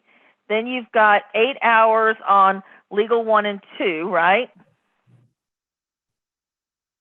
All right, my calculator's off. 6 and then 8, and then you've got the legal 1 and 2. We said the contracts is 3, so that's 17 right there, with just broker responsibility, legal 1 and 2, and contracts. And you have 18 that you do after you're through your first renewal. So that leaves you 1 hour for anything else if you're just doing the 18. Okay? And what I was trying to say to y'all, and what's really good about this is we actually pay you to be a member. I don't know if you do the math on this. Your dues are $110 to us. So out of all that you pay, you have NAR gets their portion, TAR gets their portion, MLS gets their portion. Four Rivers keeps $110, and they offer you $180 worth of education. So we're actually paying you to be a member. Anyway, I know it doesn't always feel that way when you first start off, but I mean, when you think about it in the grand scheme of things, that's really what it comes down to. So those classes, Dana, that I mentioned are every February. So that's 17 right there. Now, if you've got a renewal before February, if you contact LaDawn, she'll work with you on what she's got. LaDawn, since you're on here, hun, is there anything you want to add to what Dana's asking? No, but throughout the year, there are always free classes. So just please stay up to date and stay on our website and you'll learn a lot. And then if anything else come up, just give me a call. Yeah. And she sends an email out every Friday. Yep. So on every upcoming Friday you're going to, classes. yep. So that's a great way right there, Dana. Just make sure that you have in your email LaDawn at Four Rivers, and make sure you have Lisa's and you have the Monday memo. So Lisa recaps what LaDawn is saying on Friday. She recaps on Monday for what we have that week. Yes. And I Okay, believe on her cool. Friday education updates, the free classes are highlighted. Yep. Great. Okay, so just keep that. Yeah, keep that. That Monday memo is gold. I have a rule in my Outlook, and it says Monday morning memo. It goes straight to one folder. I don't have to hunt for it. I've got it. If I've got to go back and look at it, it's right there. I want to know what's going on. This is what I look at. Yeah. Okay. All right. Well, any other questions? Okay. All right. Well, we're a little early. We're going to have Selena from Independence Title. She is going to teach from 2 to 3 on the Intro to Matrix, and there'll be a ebook that is sent out to you that'll go over everything that she's doing. I do want to let you know that on the last Wednesday of this month, and it's on our calendar, we have our MLS boot camp, and that is free. And it does CMAs, tips and tricks, and rules and regulations of the CTX MLS. Erica is the MLS education director there, and so she covers that, and it's all through Zoom. So you can go into the website and you can reserve your spot. There's no charge, and you'll have that education from there. So keep that in mind when it comes to the MLS. After Selena does her 1 hour of Intro to Matrix, then we have Mike Murphy, our MLS operations officer, and he's going to come in and discuss rules and regulations, and then the violation process, and then some of the really cool things, the extra things that we offer through our MLS. Okay? So it's all MLS for the rest of the afternoon. All right, and just to remind you all, you're going to get your survey. Go ahead and take the opportunity to do that. With that in mind, Selena comes on at 2. If y'all would like to take a 10-minute break, have something to drink, go to the bathroom, stretch your legs, my guess.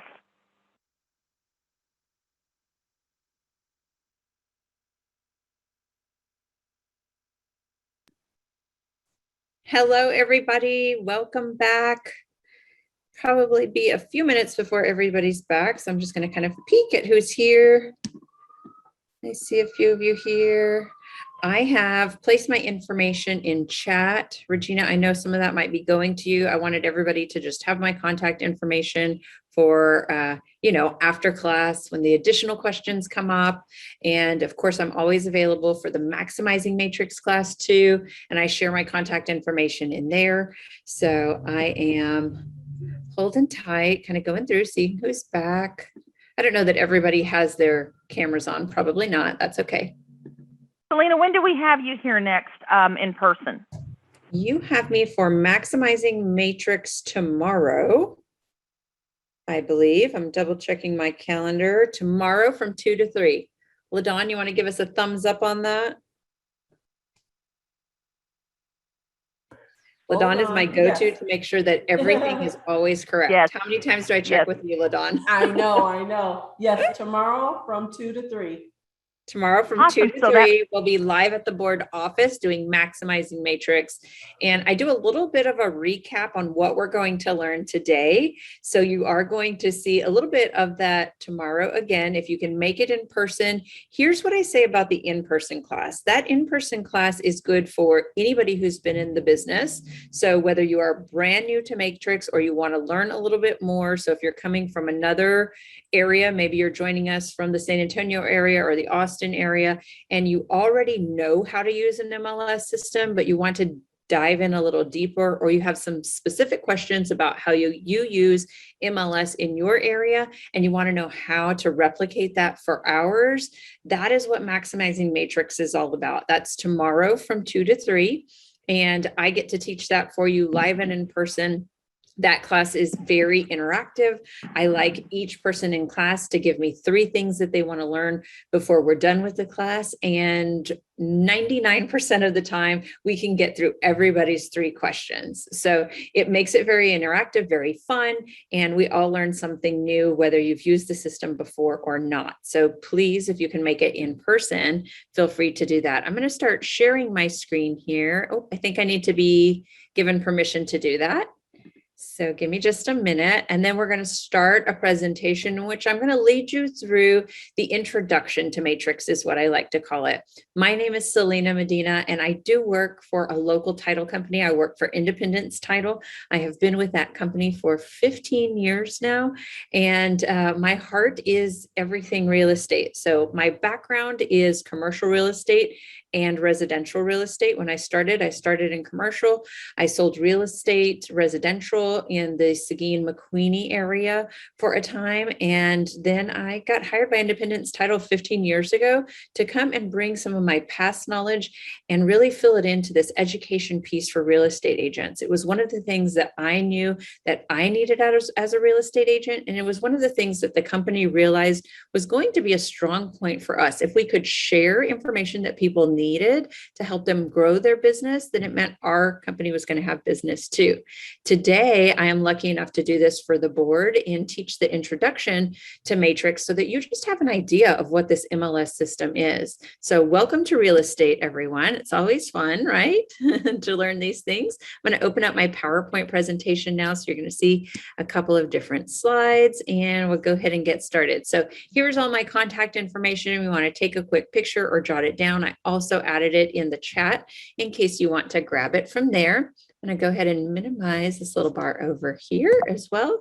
Make sure that we have all of the things that we need. So welcome to Matrix. Matrix is my favorite MLS system. We had a different MLS system, and depending on what board you are a part of, and at some point in your career, if you're brand new, you may join multiple boards. So what I will say is that each MLS system, yes, does the same function, but they all do it just a little bit different. You may even find that another board has a matrix system that works differently than ours. Ours just happens to be my absolute favorite. I love teaching in it, and I help agents one-on-one on a regular basis. So if you ever need one-on-one help, you're afraid to ask a question, or you're just not sure, or somewhere in your mind you think, this system has to be able to do XYZ, call me for the XYZ. I'm happy to help, as well as everybody at the board. They're all great resources for you. So for today, here are the 4 things that I want us to cover. We're going to cover our dashboard. We're going to cover the search function. We're going to cover what happens after the search when we get our results. And then we're going to cover the My Matrix system, which is your very important homework. And I leave that one for the end. So if you want to fall asleep somewhere in between, or it just becomes too much overload, listen to the beginning and listen to the end. All right. So first of all is getting into our matrix system. There's a couple of ways to do that. But if you're ever just on vacation, you need to hop on a computer that is not your computer, right? So it's not saved in a favorites or something like that. I want you to know where to go to be able to access your MLS system directly. So that's matrix.ctxmls.com. And if you have been there already and have your username and password, then you know that it looks a little something like this as well. A username and password. If you're not sure where to find those, contact the board. They'll make sure that you have them. I'm sure you've received them in an email, but in this business, we have usernames and passwords galore. So don't be afraid to just call and get a reminder on that. When you first log in, you log into this dashboard. Now, this dashboard is a very smart kind of brain of your system. And very often, we kind of overlook everything that's here. So I want to take a minute and introduce you to everything that's on your dashboard. Your dashboard is, in essence, the hub for every link that is included in your MLS system. So if you just take the time to look at each one of these little widgets here, so each one of the squares, then you'll see that you can get to each one of these websites directly from the dashboard in your matrix system. And for me, again, past brain, when I was selling real estate, I can't tell you how many open tabs I would have at the top of my computer. It would slow my computer down, it would lag, trying to always find all of this information. And had I had everything right here in one spot, it would mean I almost never have to leave my own matrix or board site, right? So I could go into my MLS site and actually be able to see everything. Notice all of the different counties that you have direct access links to. So if you are going to be listing or you're going to be helping buyers in these other counties, you have direct access to each one of those county websites. So that is very, very important for you to know. And then you have, of course, a ton of others in that additional resources piece. So very cool that this all lives right at your dashboard. Now, once you click the matrix button itself, so this button here, this core logic matrix button, right? That's what our class is about today. Once you click that button, it leads you into a completely different dashboard. This is the matrix dashboard itself. And I want to talk to you about what each one of these tabs do. So we're going to start up at the very top. Notice that if I clicked on the My Matrix tab here, there's a little drop down that gives me all of these different options. So your dashboard, your summary, your contacts, your listings, your auto emails. Think of the My Matrix button as the place that you're going to go to be able to do all of the functions within the systems that you're creating. So My Matrix is the hub for the matrix system. This is where you add your contacts, you create your CMAs, any sent emails that you need to go back to, it lets you go back to them very easily. The next one is the search button right here at the top. And when you click the search button, you get this down system here. And so it allows you to choose whether you want to search residential, you want to do residential lease, multifamily. So you have many options under that search function. Now, 99% of the time, you're probably going to use the residential. And so just know that's the first one there. And residential quick is one of the options we're going to look at when we go into the search piece. Then under finance, you have some really neat tools that I always want to make sure that you know are there. When you're first getting into the business, there are questions that come up. You're usually working with buyers at the beginning, and they want to know all about what it's going to cost them to sell their house.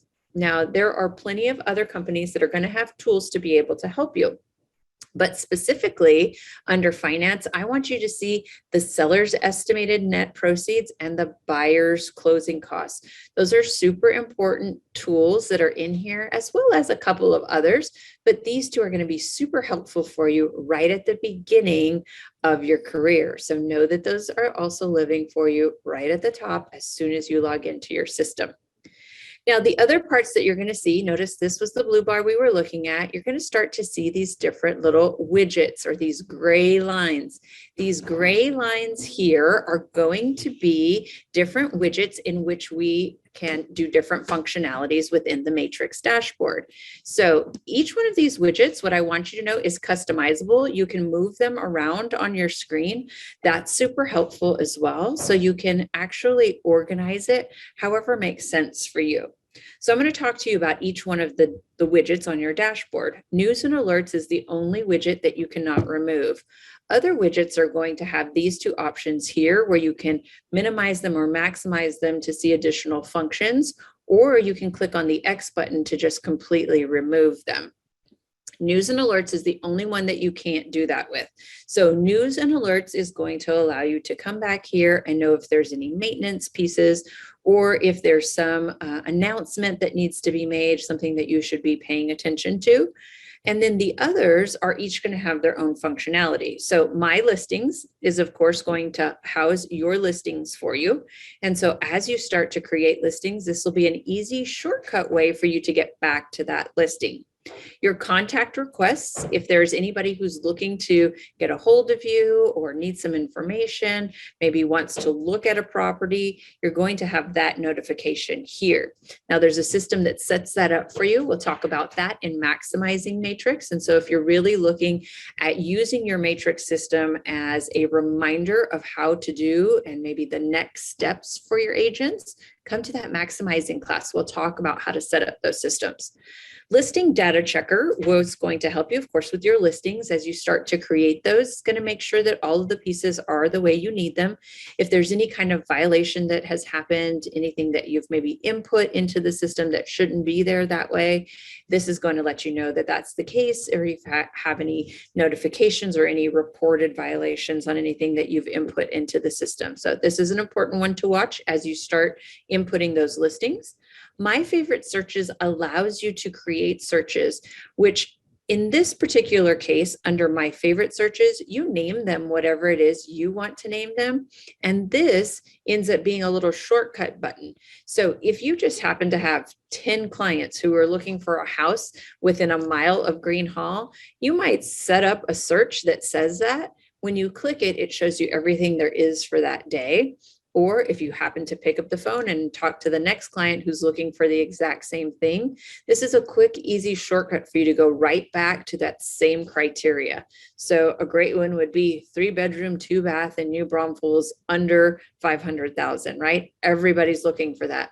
So let's add that in as a favorite search. So the next time I get that call when I'm sitting on duty or I'm talking to somebody who's looking for a house, I have a really quick shortcut way to just click on a button and it shows me if there's anything available. Market Watch does something very similar as well, but it does it in a little chart and graph format, which for me, I am a very visual person. So I want to see that. I can set this up so that I'm customizing it for what has happened today in the residential market. And under the Customize button, I may even be specific to a zip code or a city or a county. So this might show me exactly what has happened for new listing, price increases, decreases, so on and so forth for a very specific market that I want to keep my eyes on. This is a great one to set up. We do talk about it a little bit more in depth in the Maximizing Matrix class as well, but know that Market Watch is a visual way for you to keep track of what is happening in a very specific market that you might have an interest in.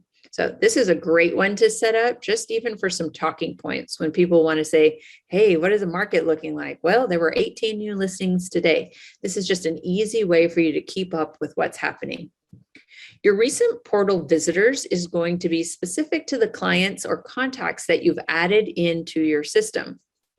So every time you add in a contact and you start them on an automatic email so they can start to receive homes for you that are meeting their criteria, it creates a portal for them.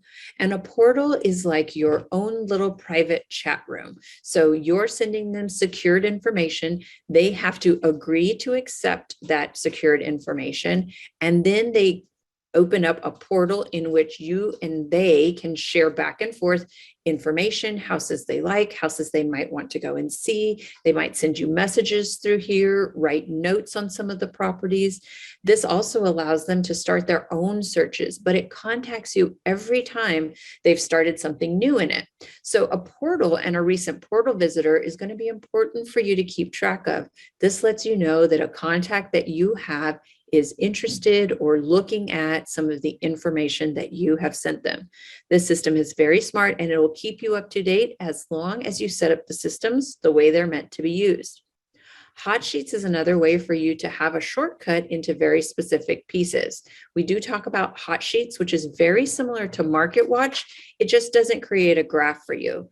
So if you want to be particular about particular type of property that you're looking for in an area, Hot Sheets is the way to go there. This is, again, just another little shortcut of a way for you to look at information that's specific to a need that you have. External links is going to show you all those different website links that we saw when we were on our main dashboard. And in here, you're going to be able to get just a shortcut version of getting to them once you're fully into the system. Another great piece that's in here is this input sheet for residential.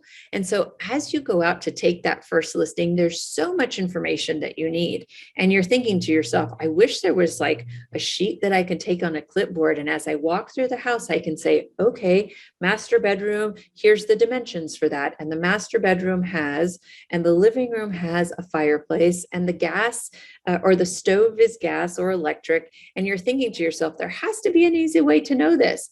Well, these input sheets are your easy way to know that for all of your different listing types. So in here, you can go in and print those sheets for yourself so that you have them when you're walking through your houses.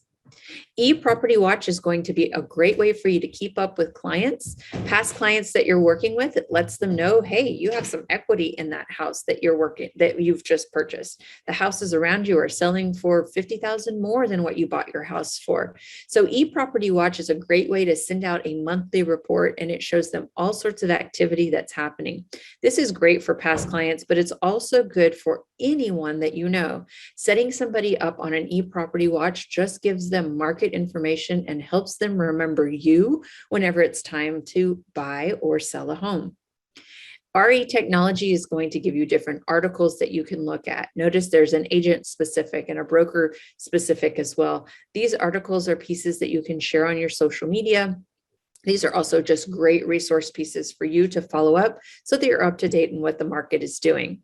My Statistics will allow you to create some statistics for yourself. So notice here I have copy of, and ADOM stands for average days on market versus the list price median. You may want to start thinking about how long houses are staying on the market. You want to prove that to somebody. If you're working with somebody who needs to know some very specifics, then running some statistics for an area is a great way to do that. Your system is smart enough to be able to say, in this neighborhood, the average days on the market are 56 days, or in this neighborhood, the average days on the market are 120 days. So wanting to know those pieces, you can actually run statistics and reports for yourself that allow you to share that with your clients. Additional information is where you're going to go anytime you want to just remove one of the widgets from your dashboard. Remember, I said you could minimize and maximize a widget, but you could also click the X and get rid of it. In our Maximizing Matrix class, I show you what that looks like when we're in real time, and they really aren't removed. They simply live under this additional tab. Recent use contacts is going to be anybody who you have recently been sending things to. So if you get pulled away from your laptop or your computer at a time and you've got to run out and show a house, this lets you know the last person maybe that you were doing something with. Super helpful.